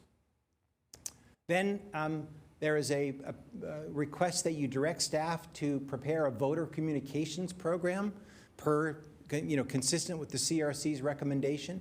You don't need to approve that program tonight. I think it's worth some additional thought, to be put into that, looking at current best practices for that, what was done with Measure I, what would be appropriate for this, but that already was outlined in general, at least of what the CRC had in mind for that. But ultimately, that would be a future action by the City Council. I don't think the pamphlets are printed until, what's the date for that, Assistant City Clerk, for when the ROV said the pamphlets get prepared? Is it late August, early September when those get sent out? Are you asking when the arguments and rebuttals and all those are due? No. When the actual ballot pamphlet is prepared, the sample ballot that's mailed out to folks. I'll get that for you. Okay, and so we clearly want that in place right before that in order to start gearing up for, public information being put out, for that to help include information for people so that they can understand even better what they're getting. And then finally, direct staff to prepare the matrix that we've been talking about of charter history, section by section, with references to implementing city code sections. That will be useful both to communicate to voters as to what was changed and what the history of those various sections are and how those things are implemented already in substantial form in the city code, and of course as a historical document to be useful for people when they are looking at the charter and wanting to understand the context and wanting to understand where things are implemented. So,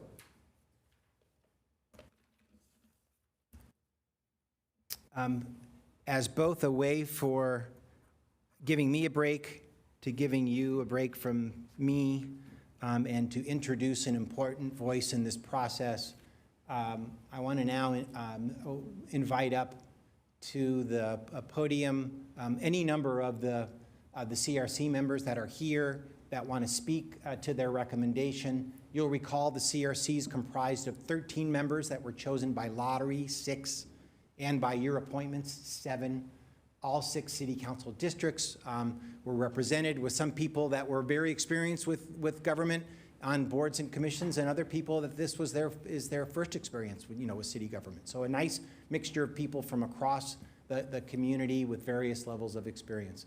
Collectively, hundreds of volunteer hours were contributed reviewing materials, providing ideas and input, and actively attending the various meetings that I've described to you. All of their recommendations on these measures have been unanimous because they built it, right? And they were immersed in it, even though it was a staff-driven process by its very nature, because it talks about wonky things in the operation of city government. They were very involved and very supportive.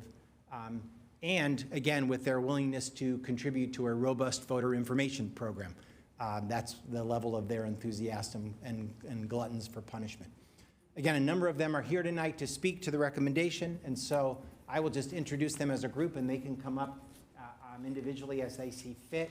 We have Lauren Diamond, Holly Roberts, Eric Crutchlow, Mark Beckman, and Susan Peters here today. We might have had one or two others that were here. But City Attorney, you need to speak in the microphone, please. I'm sorry, Look Madam this Mayor. way, Of course I please. do. Thank you. I'll let them introduce themselves when they come up, and we'll cede the podium during that. Is there a presentation by the group? They're going to come up individually and City speak. Attorney, I'm talking to them. Thank you. Thank you very much. Eric, please come forward. Thank you, Madam Mayor, council, staff, especially staff. I see staff has always been really, really helpful in getting a lot of things done. So I had the privilege of serving on the Charter Review Committee, and I want to address something directly. I've said publicly that I wish we had received more public participation during this process, and I still believe that. Transparency matters, and reasonable people can disagree about aspects of the process and about individual recommendations. But I was here for the work, and I can tell you what I personally saw. I saw 13 residents from across Santa Clara spend 9 months reviewing a charter that in many places is outdated, ambiguous, or simply no longer reflects on how our city operates. I saw people ask hard questions, disagree with each other, change their minds, work towards a final recommendation that the committee ultimately approved unanimously. I did not see an ulterior motive. I did not see an effort to take power from the public. I saw citizens doing a job the City Council asked us to do. Is the proposal perfect? What legislation is? That's why you're here. But perfection should not be the enemy of meaningful improvement. And most importantly, a yes vote tonight does not change the charter. It gives the people of Santa Clara the opportunity to study the proposals, debate them, and make the final decision themselves in November. I believe the voters deserve that opportunity, and I respectfully ask you to move the measures forward. Thank you. Thank you, Eric. Anyone else want to speak? Welcome. Hello. So this was my first experience with city government of any form. It was a very interesting experience. I learned a lot. And I will say that the members that I was on the committee with and the subcommittees with all had pure intentions. We did argue, we did disagree, but we all thought that we were doing the best thing for our city and what we were tasked to do. So I would also be really grateful if you approved it. It is our baby. If you call the baby ugly, we won't be offended. But yeah, thank you so much. Oh my gosh, thank you. Anyone else want to talk about the ugly baby? Welcome. Hi, thanks. My name's Susan Peters, and I wanted to just a few words about my experience on the committee. It's my first involvement in city government as well, and when I made the decision to volunteer, I did so because I have a little bit more time than I have had in the past, and that I wanted a way to get involved and give back to the community. I've lived in this community for 40 years. I love Santa Clara, and I want what's best for the city. Throughout this process, I've been continually impressed by my other committee members. Really, the dedication, the seriousness with which we took this assignment, and we come from a wide range of backgrounds, and we have different perspectives, and we really are true representatives of this community. And I think that's what this is intended to be. We explored the issues always in context of the bylaws and the purpose that we were given. That came up a lot. We tried to stay within that and how it was outlined for us. We did have disagreements, but we listened to perspectives from city staff, from stakeholders, from the public, from each other, talked about them, asked questions, debated them, and had deliberations in public before we came up with these final recommendations. So I have confidence both in the process and in the recommendations that you have before you. I do believe these updates will strengthen our charter and, importantly, will better position our city for the future. So I ask that you do move these measures forward to the public. I also do think it is very important to have some public education. As you've all seen, this is a large project and comprehensive. And so public education will be important. The public does need to be informed to make a conscious decision on whether these changes should be incorporated into our charter. So I would be happy to offer any help that I can in that as well. Thank you, Susan. Anyone else? All right. Okay. My name's Mark Beckman. I also was new when I was on the Civil Service and the Council Election Powers and Conduct Subcommittees. And I can tell you from the subcommittee standpoint that we were very diligent in what we did. I read the charter the first time, being new to city government, and I thought, well, it's not a bad thing. But then as we sat down and started looking at it line by line, I said, yeah, there are issues. And the things that jumped out at me originally were the $1,000 threshold to buy things, and I thought, that's ridiculous. Why is that there? That wasn't in our area, but clearly we addressed it. There were other, my other role, I would say, is probably as a devil's advocate. There were lots of things that we considered and debated about. I don't think we let things go easily and agreed easily to things. We really did debate them. Things such as only the mayor having to provide financial substance to anything presented to the council. I think I was the one who said, well, shouldn't all council members have a financial plan?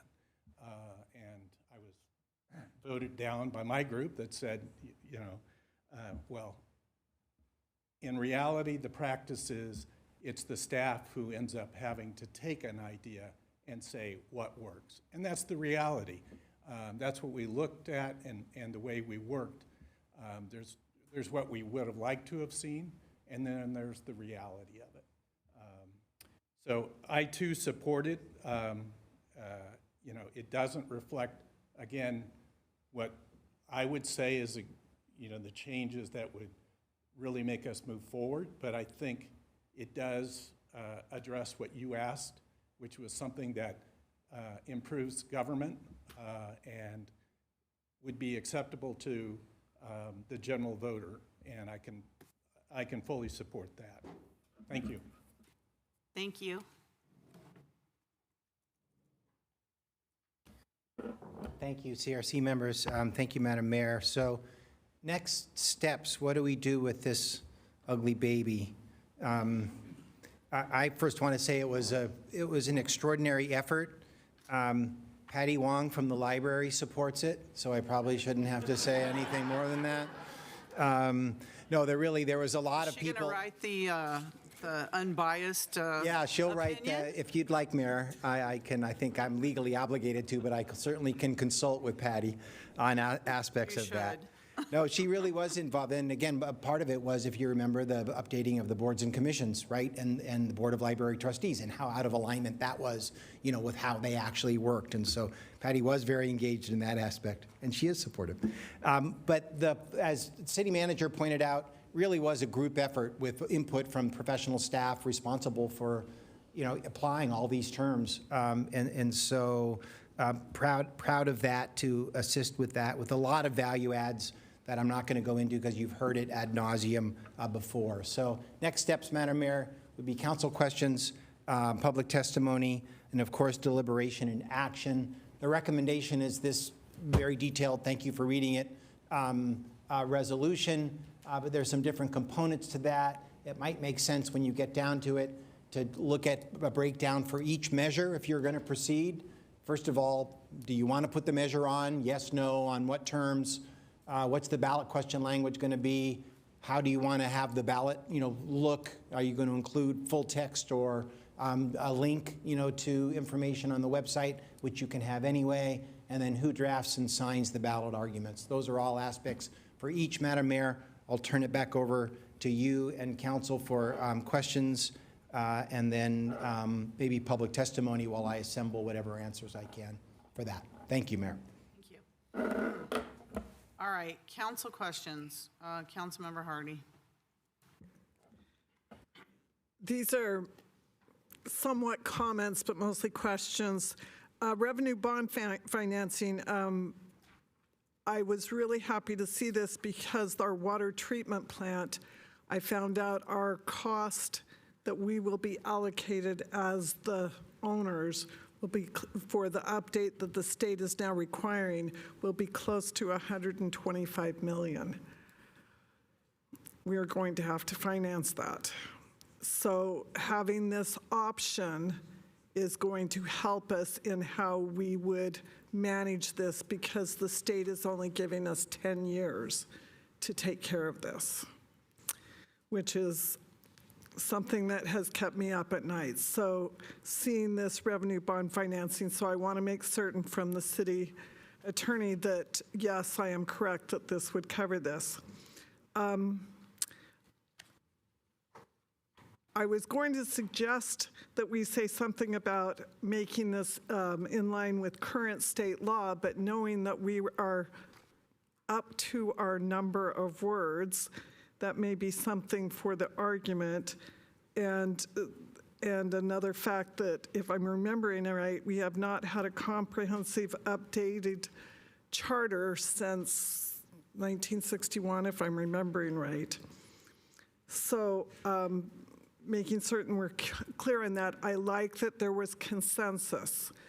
So I would ask the city attorney also, just because of the wording, is he still suggesting that we keep these two measures separate? It will cost us more.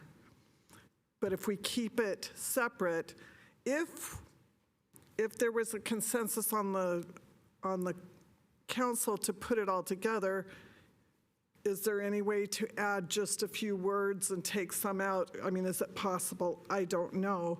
I'd love to watch the cost, but I'm going to say this. I trust our residents. We did a good job with Measure I. We explained it to them. We told them, we made promises, and we were very clear, and they trusted us. And I think if we can, the committee came together and came up with a consensus and a unanimity. I hope that's a word. I'm hoping that the council can do that too, so that we can show a united force that this is needed and necessary. And I would be more than willing to be on the ballot argument, as I did for Measure I. I'm more than willing to do that. Thank you. Councilmember Cox.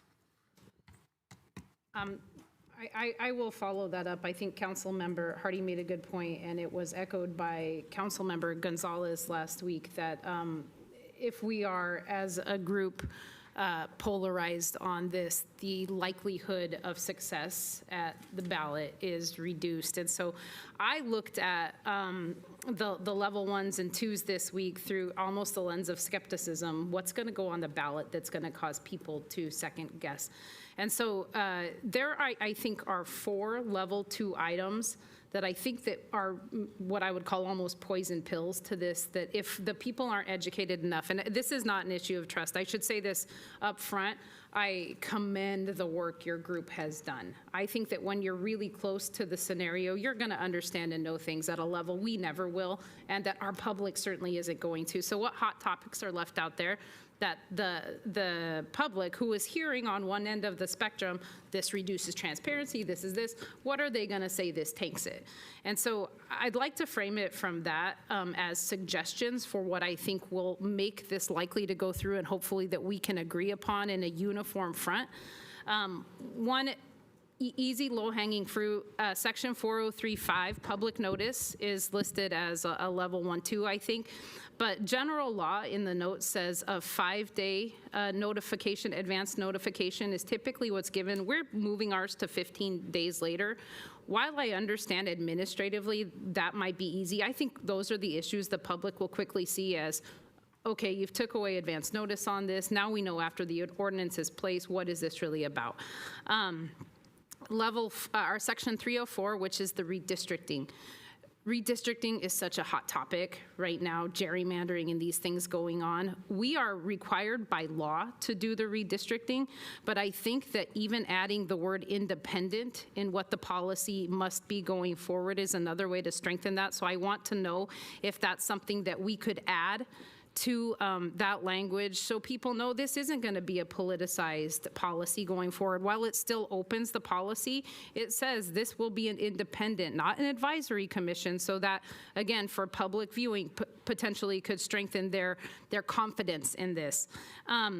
One of the things that I think is going to be a tricky issue that I need to get more information on, the budget authority in 801 is listed as a high governance issue because there's no threshold. Now, in certain circumstances, as I understand, the policy doesn't exist right now. I'll use 602 as an example. We've seen people removed from boards and commissions with no requirement or address given on that. I agree that a policy should be in place to protect people from those things going forward. However, 8015 states that immediately the city manager will be able to allocate funds without this threshold identified of how much.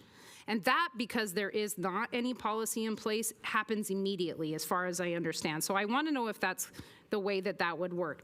If we put this on the charter and it was approved immediately, there would be the opportunity, without that threshold developed, because one doesn't exist in policy now, to move no limit funding between. But so I think that probably needs a budget or a threshold, if I'm understanding it correctly. And then the mayor brought up a good point last week about the JPA. Now, because the stadium authority relationship is such a politicized issue in the city, I think that any mention of what would include the stadium authority through a JPA in this language is going to be something that turns voters' skin really quickly. And while I understand that that is just putting in a necessity of your job, I think what it does is, in the public's mind, that potentially erodes that arm's length distance between what is an independent governance board and then what is embedded in charter. And so I would like to make the recommendation that the JPA is not listed in the city charter at all, so that cannot become a political issue. 805 and 103 that are removing voter rights, as much sense as they make to the people who have touched it, I again worry are going to be really political issues or looked at as taking transparency away. I think if we want this thing to live, we really have to consider if they live on this ballot, because anytime somebody's not going to do their homework, but they say, hey, now I'm not allowed to vote on, utility public sale land, or I'm sorry, the other one, I think that's a risk for us. And then, again, I don't know if we want to discuss the procurement part independently. Mayor, do you have a suggestion on that? I'd say put it all together. Okay, so one of the things that I'm really wrestling with in section 802 and 502 that I need to understand better is the way that it exists now, the responsibility for public works procurement is pretty much divided between administrative staff and the city council, and the threshold is low, and we know that that's ridiculous. One of the things that I'm wrestling with is the new charter would propose that public works procurement now resides uniquely within the public utilities director. And we haven't identified minor and major definitions for what will constitute what would go to design bid. Here's where I see a conflict in that. That's a two-man show right now. So what is going to be characterized as minor is going to be written and vetted by our public works staff and then determined by our city manager if it's minor, if I'm understanding. It would now be the director of public works who positions the arguments, if I'm understanding. Let me read this because it'll probably make sense. 802 and 502 move authority internally to the Public Works Director and City Manager, removing the requirement for a public council vote on projects they later decide to define as minor. As drafted, are we moving towards a procurement process where one administrative branch has the ability to oversee procurement, define the thresholds for its own approval authority through future ordinance, evaluate the proposals using subjective scoring, and then approve those same contracts, all within a single reporting line? So I feel like this is one where we're kind of grading our own homework, and that could be perceived as, should there be another level of independent oversight that says this two-man show doesn't get to determine everything minor and it goes through? I know that we assume best intentions, but what a perfect way to set up a deal where, and there's a power imbalance there too, where, you know, if you had a crooked city manager, which I'm not suggesting at all, Joan, but that pressure put on people to score things in a way that could influence how the city manager then made that decision. It really is a two-man show. And so I think there's a problem inherent in that. Thank you. Councilmember Jane? Yeah, in terms of the revenue bonds, you know, we just approved a $300 million revenue bond for the utility, the electric utility, to expand the facilities. Those revenue bonds are far larger than what we would do for other public works projects. So we're already giving that authority for revenue bonds, but I wanted to understand the difference between a certificate of participation and a revenue bond, because I sort of sense that, well, you could do a certificate of participation rather than a revenue bond. So if you could clarify that for the public. And then it seems like a number of our neighbors are doing charter refreshes. Can you talk about which cities around us are doing charter refreshes? And then I know we had a number of committee members come up and speak, talking about there were disagreements, but ultimately the votes or the agreements were unanimous. But I've been hearing from a number of people that this is a rushed process. So I don't know if any of you have an opportunity to say whether you had enough time to sort of vet the ideas. I know Mark Beckman talked about how, you know, it improves government but doesn't really move us forward. So at the level 1 and level 2 improvements that we made, did it feel like a rush process? Do you feel like it wasn't vetted enough with members of the public or amongst yourselves? Those are my questions. Thank you. Any other council members? Councilmember Park? So I've been hearing a lot about the rush process as well. I mean, we talk about 9-month process where we had 11 public meetings and 31 ad hoc meetings. I've heard people asking about transparency, wishing that more of the public were involved. And my question is, I know that it's allowed by the Brown Act. You can have ad hoc meetings behind closed doors, but why was that decided for the ad hoc subcommittees? Meaning at some point, when I talk to people about what you do behind closed doors, the answer is always given to me as the reason that you have closed session meetings, the reason that you have discussions behind closed doors is because the topics cannot be discussed in public. But in this case, we are literally looking at the charter that affects all of the public. We have had media asked to attend these meetings, to look at this meeting so that we could look at, so that the public could see. And we had 3/4 of the meetings that the committees, for the charter amendments behind closed doors. I've heard the city manager, city attorney actually, say that, well, the reports were out in public meetings. There was a report out to public meetings, but that's not the same thing.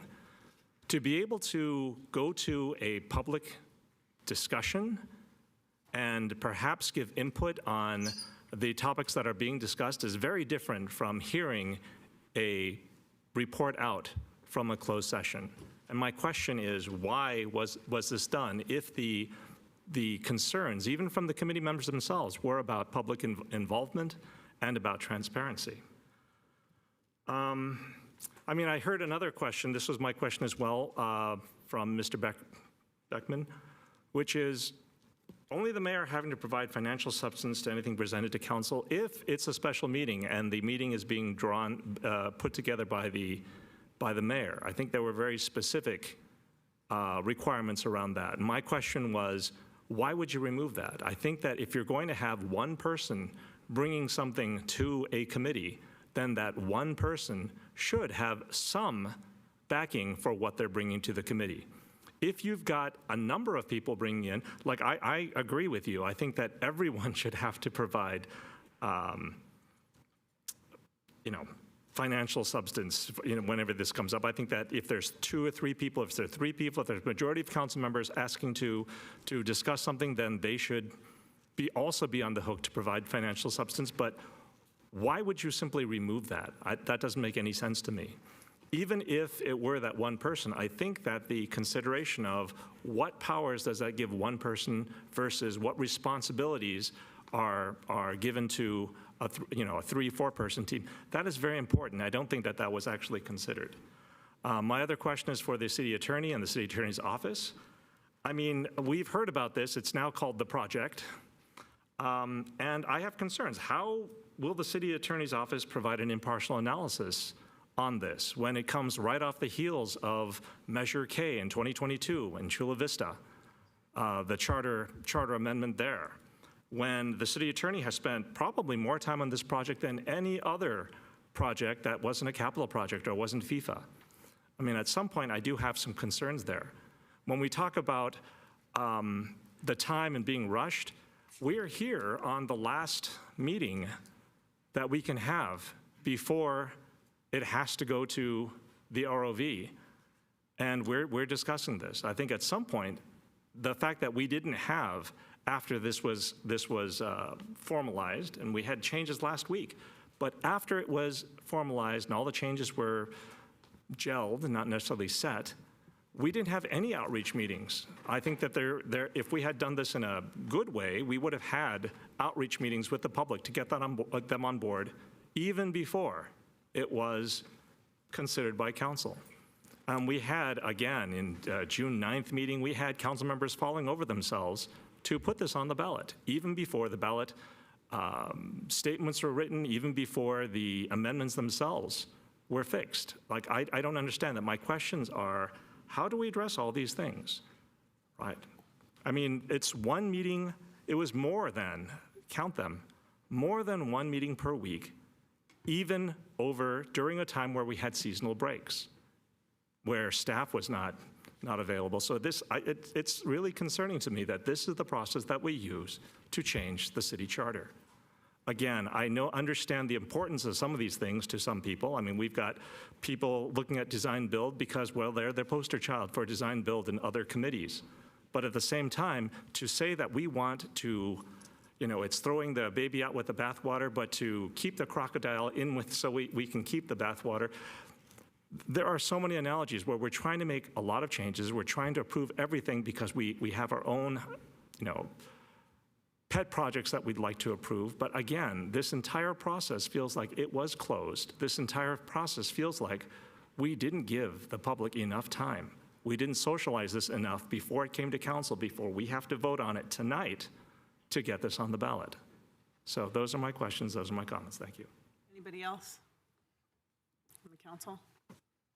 I just have comments that I'll say after. I don't have any questions at this point.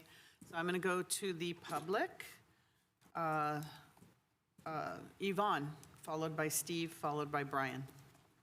Please come forward. And thank you all for hanging in there this late. I appreciate it, your patience. Welcome. Hi. Almost fell asleep back there. 202.2 City Council Powers and Duties. A, in general, all powers of the city shall be vested in the City Council, subject to the provisions of this charter. And if you go to AA or A8, such other powers as much as may be reasonably necessary to advance city interests, provide for the efficient and effective delivery of city services, and to maintain the overall public health, safety, and welfare of the city, its residents, businesses, and visitors. You go to 202.2 City Council powers, and you go to C. There's a part here that says, except for the purposes of inquiry, or as may be expressly approved by the city manager, the city council and its members shall deal with the administrative service under the city manager solely through the city manager, and neither the city council nor any member shall give orders to any subordinates of the city manager, either publicly or privately. Any city council ordinance or resolution that permits or takes any of the actions prohibited in this section shall be void. Now, the reason why I read that is because if you vote for this, this is basically narrowing the authority of city council, and it's expanding the power of the city manager. And it's not to say that we have a bad city manager, but the way this seems is like a corporation. When you have management and they're in position in good faith, you can have a great corporation. But when you have a different management that moves in, it can go either way. So the reason why I'm saying this is something that needs to be looked at, it's undermining the democratic process. We elected you, not the other positions. And I just want to point out that it's really important not to rush an unfinished product and to put it on the ballot. Thank you so much. Steve, is he online? Yes, the following are all online. Oh, the rest are. Okay, Steve, go ahead, please. All right, Mayor Gilmore, council members, I want to let you know that we spent a lot of time. I know it seems rushed for the council, but for those who were on the charter review, we spent a large amount of time. We had extensive discussions and we reached a consensus. So I urge you to support it in its current form. I think it's a very good improvement. It will address some of the issues that the city has, and we've listened to the council and took out the most controversial parts of it. So again, I urge you, I ask you to support it, and I want to thank my fellow charter members for the time they've served, as well as city staff, and especially Glenn, because he put a lot of long hours into this. Thank you. Thank you, Steve. Brian, go ahead, Brian. Hi, I'm sorry I couldn't stay. I had to get home. It really, first of all, thank you for having online. It's really good, and I appreciate the way you let the people speak.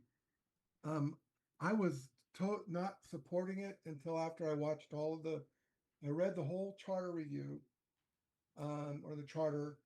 I read the transcripts, and not only watched the videos, but I read through the transcripts, the YouTube transcripts, to try to better understand, make sure I got everything. I'm cautiously optimistic, as you said, Mayor. There's been some really good points to talk about.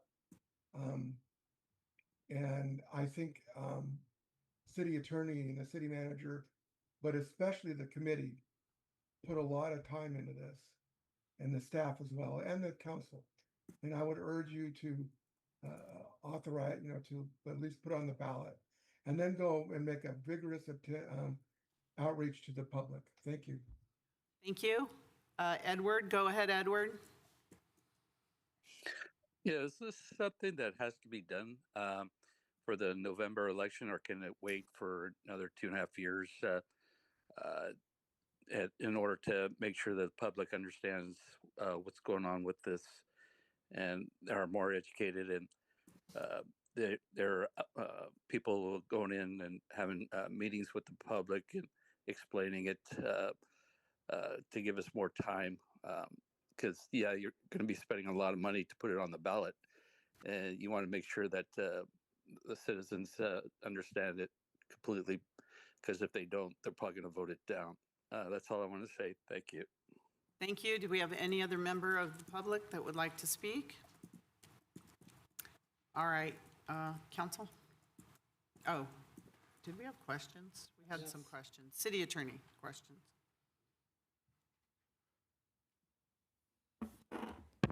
Thank you, Madam Mayor. I'll go through these, and then at least one was for CRC members, so I'll ask maybe Member Beckman to come up and speak to that, or any of the others regarding their experience with the process per the question. Member Hardy, you had expressed support for the revenue bond, expansion of the revenue bond financing, mechanism to non-utility infrastructure, and gave an example of a project. Yes, that would be the kind of project that could be financed with that. And potentially, if it makes sense for that to be done via design build, and it's something that we done discreetly, that could also be something that might lend itself to that type of project. And so both that financing mechanism and the procurement mechanism will facilitate both the financing and potentially more efficient implementation of those projects. I feel you on add alignment with state law. Alignment with state law was in there. Would love to build that in. I thought it was expendable compared to the others, even though that's a valuable thing that it does. I almost didn't want to highlight that it wasn't currently aligned with state law in some respects. And so that was a casualty of the desire to compress that into an allowable form. If the council collectively thinks that's really important and can task me with that, I might be able to solve it, but that was why. And it was in there until it wasn't. Measures separate versus, altogether. I can argue that both ways, right? Like a lawyer can argue, things both ways. I think council's down the path, on that.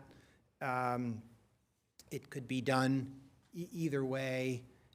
There's, pulling something out that's substantial can allow, particularly since it's one of the more substantial, measures, could give the public a better opportunity to get their mitts around that, right, as opposed to being part of the comprehensive measure, on the one hand. On the other hand, it does align, with the overall approach, which is to update things.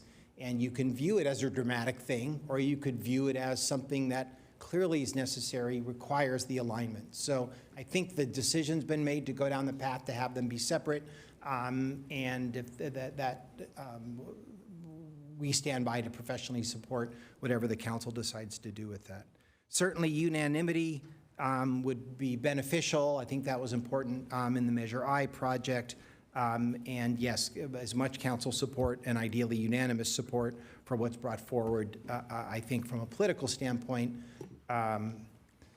would be valuable. Member Cox, to your point, didn't want to be polarized. Yeah, that reinforces what Member Hardy pointed out. And you had a number of items that you had listed as possible, modifications, right, that could, tamp down maybe a few of the, what it sounds like you think are potentially be perceived as more provocative, level 2, proposals out in the community. I can spin through those to give at least some preliminary feedback on that. The one that you identified in section 403.5, the public notice provision, I get that, right? If you're deleting a public notice, right, that existed there already, that's going to maybe look like a lack of transparency. And in fact, I think more jurisdictions than not, if you were to benchmark this, actually have that type of provision, in it.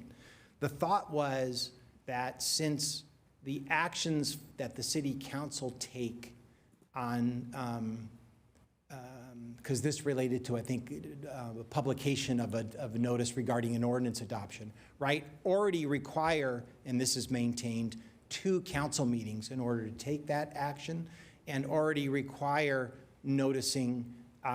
Is a public notice in a legal newspaper, at the back of a legal newspaper, really adding value, to that process? Or would some of the newer proposals, not specifically incorporated in the charter, but contemplated as something that the city council is supposed to develop a policy for more modern forms of noticing, would that offset, right, the loss of that, provision for notice? And that notice was, as you pointed out yourself, replaced with one, right, that came after the fact. So the thought was there's noticing going on for that action already. The newspaper publication notice is kind of clunky and might even hit the newspaper before the initial actions even, or need to be provided to the newspaper before the initial action is even taken. And so a notice after the fact, where if anyone missed that action, in the newspaper or otherwise, probably adds more, value. But I get the point. It's if you're taking something away that exists already, would that be the worst thing to include that back? I don't think so, right? So that certainly is something you could preserve and instruct us to preserve if on balance you thought that made sense. Redistricting. I think the proposal was you like the concept of calling for it, but you wanted to add the word independent. I understand that as well. The proposal purposely left it for the city council to decide, right? Just what role that redistricting commission would play, whether it would be independent or whether it would be a recommendation to the city council.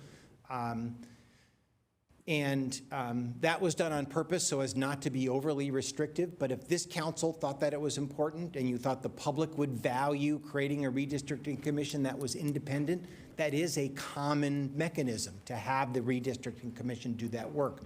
Part of the thought process behind the project generally was not to call for things and outline them, but not be so restrictive, right, in the charter that if that wasn't the desire of a city council, because there's different levels of independence. What do you even mean by independence, right? Sometimes it's you make a recommendation and the council can veto it, but they can't decide for themselves, and so it has to go back to that redistricting commission. Is that an independent commission? City Attorney, can you tighten things up? 'Cause Yeah, I guess I would argue that it We're heading on was. to 12 o'clock right now, and I'm going to have to ask the council how long we want to continue. I appreciate that, Mayor. I'm trying to do the comments justice, but I appreciate what you said. So could you do that? 100%. And would that, if that would add value to you, yes.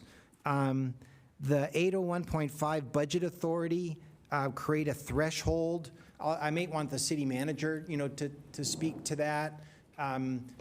Already, there's a provision that exists for the city manager to move funds, from, below the fund line from one place to the other, and this doesn't really change that. It just gives some expression to it.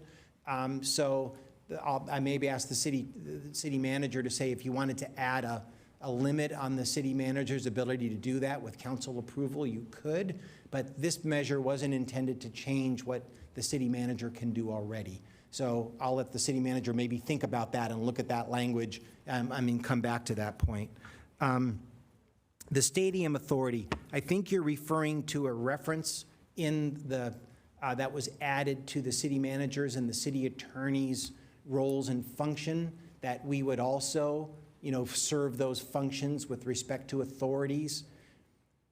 We do by the very nature of you creating those authorities and by our function.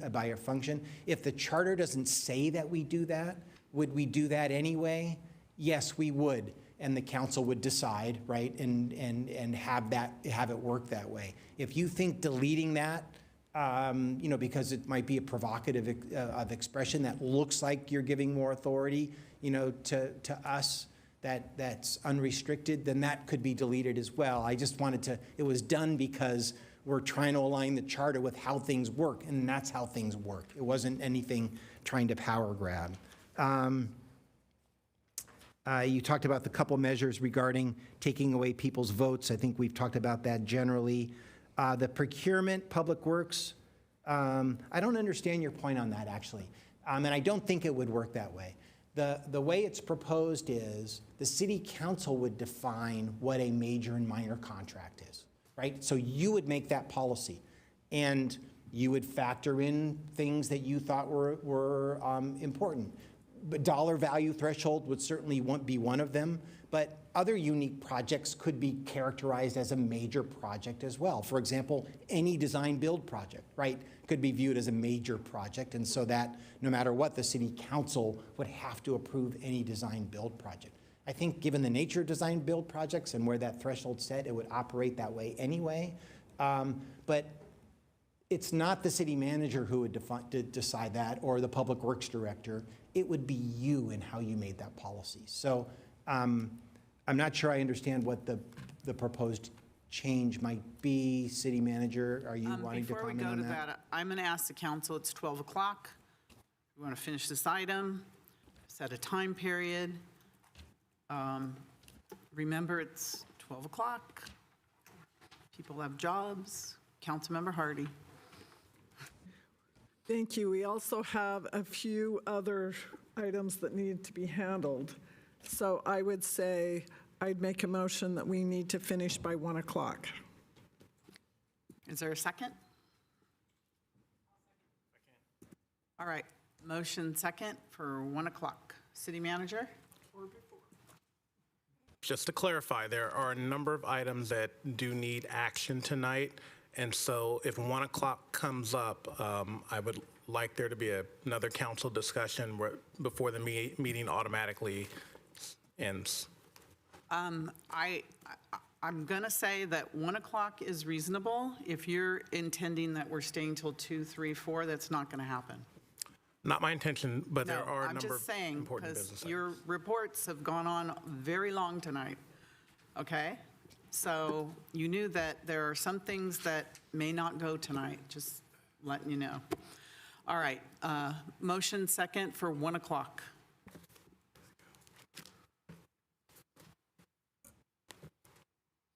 Please register your vote.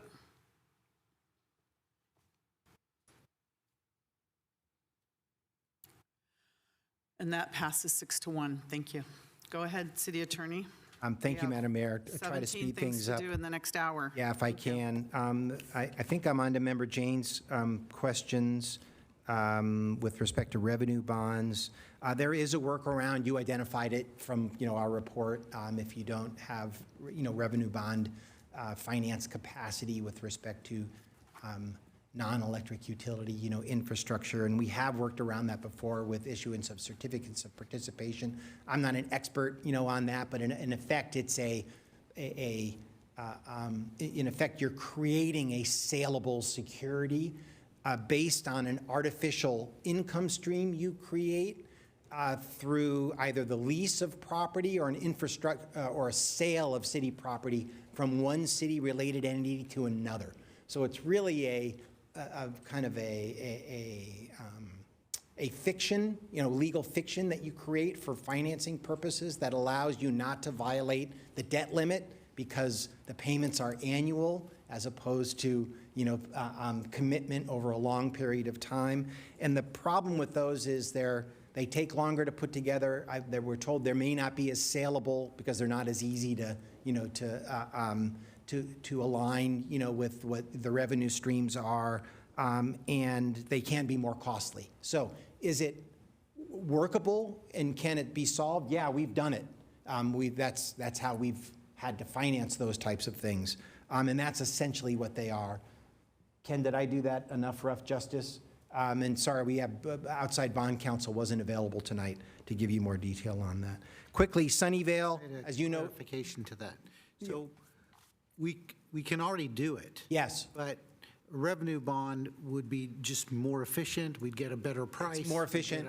It's more straightforward. It actually instead of creating an artificial income stream, you're actually looking at the very income stream that enterprise generates in fees. So it's a lot more aligned with the nature of the thing you're financing. And we already do really big ones for the. And we already do big ones with the electric utility. Yeah, so it is taking a voting right away potentially, but really in an area where it's already happening, in large dollar amounts. Sunnyvale, Mountain View are going through charter process. I think Sunnyvale identified 3 measures that they're putting on the ballot, including one to do alternative public works, procurement. And so that's going on. And Mountain View is really just starting at their process, I think, and getting information about what other folks are doing, including ours. I'm sure they're watching ours very closely in order to think about what they do. Theirs wouldn't go in November, then it's too late, right? I don't think Mountain View is going to go in November. Yeah, I don't know exactly where they're at, but I know Sunnyvale is. Rushed process, I know that was talked about a lot, and maybe this was part of the question to the CRC member. If anyone wants to talk about the rushed process or how you felt about the process, I think that was a question for. And it might be how we feel about it as well. Agreed, and I'll rush this for you. Yeah. Thank you. I don't think it was rushed. I think there was a lot of meetings, and we definitely did our best to meet with everyone.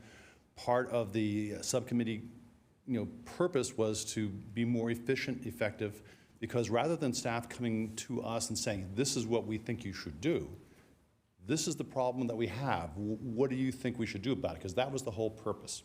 So it was a very different type of process than normally, what you see here or what I see on Planning Commission. So we had to, we wanted to be it as quick as possible because, hey, we all have lives, we have jobs. So is it rushed?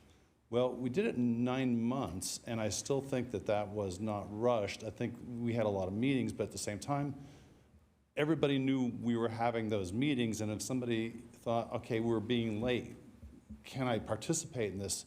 The committee meetings were open to the public, to anybody to come in and say something. So I didn't feel that way. If any of my other fellow members do, they're welcome to say so, but no, I did not. Thank you. All right, City Attorney? Yeah, going quickly through rushed process.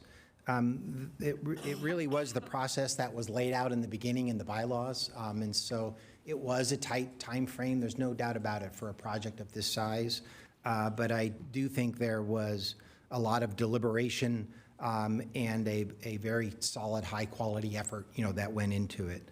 The transparency, Member Park, I've answered this question a few times already about the ad hoc subcommittees. I don't know that I can answer it any differently than I have before. The ad hoc subcommittees were also contemplated I believe, in the original bylaws are described. They were created in order to, frankly, facilitate as much as anything scheduling on a kind of an impromptu basis. We knew there was going to be a lot of meetings to align that with the member schedules, with staff schedules, with the location. The locations that were limited, although we ended up using only 2. And the amount of additional work that goes into having public coming, to meetings, including support for remote participation that we would want and need to have. That's different when a public member is participating. That was the thought behind it. There was a thought about making sure that there was an environment created where it could just be an easy back and forth with no dumb questions and a free flow of ideas. That's not nefarious. It's just an environment where that is facilitated without public observation of every comment.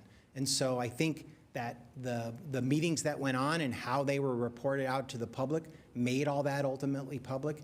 And the thought process, as you'll see with the annotations, as to what the ad hoc committee wrestled with and what they thought about has been made public. And so I don't think I can answer that any better than I have already. Why remove the mayor's obligation to have that be any kind of recommendation she made to council require that it have financial underpinnings. It just honestly didn't make any sense. It's not how it works now for any of you. If you wanted to add it back in, you should add it back in for both the mayor and the council members in making those recommendations. You come up with ideas, and staff's job is to figure out how to finance them. You don't know the budget. You don't know where money is. You'll certainly ask that, as part of the exercise, but the fact that you would need to, before you proposed any recommendation on a policy matter, come up with the financing sources yourself, would have you digging down into the staff information probably more than is appropriate. And so that's the thought. It was an arcane provision. Any of you could make a recommendation. It didn't make sense, frankly, to have it in there at all, and certainly not just to apply to the mayor. That was the thought process. City attorney impartial analysis. I was lead person on the project down in Chula Vista. I wrote the impartial analysis. I'm comfortable writing it again here. I will get input from other people, as is a good best practice, that you're not just writing it on your own. I'll talk to the city clerk about it. I'll talk to the extent I'm describing things in public works or finance, I'll make sure those are being described, accurately. It is the city attorney's duty to write the impartial analysis under the elections code, unless there are provisions that are being proposed that change my salary or the organization of my department. If that in fact is the case, then you can assign that job to the city clerk.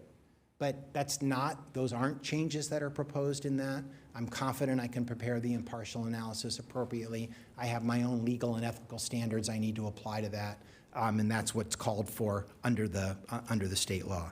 We talked about being rushed, and again, I think this information has been out in the public since the middle of May in preparation for final discussions with the CRC.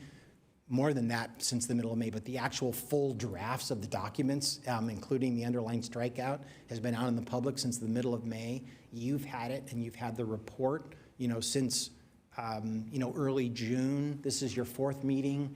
It's a big project. I don't think it's rushed. I think it's a big project, and the work is good. And I think the CRC and professional staff stands behind it.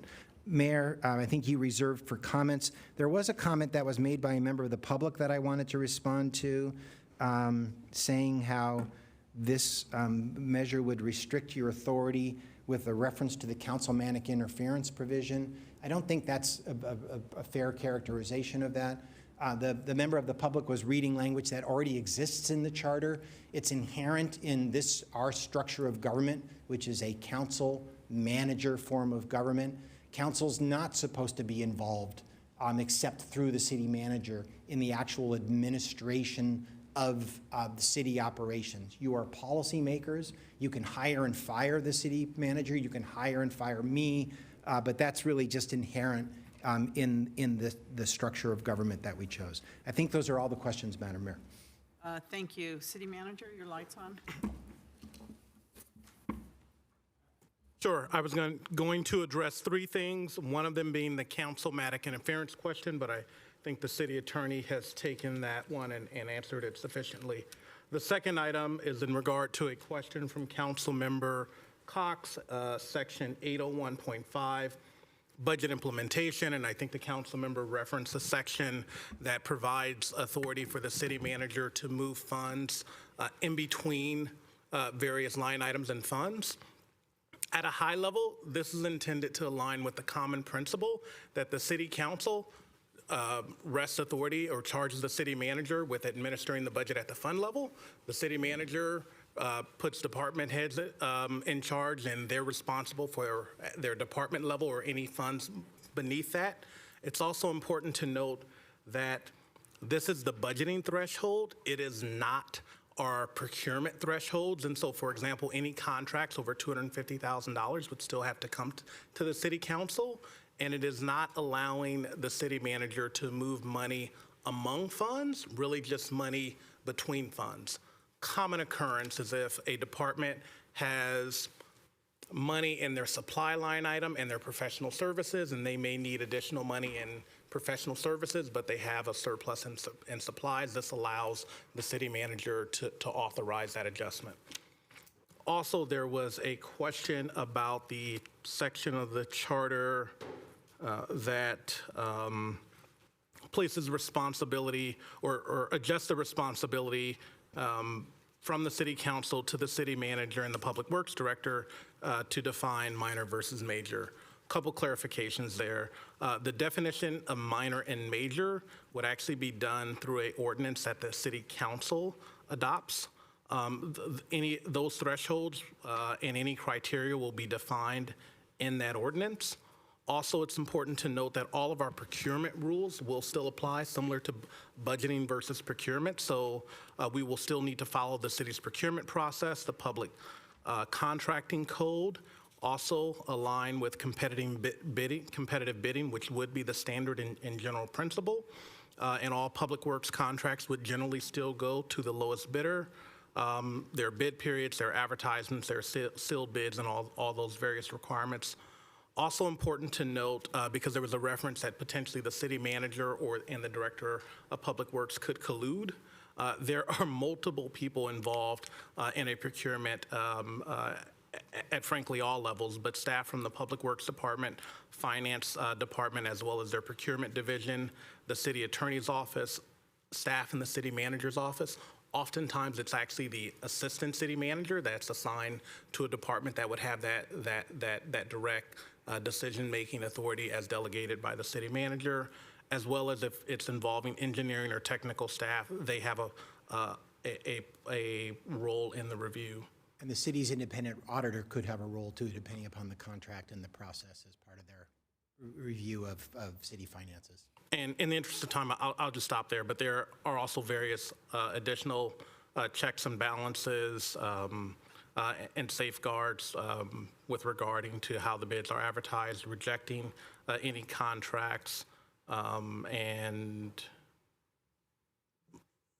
various technical oversight that happens at the department level. Councilmember Hardy.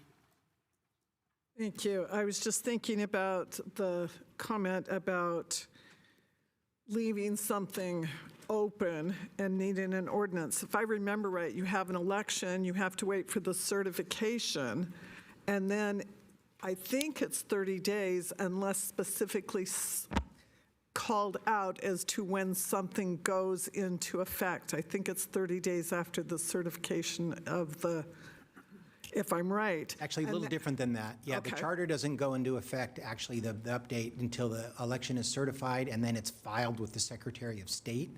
Okay. We would endeavor to do that right away. We would also endeavor, if in fact the measure is approved, frankly, to start working on the Public Works ordinance at a minimum right away, even in advance of that, potentially, in expectation, so that that could go in front of the council and be acted on as soon as possible. I just wanted to understand, because option A was to leave out the number because it's not a good idea to put a specific number in the charter like we have the $1,000. And so that ordinance, because basically we think $250,000 is a good number right now, it may not be 5-10 years from now. So that ordinance could be done right after the election. It would so be that done could go probably into- pretty soon after that. It would require, you're right, first reading, second reading, adoption, and then it would go into effect 30 days later if Thank someone you. wanted to challenge. And I will make the point, I double-checked it. It was 1951 was the last time we did the charter was put into place. So this would be 75 years exactly. I think that's a good number to show our residents that our charter is 75 years out of date. Not quite true, but okay. Councilmember Park. Yeah, so again, I heard your answers, the city attorney's answers on the rush, but we have the CRC members here. And again, I'm hearing that the subcommittee was done to facilitate scheduling of staff, scheduling of members, scheduling of locations, and that it was so people can speak openly about ideas without being, I don't know, people making fun of, having disparaging remarks, maybe even supportive remarks of things that were said. But I think these are exactly the types of transparent discussions that the public deserves about on the charter, on their charter. And when you say, well, this wasn't a rush project, it was a big project, I think those are the same thing. I think what you're saying is the same thing, that the bigger projects require more time. And again, when we look at, well, we had a lot of meetings, that's true. And I'm looking at the scheduling of those meetings. Those meetings were more than once a week in the 9 months, because when I took a look at the times, it's not even the full 9 months. It was across 9 months, but it was not 9 months exactly. And to have the discussions, the types of discussions that require transparency, when we had media, when we had people asking to be part of those discussions, at that point, to have them closed doesn't make any sense. Like, I agree, in the bylaws, we said this is going to take some time. But if we are cutting corners, if we are excluding the public from discussions, so, to fit our schedules, I see that as a problem. Like, when we look at good engineering, when we looked at good process, we do not fit the process for the time. We fit the time for the process. We make sure that we have the time for a good process. So again, I'm asking, when you tell me that it wasn't rushed, it was just a big project, those are exactly the same comments to me. There were a number of things that were removed when we're discussing changes right here on this meeting that we could be making. I'm telling you, I think this is rushed. When we're looking at what Mountain View is doing, I think Mountain View is probably doing the right thing. If they're considering these things, they still have questions, to put it on to another ballot makes a lot of sense. We wouldn't lose the work that the CRC put in place. We'd still have those discussions. And at some point, some of these are big enough, like if council members don't understand, if council members have questions, at some point, I think the public is going to as well. I think that rushing a ballot measure, and if the people say no, then it's going to take a lot of time to undo that thought. I'd rather that we spent time and had something that we could confidently put on a ballot, and have the public coming to us saying why they want to support this. Well, the public is telling us that we need these changes. But we have a number of changes where we've removed things. And again, my policy has always been, and anyone in software knows this, you don't remove things unless you know why they were put there in the first place. But we're removing things because, well, that's not how things work. Well, at some point, my question is, where we see that there are rules, where we see that the charter specifies procedures that are not being done today, why isn't one of the first things we look at, well, we should change how we do things to match what is required, instead of, well, let's just remove the requirement. Like, we have this idea of, well, we can take shortcuts, but we take shortcuts for everything, for a charter change? That doesn't make any sense. You take shortcuts when you don't have time, when you don't have money, when you don't have something. But for something as important as a charter change, you don't take shortcuts for that. And the shortcuts aren't better. Otherwise, they wouldn't be called shortcuts. They would be called the process. And this is what I have. These are the problems I have. And when the city manager was describing, well, we can't, does not allow the manager to move monies between funds. It authorized movement from one department to another. I mean, I want you to restate that again, because I don't see how that's different. And at some point, I mean, there is a difference. I think that I understood it, the previous one, but when I heard it again this time, I didn't understand that. But, when we talk about, well, we're going to do revenue bond because we want to spend a little bit more, and we're going to pay over time. But there are drawbacks to that. Like you said, it could cost more. There are other drawbacks. Have we done this drawback analysis? Or are we just saying, well, we want to see what's allowed? But we would never allow something that has potential drawbacks that we don't know about. We would never allow that. But in this case, even without a drawback analysis, even without the critical analysis, we're saying we would like this to go into a charter amendment. This is why I think it's rushed. And at some point, I would like to hear why the CRC thinks that having a big project is any different from being rushed, and why, for any reason, having the discussions away from, you're worried about what people think about the discussions you're having about the charter. That doesn't make any sense. The reason that you have discussions behind closed doors is not because you can't have open discussions. It's because the topics that you are discussing cannot be discussed in public. And for any other reason, whether it's for efficiency, whether it's because we feel bad, we don't feel as we can be ourselves, those things all go against transparency. Those go against the public. And against the public for things like, I don't know, restrooms actually even that, I would like there to be more transparency. But for the charter, does not make any sense to me. And I'd like to give you a chance to make it make sense to me. And I'd like the city manager to talk to me about moving monies again. Thank you. Thank you, Councilmember. Councilmember Jane.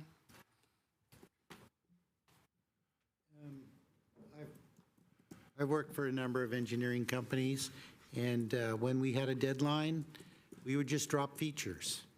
You didn't have to put that feature in this version. So it doesn't have to be rushed. And I think the Charter Review Committee, they looked at things and they decided not to discuss those, not to put those in, because it would take more time. And in terms of the meetings, I believe that if you have a public meeting that's an official meeting, then you have to allow for public comment in that meeting. It takes a lot longer. If you just want to have an open discussion and invite the public in to be a fly on the wall, that's different. And you can have those meetings much more efficiently and without a lot of advanced planning where you have to schedule in the Zoom meeting and all of that. So, but I do want to make a motion, if I can. I would like to make a motion independently for each of the ballot measures. So for the comprehensive charter review, I would like to put that on the ballot, make a motion to put that on the ballot and to approve the ballot question language. And for that one, I would like to have the links to the various versions on a website rather than put the full text with the annotated version into the ballot. And then in terms of who's drafting and signing the ballot measure, I'm going to leave that open for further discussion amongst the, well, I'll just make a recommendation. So to draft and sign the ballot argument, I would like to put Councilmember Hardy and Councilmember Chahal to draft the ballot arguments, and also Susan Peters on that committee. So the last one, I'd like to make a separate motion because I don't know where that's going to go. Let's finish with that one first. No, for the first three, I want to keep that as a separate measure altogether. Well, excuse me, Councilmember Jane, stop. You made a motion. Is there a second on that first motion? I'll second that. Okay, thank you. So we have a motion and a second. I don't know if you got all that, City Clerk. I didn't get all of it, Mayor. I'm sorry. We're trying to strategize around how to get this managed. The motion was to put the comprehensive measure on the ballot. And I forgot one feature of it, and that is to add the other utilities to the revenue bond, and that the ballot question language is fine as written, that the links should be put on the website rather than the full text into the ballot. And then the motion that I originally made, and the mayor's holding me to that, I wanted to separate it out, was that council members Hardy and Chahal signed the ballot arguments with Susan Peters as the representative from the CRC.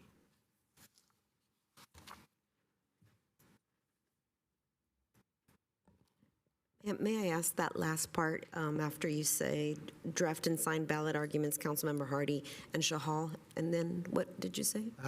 CRC member Susan Peters. Thank you.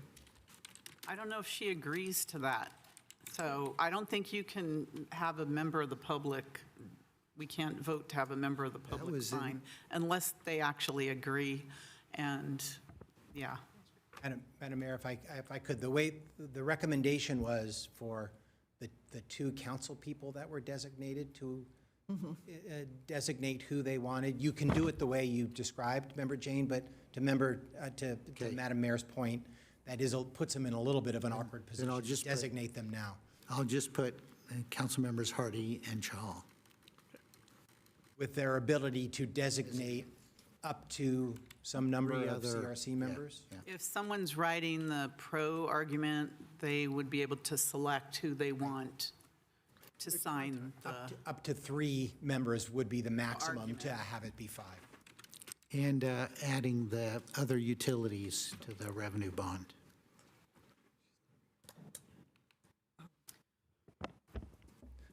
I have a lot of lights, so. Okay, on the motion, Councilmember Cox. Again, I really want to be supportive of the work of the committee, but I think that you can tell this is a very diverged, or we're not going to be on the same page about this. And again, what I would hope we are doing is setting this up for success. Again, I think if this goes wholesale, we are not going to see support. We are certainly going to have letters written against it, and it wastes our community's money. I think that it is the right call to have the education piece, but unless we show that we heard the transparency issues and we made some adjustments to say we recognize that, I think that this is very likely going to fail, and then that just wastes the time of this committee.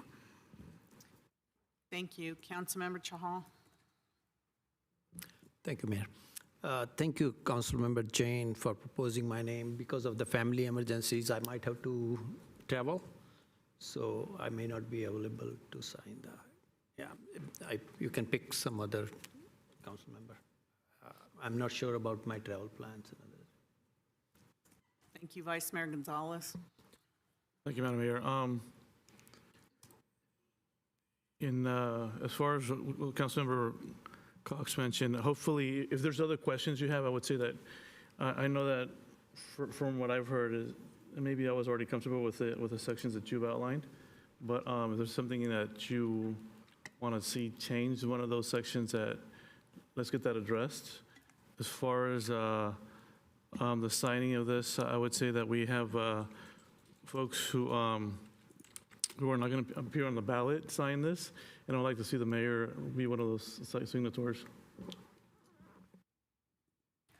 I'm going to give my comments on this now, and that will inform where I'm standing on this.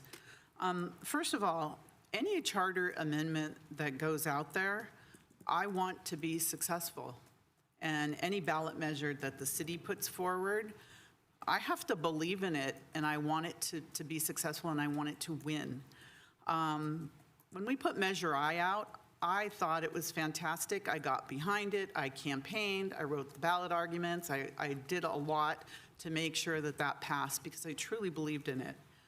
When the measure was put on the ballot to take away the elected police chief, I completely opposed that. I wrote the opposing argument, went out and campaigned, hoping that it would lose, and it lost by a lot because, first of all, you have to understand our community sentiment on these things. I appreciate what the Charter Review Committee did. I think your job was so difficult because I have spent the last several weeks trying to go through the charter, of which I'm very familiar with. I've sat on charter review committees. I've helped in panel charter review committees. We did a charter review update in 2016. I don't know why anybody doesn't talk about that. We put out 4 very clear charter changes, and they were clear, and the community, we all got behind it, and the community supported it, and they won like in the 70–80% to change the charter. So I look at this, and I mean, you were handed something that was, I'm finding to be almost impossible because every decision, except for the real level one things, every decision has an unintended consequence. And that's how I see it after all my years in public service, that if you change this part of the charter, this could practically happen, somewhere else. So I'm going to tell you how I look at this comprehensive charter change, because I look at it through the lens of how does this benefit the public? That's how I'm looking at it. Not how does it benefit the structure, this or that. What is the public? How are they going to read this? How does it benefit the public? So I want to say that a large share of these changes reduce our staff workload and increase the city staff and city manager discretion. Fewer council approvals are required, broader city manager and city attorney authority, removal of pre-adoption publications, removal of council board investigatory power, organizational detail moved out of the charter into an administrative code, changeable from time to time. But efficiency for staff and streamlined administration is a direct primary benefit of most of these provisions. I see that. And that is a benefit to the city, but the public benefit of that is indirect at best. And for provisions like removing voter approval rights or oversight tools are arguably negative for our public. The final report explicitly states there's no legal requirement to place the underlined strikeout text on the ballot itself, and I think it was just in the motion to not put it in, to put a link, and recommends against doing so, reasoning that a very messy and complicated document placed before voters could turn off the voting public. The decision was made deliberately to present voters with a 75-word summary and a website link rather than the actual text. And whether the intent, is genuine, the documented effect is that almost no voter will see all of these provisions before voting. Practical purposes, you're going to see something on the ballot, or you're going to go to a link and then try to figure out something that I've had a difficult time figuring out for weeks, and you're going to put that before the voters. I'm going to say this charter project originated as staff recommendation to the Governance and Ethics Committee, and it was staff-driven the entire way through, and I see that. But again, I ask, how does this benefit the public? But here's the biggest issue I have with the big overall group. Section after section, it replaces a fixed charter requirement with as provided by ordinance or per city council policy or as determined by the city manager. Individually, each of these things looks very reasonable, but collectively, the pattern moves the substance of governance out of one document that requires a public vote to change into instruments for a council majority, or in some cases, the staff alone. They can alter it unilaterally, indefinitely, with no further voter input. So residents would be ratifying a shell that says there shall be rules without knowing what those rules will actually say, and with no further say once the framework is approved. And a charter is supposed to be a durable constitutional layer precisely because it is hard to change. A charter whose substance is deferred to ordinance and policy is no longer performing that function. So in this particular one, I'll talk about the other when we get to that, but in this particular one, I'm okay with the level 1 changes and some of the level 2 that doesn't take away from the public and that benefits the public and makes it easier to look at. And I thought mistakenly that was the purpose of an overall charter redo. But now it's taken, a huge chunk of things that make sense, but buried deep inside are things that don't make sense, that take away transparency, that take away the city council rights, that take away voter approvals. That's hidden inside. So I think, as Councilmember Cox said, taken together, I think this will have a very difficult time passing, very difficult. So I think in order to make it attractive for our public, we're going to have to show that it is understandable, that it's going to benefit them, and that there are all of these changes. And then I think, it should continue on to the next election if there's more things. But I certainly don't know how your Charter Review Committee could have taken all these things and made them, understandable and perfect. And I appreciate the fact that you have a lot of faith in the city council that by ordinance later that they will come up with, some really great policy. But at the same time, the residents, I wouldn't be able to support this. I would say, I don't know what's going to happen. I don't know where the thresholds are. I just don't know, because depending on who's getting elected, and you're going to have 3 new members up here, and they're going to immediately come in and do 15 ordinances, or I think there was 18 or 20, or city attorney says 5. It's using the city attorney's language, it's very clunky. And so that's why I can't support this motion. I'd like to see something that's really clear. Level 1 items, some levels 2s that make sense, and then I would support that. Councilmember Chahal. Thank you, Mayor.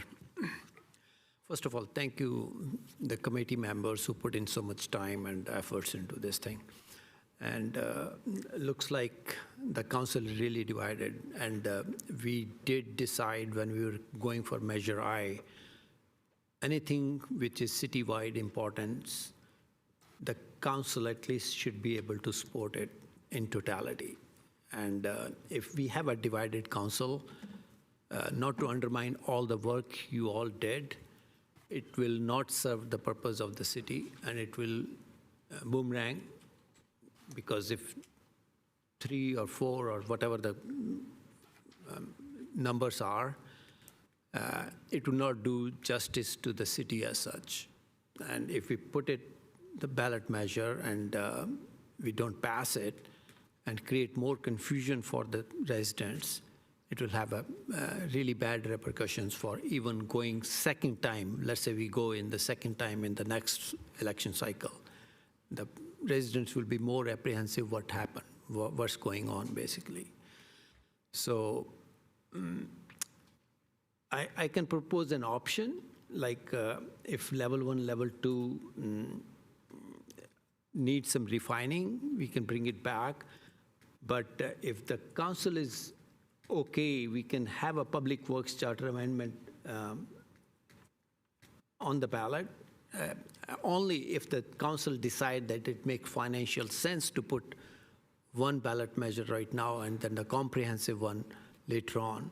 So I think there are issues with the Measure 1 we are trying to go forward between the different council members. So if there are no more, not all very fine differences between the council and it can be unanimous, we can do the Public Works Charter Amendment Measure 2 and leave aside Measure 1 for after doing due diligence on that. Like, that's my frank opinion, because if it is divided, it will, the chances of getting it passed by the resident will be very less, because there will be multiple voices going for and going against this one. And as you know, you mentioned that very few residents came forward, but elections are political. At that time, if you think of their 2 sides are butting each other, will not have a good result on that. So that's my frank opinion, that if we want, we can put a measure of Public Works Charter amendment onto the ballot. And if it is important to the city, it saves some money for the city and expedite the public works projects. I can try to make that motion. I withdraw my motion. I withdraw my motion, so you can make a motion. Okay. So I can make a motion that we approve Measure 2 only. That is a Public Works Charter Amendment motion for putting it to the public for charter Second. amendment on that one. I will second that. Council, I have a lot of comments on that. Councilmember Park. Yeah, I mean, I hear what the mayor is saying as well. And again, when I look at the CRC, I don't think that we should lose the work that the CRC has done. But I do believe that trying to push the changes in this election cycle may do exactly that. I think the mayor is correct. I think that Councilmember Chahal is correct, that if we have a failure here, if there's a problem here, then it will make further changes, cleanup changes, very, very, very difficult. I was in the governance and ethics meeting when it was brought up to us, and my understanding at that time was very different. It's true, a comprehensive charter amendment, charter view was contemplated from the very beginning, but doing it in 9 months, all for one election year, that was not my understanding. I brought this up at the time. I brought that up when it came to council, and I voted against it when it came to council, because even then, I could see this is going to be a lot of work. Hearing the complaints from the residents, not me, I try to stay out of it as much as possible, but hearing complaints from the residents, from other people on the process that people are doing, that the CRC was doing, again, the purpose of a closed session is not for expediency. It's for the purpose of discussing things that cannot be discussed in public. But when we say we do not want the public to be part of these discussions, when we say we do not want the public to be given a chance to give input, as Councilmember Jane said, that is exactly why you have public meetings. That is exactly how you get buy-in even before the final recommendations are made. These are all kind of big issues. I understand some of you, it's the first time that you've dealt with policy. But every single policy, as the mayor said, has downstream effects. And the fact that we're making a lot of changes without understanding fully why they were in there in the first place makes me very nervous. I have looked at this chart. In fact, on my devices, I have every copy of the charter since 2002, all the changes, because I've looked at the charter changes. I remember 2016, the charter changes. I had several questions to the city attorney on this, because I know some of the charter changes. And to not have the background, to try to make changes, it's very easy to make changes when you don't care about why they were there in the first place. But I thought it was going to be a couple of years. I thought it was going to be a couple of election cycles, or we talk about level 1 changes, things that were just cleanup. And then we talk about level 2 changes. Well, we are changing things just a little bit, but they're not really, therefore, efficiency, therefore making things more consistent, they're making things better. And then level 3 would we consider completely different years, completely different times. But that's not what happened. And that's not what that came out of what I voted for in governance and ethics, which is why I voted against it when it came here.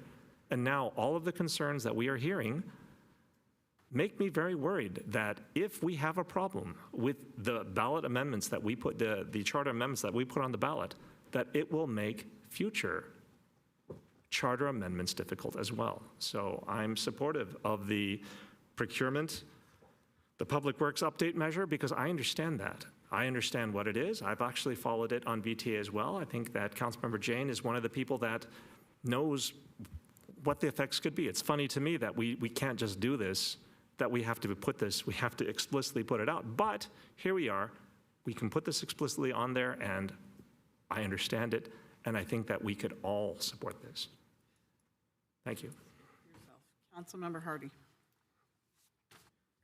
I will just say that I appreciate 17 out of 19 cities that are comparative allow for design build or other options, and Sunnyvale has proposed this and is putting their measure on the ballot. We have Measure I, and our funds will go further if we allow for this procurement options. I feel very strongly that we should be able to do this. Thank you, Councilmember Jane. Oh, I fully support this. I've been on VTA. We've looked at different, when you have a very complicated project, you can't 100% design the project before you want to bid it out. It just doesn't work. There's too many uncertainties. So design, build, and some of the other mechanisms are the right way to go, so I'm fully supportive of this. Vice Mayor Gonzalez. Thank you, Madam Mayor. I want to talk or appreciate the CRC for the work that they've done and staff as well. I'm supportive of this other option that'll give us just another tool in our tool bag to go out to get the funding for our public works and our procurement. And if we can just kind of stick to whatever the motion is, I think we'll run through these 10 minutes a lot sooner. Councilmember Cox. I just want to understand, with adoption or the approval, the motion right now, we are suggesting putting this on again without a threshold. Just reminding that, with a $50,000 threshold, it failed. And so I don't know if the right thing, again, looking at this, the likelihood of this passing is to put no limit or to really consider what a palatable limit for the public would be. Again, I would hate to waste the time of the CRC, and I do think that design build is the way that cities need to go. But I think our public are prone right now to ask, where is the transparency? What am I gonna lose? And what does this do? And so I think there's a risk either way. There's not going to be a good number for this with the size and the diversity of projects we do, but I think we run the risk without having a threshold of it looking like it's a cash grab. Thank you. I agree with that as well. I'm okay with design build, but I think there has to be a threshold. I looked up what San Jose does. Their charter allows for major public works contracts threshold directly tied to a defined published formula. And their numbers are different. They'd be different than ours, but they have micro contract thresholds at $75,000. Below this, no competitive process is required at all. Then they have major public works contract threshold at $730,000. Above this, formal competitive bidding to the lowest responsible bidder is required per the charter itself. Then they have design build eligibility, and those are contracts over $1 million, and only after the city council makes a specific finding that the design build would save money or speed completion. It's not a staff level best overall interest determination. So everything between 75 and 730,000 falls into a minor bracket with lighter competitive procedures, still bounded by ordinance provisions that implement, not replace the charter level formula. So I think that San Jose proves that a Bay Area charter city can build exactly that flexibility that the staff wants, while still anchoring the actual dollar thresholds in the charter, publicly posted, because I think if we don't put a number in there, we would have a problem. I would recommend putting 250,000 in there. I think that's defensible and consistent with today's values, and I think I certainly could support that. But without a threshold, we need to be clear with our public. If we're not clear with the public, I'm not supporting it. City Manager. I have a comment on what you just said, but Mayor, also just want to remind you that in 7 minutes, the meeting will close, and there are a couple items that you really should hear tonight. One is the labor agreement with 9B. The other is the county weed abatement item that will authorize staff. I got that. Thank you for that. One other thing, I want to talk about the ballot language that was proposed by the city attorney, because the way the ballot language reads, there are two clauses that the voters are most likely to rely on. One of those clauses is require formal bidding, and the second was award contracts to the lowest responsive and responsible bidder. Well, those are only true for standard procurement tracks. They do not apply to best value and sole source alternatives. In fact, they doesn't even mention sole source alternatives that are the actual substance and purpose of the measure. So I think that if a voter were relying on that ballot question alone, they would reasonably think, but incorrectly believe, that formal competitive bidding remains the rule rather than the exception. So that's my question on that.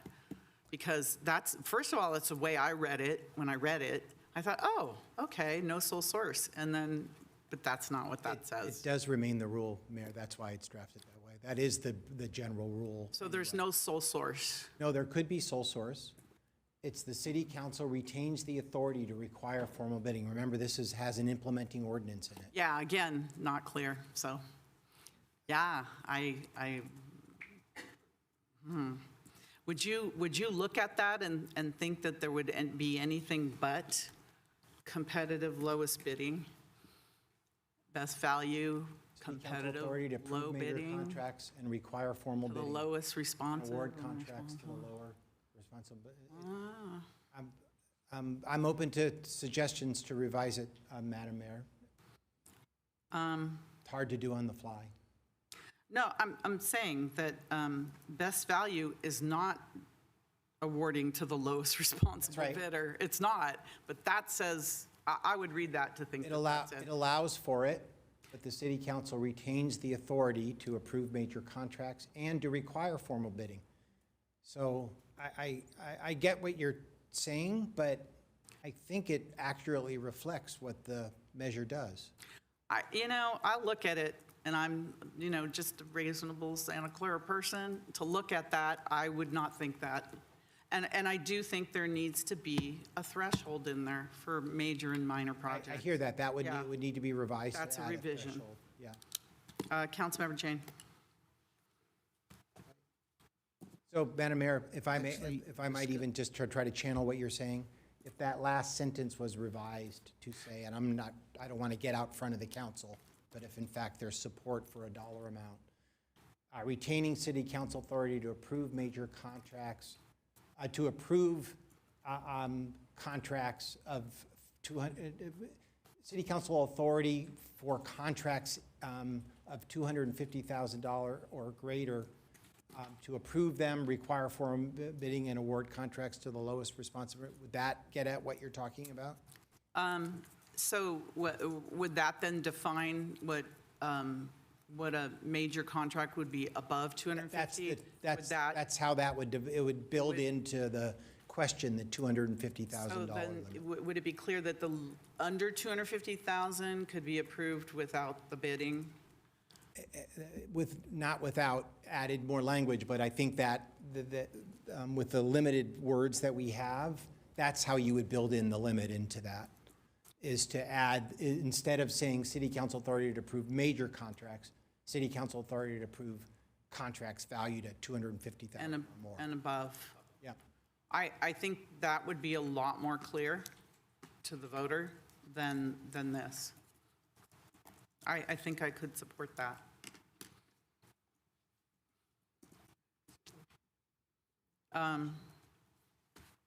Anybody else? Councilmember Chahal. Yeah, I'm okay with that, but I want to, because this thing is just put on the table, if the other council members have some thoughts about the amount, I can revise my motion accordingly. If we really want to make it happen.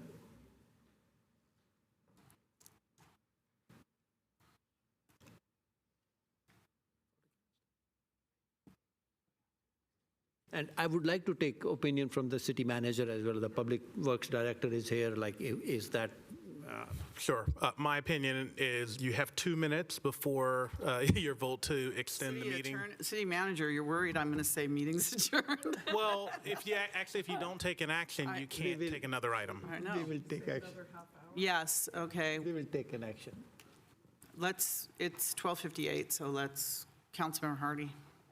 I'll make a motion to go for another half hour at this meeting. Second. Motion and a second to extend to 1:30.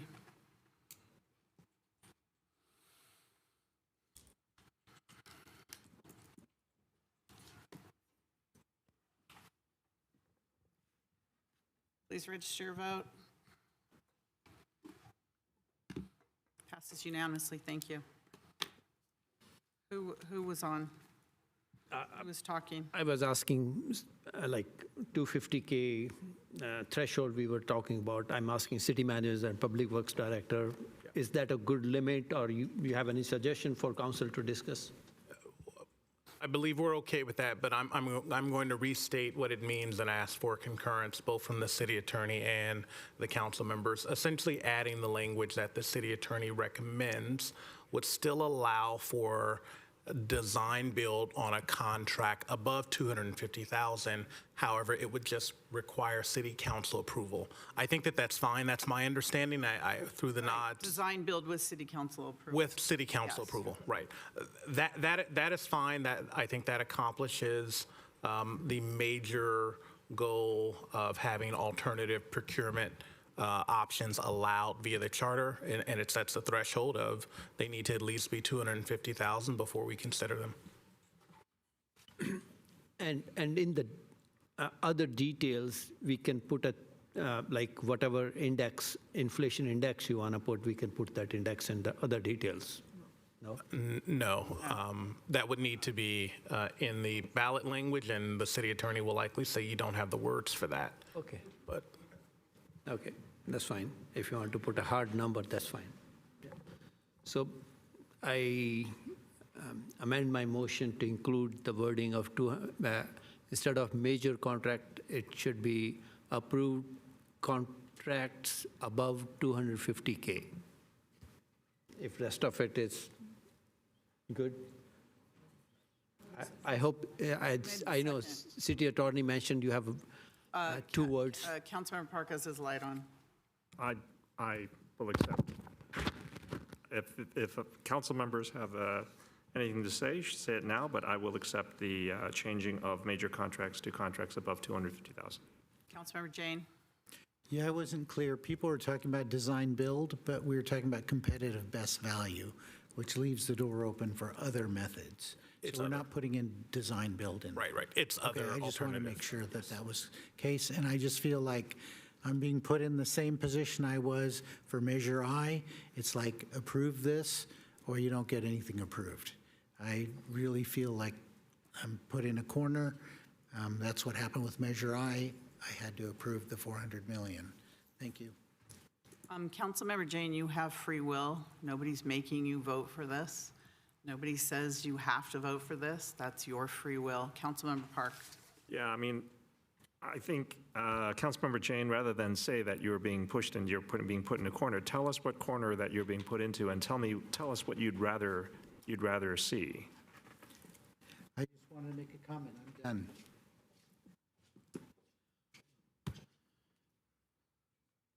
Are you okay with this, city attorney, so we can go to a vote? To the maker of the motion, will you be designating who will be drafting arguments?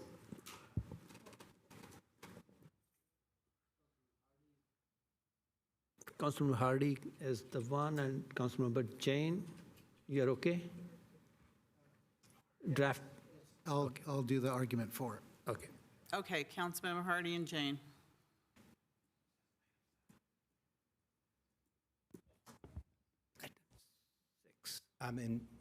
Madam Mayor, if I might. Yes, if you could, would you like to read it? Yeah, I'd like to get to the,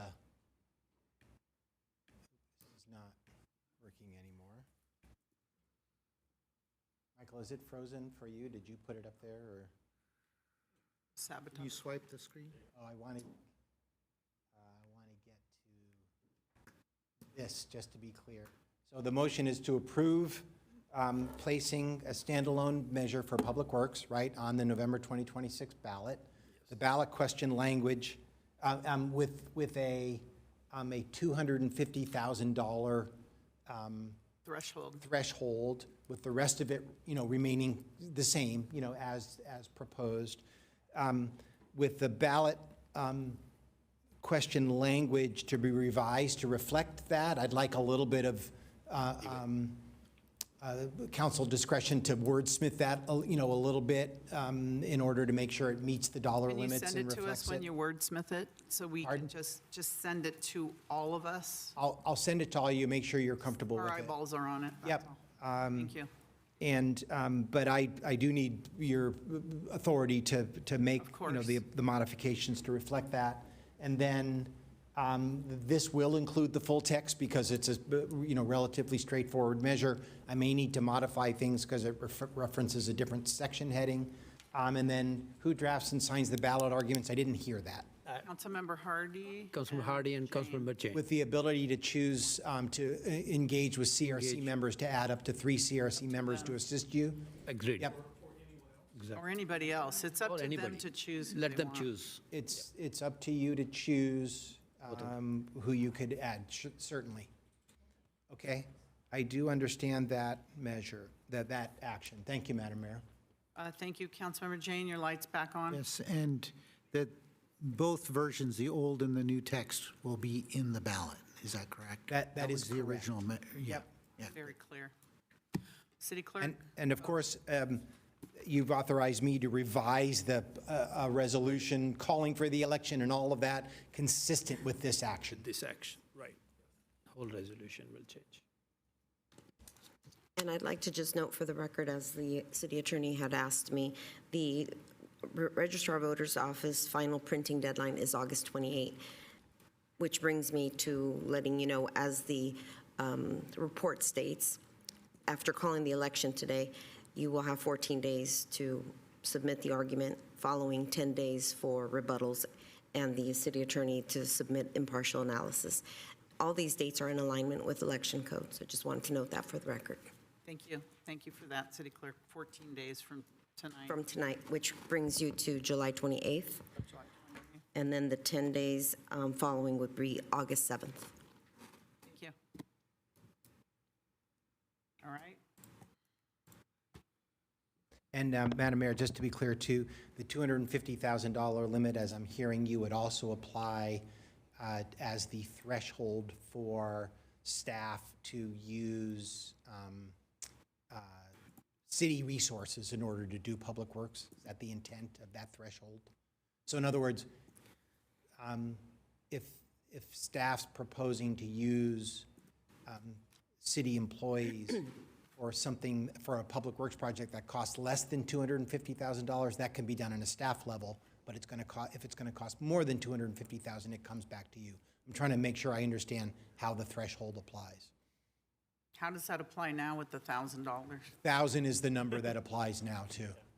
Yeah, so if you're saying, I want to change this threshold to 250K, my question for you is do you want 250K for city council approval, formal bidding, and for use of city council approval of use of resources? Correct. Yep. All right. Very good.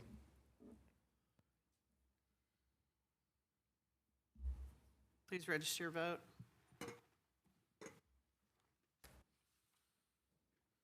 And that passes unanimously. Thank you. Thank you, everybody. Thank you. A lot of hard work on that. A lot of hard work. All right, we're going to move through quickly now. We have item number 8, public hearing, adoption of a resolution confirming the weed abatement report and ordering the cost of abatement to be special assessment on the respective properties described therein. This is a public hearing. The hearing's open.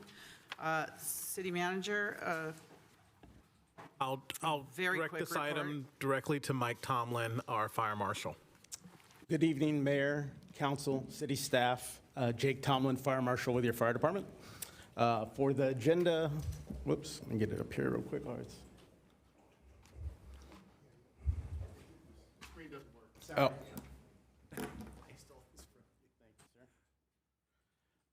For the agenda, we'll quickly review the previous council actions on this item, program fee increases implemented by the county, and the final recommended actions for council's consideration. For background, on February 10th, 2026, the council was given an overview of the weed abatement program with an update of programmatic improvements made for 2026 by Deputy Chief Jen Pankow. At the February 10th meeting, the City Council passed a resolution declaring weeds a nuisance in alignment with Chapter 8.15 of the City Code, and a public hearing was scheduled for March 24th, 2026 to allow citizens to express their concerns or objections over being placed on the commencement report. For 2026, the county has identified 196 parcels that are non-compliant in the city, not 192, that's an error in the PowerPoint. At the March 2024 meeting, the council heard one appeal from one resident. The city council accepted that recommendation to remove the property from the list, adopted a resolution ordering abatement of a nuisance consisting of growing of weeds in the city of Santa Clara on identified parcels. On June 16, 2026, the County Weed Abatement Program sent the city the 2026 Santa Clara Assessment Report showing the fees that will be added to the taxes of the properties that remained on the county commencement list in 2026. It's important to note that abatement work still is ongoing by the county within the city.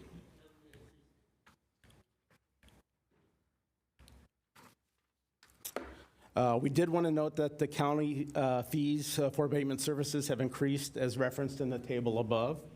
The service fees are intended to support both program improvements and the county's cost recovery mandate. The recommendation this evening is to adopt a resolution confirming the 2026 Weed Abatement Program Assessment Report and Assessment List pursuant to Santa Clara City Code 8.15.90. That's the end of the report. I'm available if there's any questions. Seeing no questions, it's a public hearing, so I'm going to go to the public. Do we have any member of the public that would like to give comments on weed abatement? Thank you. Seeing none. Councilmember Chahal. Madam Mayor. Oh, I'm sorry. Online. Oh, Chris? Go ahead, Chris. Cool. Thank you. And by the way, good work on the final decision for what to put on and not to put on. My comment about the weeds is just that, it's funny, we just went ahead and talked about these huge policy issues all night long. But, hey, a lot of residents, they want to see things tidy. So, of course, you have to approve this. But I think it would be very beneficial to ask staff to bring back regular updates when this abatement is actually completed, because there's a lot of the addresses on that list that the work hasn't yet been done. So having that update's important.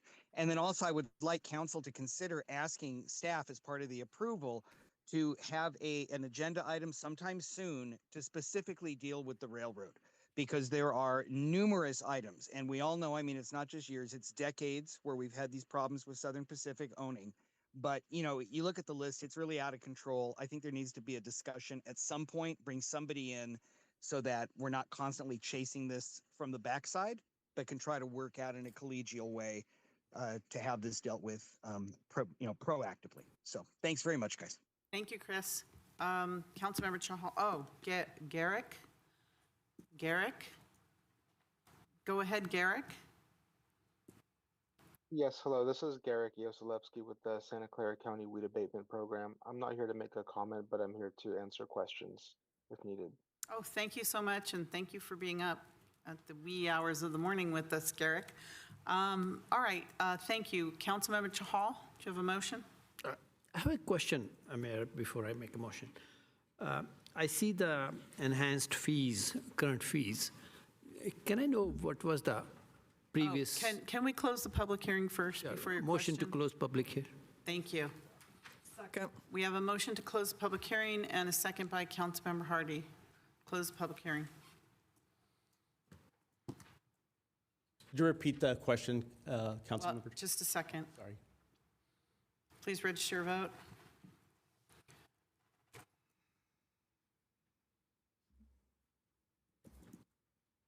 And that passes 6-0, those on the dais. Go ahead, Councilmember Chahal. Yeah. So there's a revised fee schedule right now. I would just want to compare like what was the last year schedule was, how much increase it has been. Like just the inspection is 296. What was the previous number? I'll refer to Garrick, who's online, that can give you that exact number. I would just be guessing. Thank you. Garrick, do you? Yeah, hi. Thanks. Yes. Glad you're here.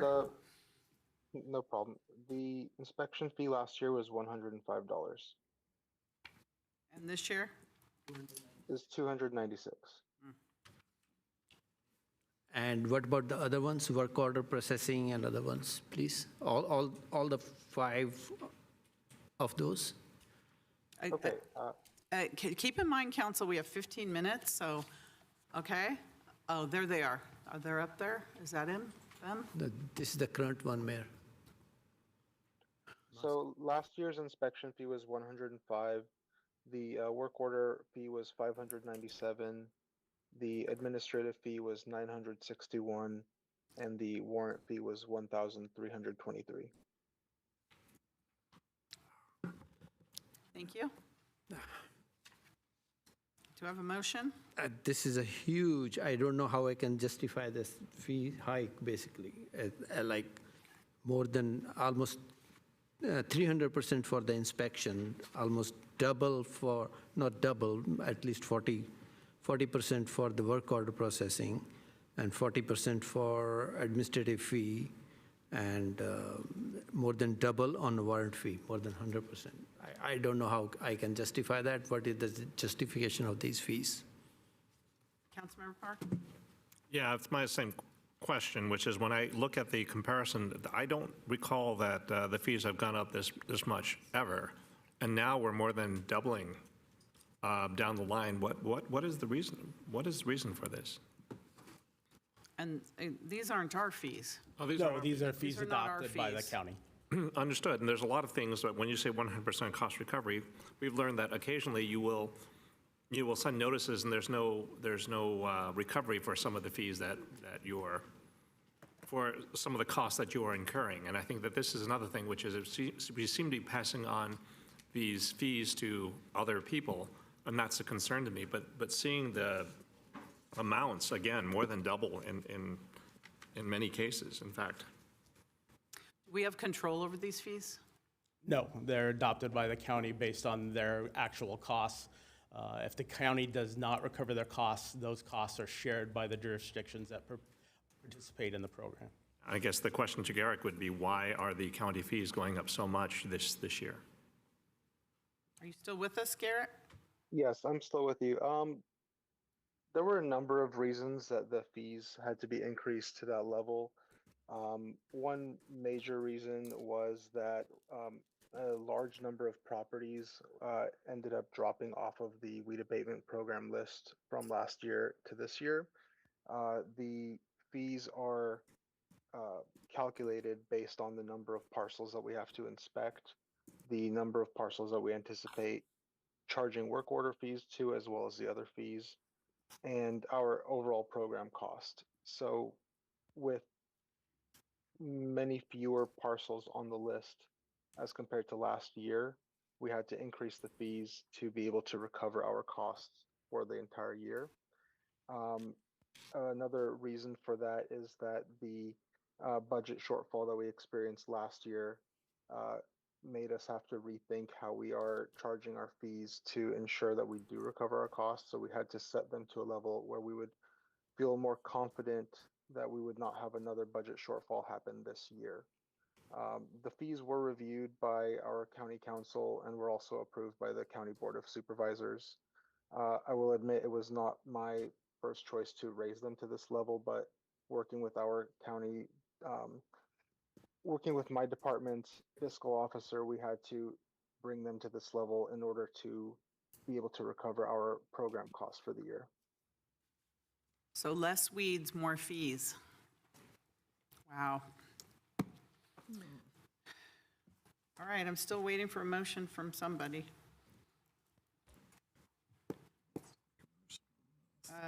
Councilmember Jane. I'll make a motion for staff's recommendation. Okay, we have a motion by Councilmember Jane, second by Vice Mayor Gonzalez for staff recommendation. Councilmember Park. So to be clear, we can't change these fees. It's just adopting the resolution confirming the weed abatement program assessment report and the assessment list. That's it. That's correct, Councilmember. Okay, and again, I think that the only thing that leaves a bad taste in my mouth is, again, we are charging people, really, there seems to be something broken with the way we do this. I would think that if there are fewer people that have problems, that the cost should be lower, but it turns out it's exactly the opposite, and this doesn't make any sense to me. I'm not going to vote against this because that's not what the topic is, but holy cow, how do we I guess we got to get more involved with the county to find out how we can change this process as well, but it just doesn't make sense to me. Thank you. City Manager? Sure. Given the concerns that have been raised, what staff will do is we'll draft a letter to the county expressing our concern and requesting additional inquiry on the level of increase in the fees. We'll provide their response to you, and we will also address this item the next time it comes up. And again, you actually have my apologies for this not being called out specifically in the staff report. Thank you. We appreciate it. So we have a motion, and did we have a second? Oh, who made the motion? Oh, Suds. Okay. Please register your vote. Sorry, what's my name? Okay. And that passes 6-1. Thank you. Next item is item number 9, authorize the city, is this the right one? Yeah. Authorize the city manager to execute the 2026 to 2029 Memorandum of Understanding between the City of Santa Clara and the Unclassified Fire Management Unit 9B, approve a corresponding update to the unclassified salary plan, and approve the related budget amendments.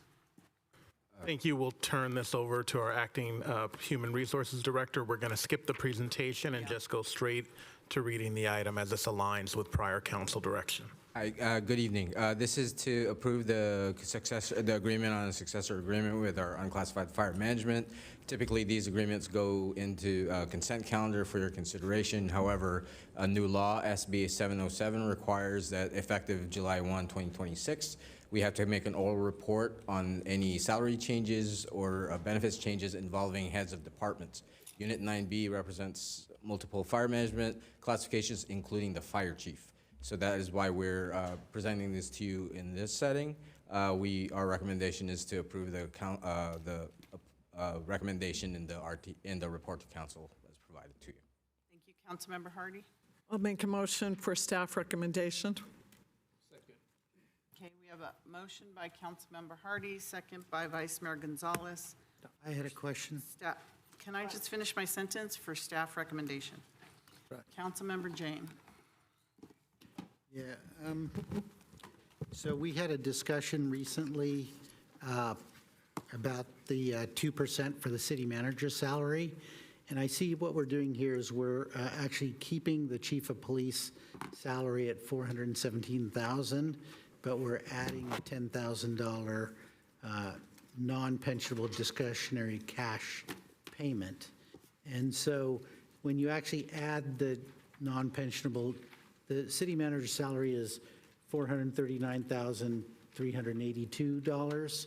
And if you actually add the 10,000 to the chief's salary, the chief is actually making only 2.74% less than the city manager. Is that correct? The salary range for the fire chief will not be increased. This is a one-time lump sum payment. Right, but if you include that in the 217, that makes him at 417, that makes him at 427. And if you divide that by 439, you're actually only 3% below. And we're trying to prevent the differences from being less than 5%. So we're actually dropping below 5%. If you actually just take the base salary of $417,000 and divide that by 439, you're exactly at 5%. So the Okay, that's great. Maybe do the math at home. We have 7 minutes left. So what I'm saying is that now we're less than 5% difference between the chief of fire chief and the city manager. So when you add the $10,000 discretionary cash. So we're getting into a compaction issue with the city manager, and I see that as a problem. So can you talk about why we kept the fire chief's salary at 417? So the agreement is based on discussions with the bargaining unit representatives, and that was the agreement that was reached, that in year one, that the salary range for the fire chief would remain the same. There are salary ranges adjustments for the fire chief in the out years of the agreement, but in year one, this year in 2026, the agreement was that they would just the fire chief would receive a lump sum. And so the lump sum covers essentially what would have been a salary increase. Okay, I'll be supporting this. Waste of time. Motion and a second. Can't remember who made the motion. Hardy. Thank you.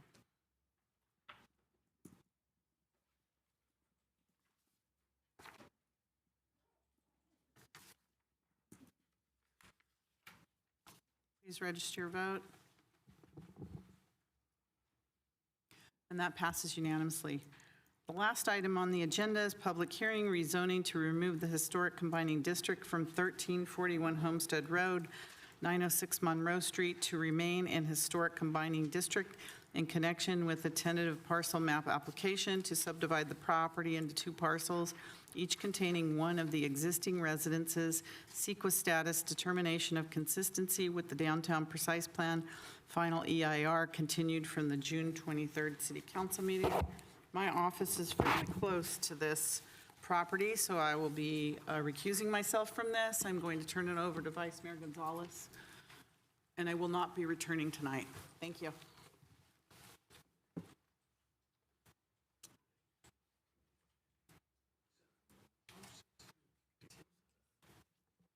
We've got 2 items too, so yeah, I agree with you.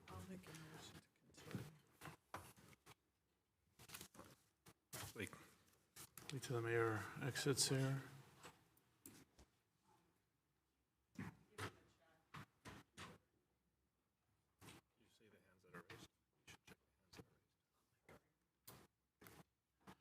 All right, we're gonna ask a city manager. The mayor said that there was only 1 item. There's actually 2 more items. There's item 5 that was not taken up. If you want to extend to have that item, I do know that we have a representative from the 49ers still on, or we did a few minutes ago for that item. That item was pulled from a prior agenda because Councilmember Cox had questions about it. So if you want, So I have a few hands here. I'll go to the hands. I think that maybe we want to extend the meeting. Councilmember Park? Yeah, I guess my question is what has to go? I mean, this one we'd like to do because it's a spending request. The other one, the rezone, I don't know how important that is. That one's being moved out anyway, I think. And then this, the adoption of the 3rd zoning code cleanup, I mean, there's some that have been moved out already, but that's already been, I know. So that's already been moved out, but what needs to be done tonight? Right. So item 11, as you said, has been moved out. Item 10, you do have the applicant that has been here, I think, almost 6 hours, waiting to hear this item, so I would recommend that item go. Item 5 does need to go in the sense that there's needed work coming up soon that is relating to this. This has been delayed since your June 23rd agenda.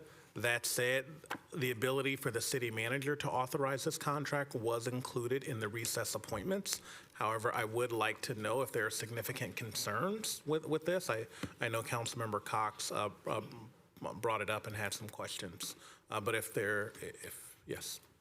If you're asking me specifically, and I'm allowed to respond, Director Lee did send me response to it, and I haven't checked my email. I am sure that will suffice in terms of, I was asking more about generalities of practice. Again, I don't want to delay the work. I think that can be discussed open-endedly at other times when similar situations present themselves. Totally understand. So I can address this one through the recess authority that you already approved on consent, and so just taking the last item, item 10, should suffice for tonight. Thank you. Councilwoman Hardy? I'd like to make a motion to go 15 more minutes for this meeting. There's a motion and a second. Seeing no discussion, if we can take the vote.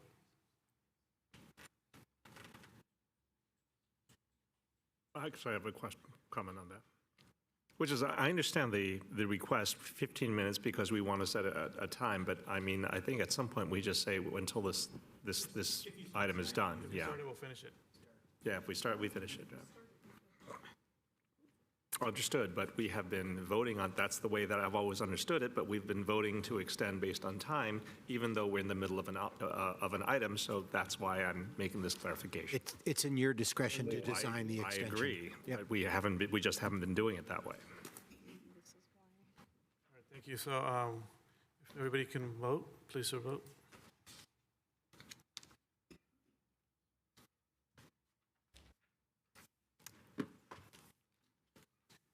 That motion carries 6-0, so will be extended. So now we're moving on to item 10, which is a public hearing rezoning the historic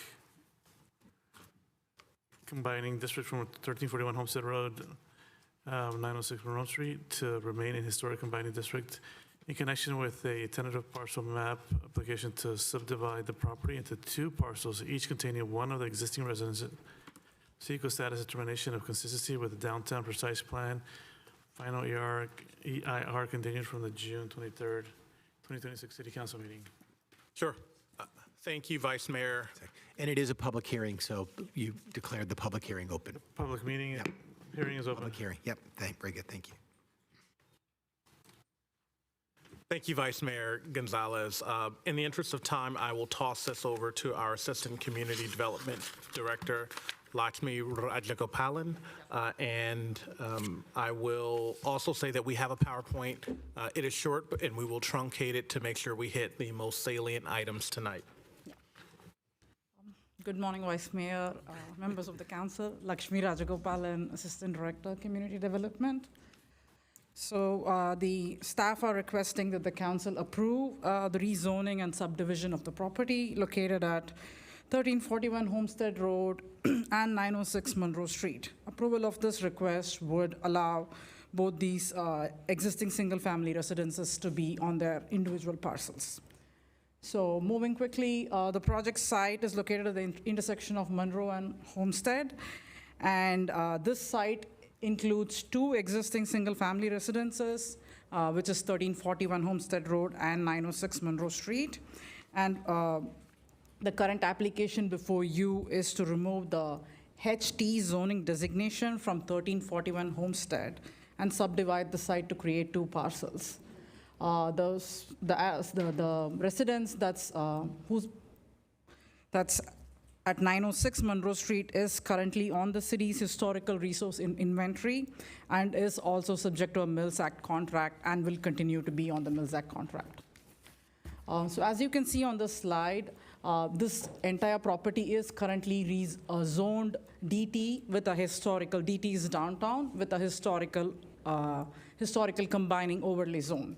With the proposed rezoning, the residents with 1341 Homestead will only be zoned DT, and the DT-HT combining overlay will remain on 906 Monroe. And this map again shows the proposed lot split. So moving on to consistency findings, the subdivision map does meet all the zoning code standards, all the aspects of the city's downtown farm-based code, and has been processed in compliance with the city's Title 17 and the Subdivision Map Act. And in terms of general plan consistency, the subdivision and the rezone is also consistent with the general plan land use designation for downtown. And no changes to existing structures are currently proposed. And this action that's being considered or that's before you is consistent with the Downtown Precise Plan, EIR, that was approved by the council on December 5th, 2023. And this meeting or this public hearing was noticed in the weekly and also mailed, the notices were mailed out to 278 property owners, and staff did not receive any comments either in support or opposition of this project. So in conclusion, staff recommend that the council take the following 3 actions. Determine that the project is consistent with the EIR for the Downtown Precise Plan in accordance with CEQA. Adopt a resolution approving the rezoning to remove the historic combining district from 1341 Homestead Road. 906 Monroe will still remain in the historic combining district, and adopt a resolution approving the tentative map. This concludes my really quick presentation, and I'm available to answer any questions, and we also have the applicant if you have additional questions. Thank you. Are there any questions from the council? We have Councilmember Park first. I will defer to Councilmember Suggs, Jane? Yeah, I had a question about the relative square footage of the parcels. Do you know what the percentage is of the original parcel?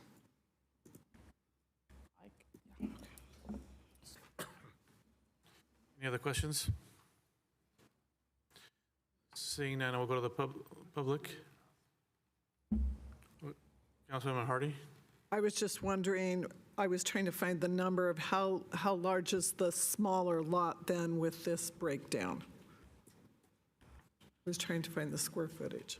So parcel A is 0.124 acres. So that's the that's the property with 906 Monroe. And parcel B, that's 1341 Homestead, is 0.05 acres. Councilmember Park? Yeah, so I know, and I'm looking for the reports of this, but I know this was on the Mills Act. This property was under the Mills Act that we've deferred, to a time uncertain, and I don't know how this would affect that. I can answer that question. Yes. Sure. So once we receive the two parcel numbers, once we subdivide the property and receive the two parcel numbers, we would submit them to the county, and the county also sends out a request each year, the first quarter of each year, asking for confirmation of Mills Act properties that are subject to Mills Act. So the parcel B would be removed, and parcel A, that's 906 Monroe, will still continue to remain. And we also followed up with the county on this, and they confirmed the process. Thank you. So we have a public hearing. Is there anybody online or anybody here that wants to speak? Yeah. Go ahead. Thank you. Well, I don't know how to say good evening or good morning pretty soon. Thank you, the council member. Yeah, my name is Paul Tai. I'm the engineer of this job, and I represent the owner to apply for it. Okay, actually, we try to clarify this property. Owned by one owner, say like before, existing. It's about 7.5 acre land. About 75,000 square foot land, okay. So in other words, almost like three even part. So about 2,000, almost 2,000 each square foot. The main problem is no title in the county record. Assessment map, only one number. Two building in a lot, one assessed number. I don't know how to get appraise the number, appraise the money. All separate.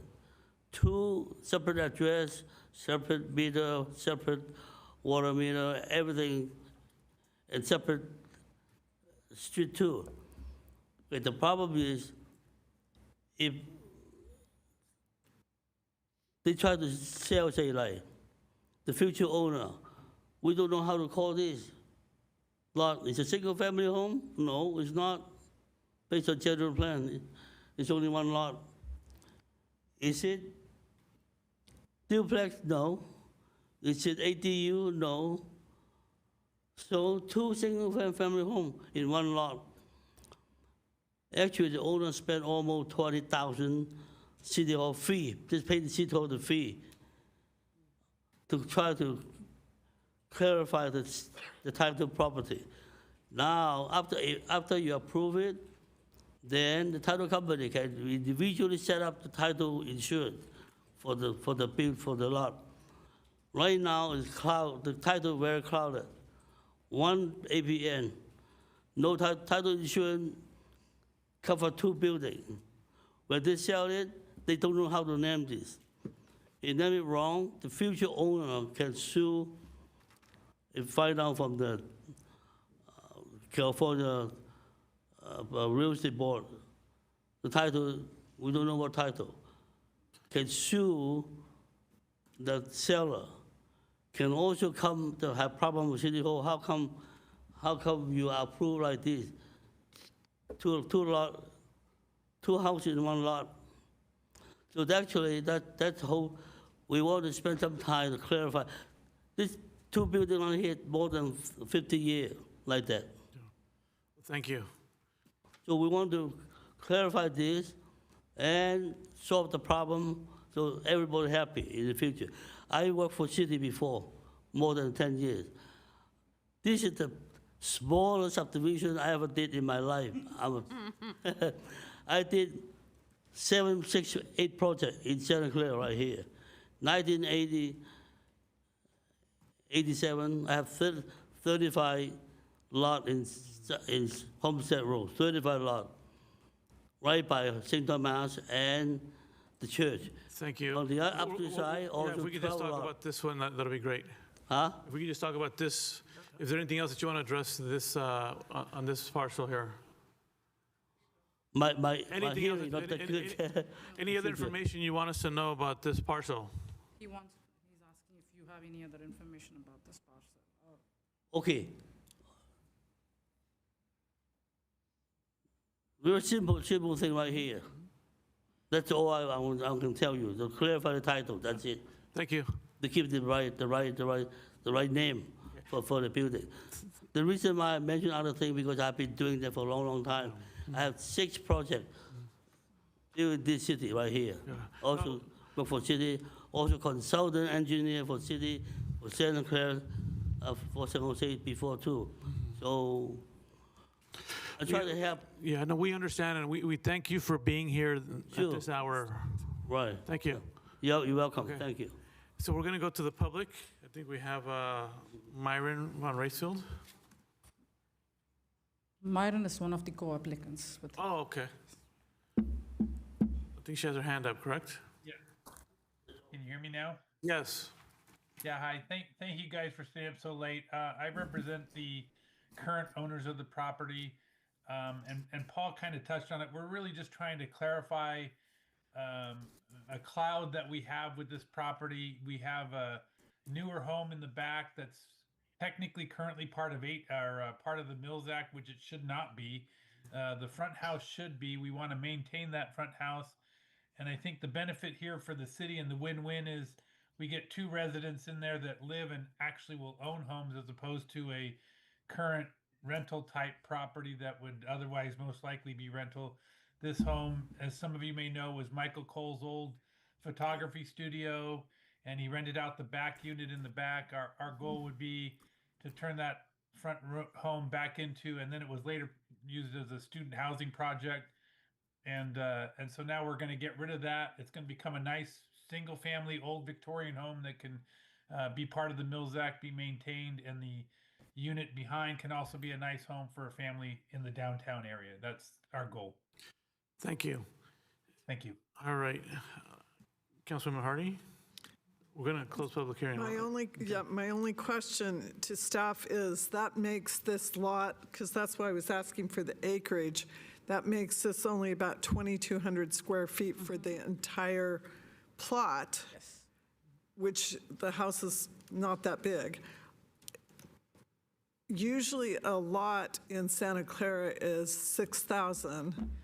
55, like mine, is considered a little substandard. This is much smaller. I'm just wondering from a precedent, is this a bad precedent to make such a small lot? That's my only question, because I know this very well. And Myron, of course, I know Myron.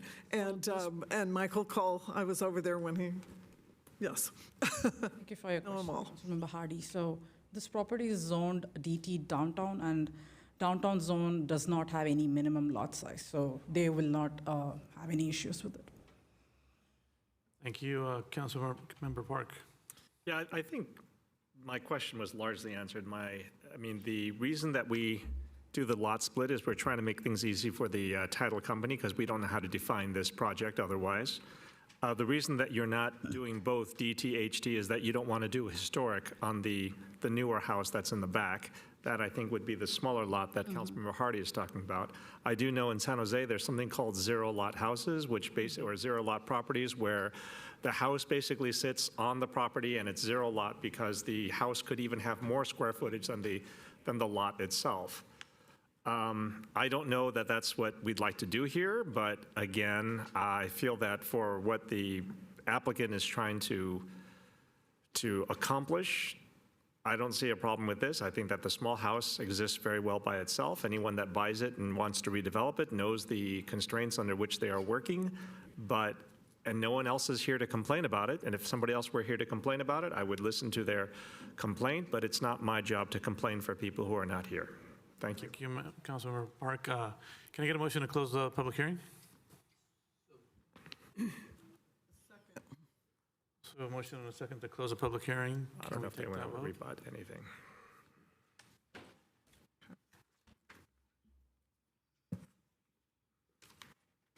Oh, sorry. Tired.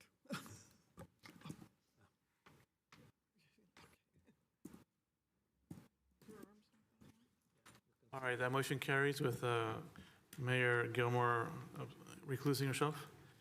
Now we'll move on to. Thank you. Same item. If we can get a motion to, if we can get a motion for this item. I'll make a motion to approve. Staff recommendation? Yeah, staff rec. Second. We have a motion and a second. Can we take that vote?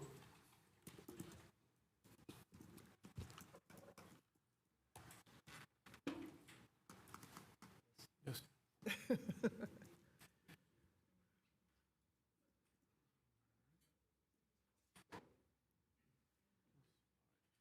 So that motion carries 6-0 with Mayor Gilmore reclusing herself.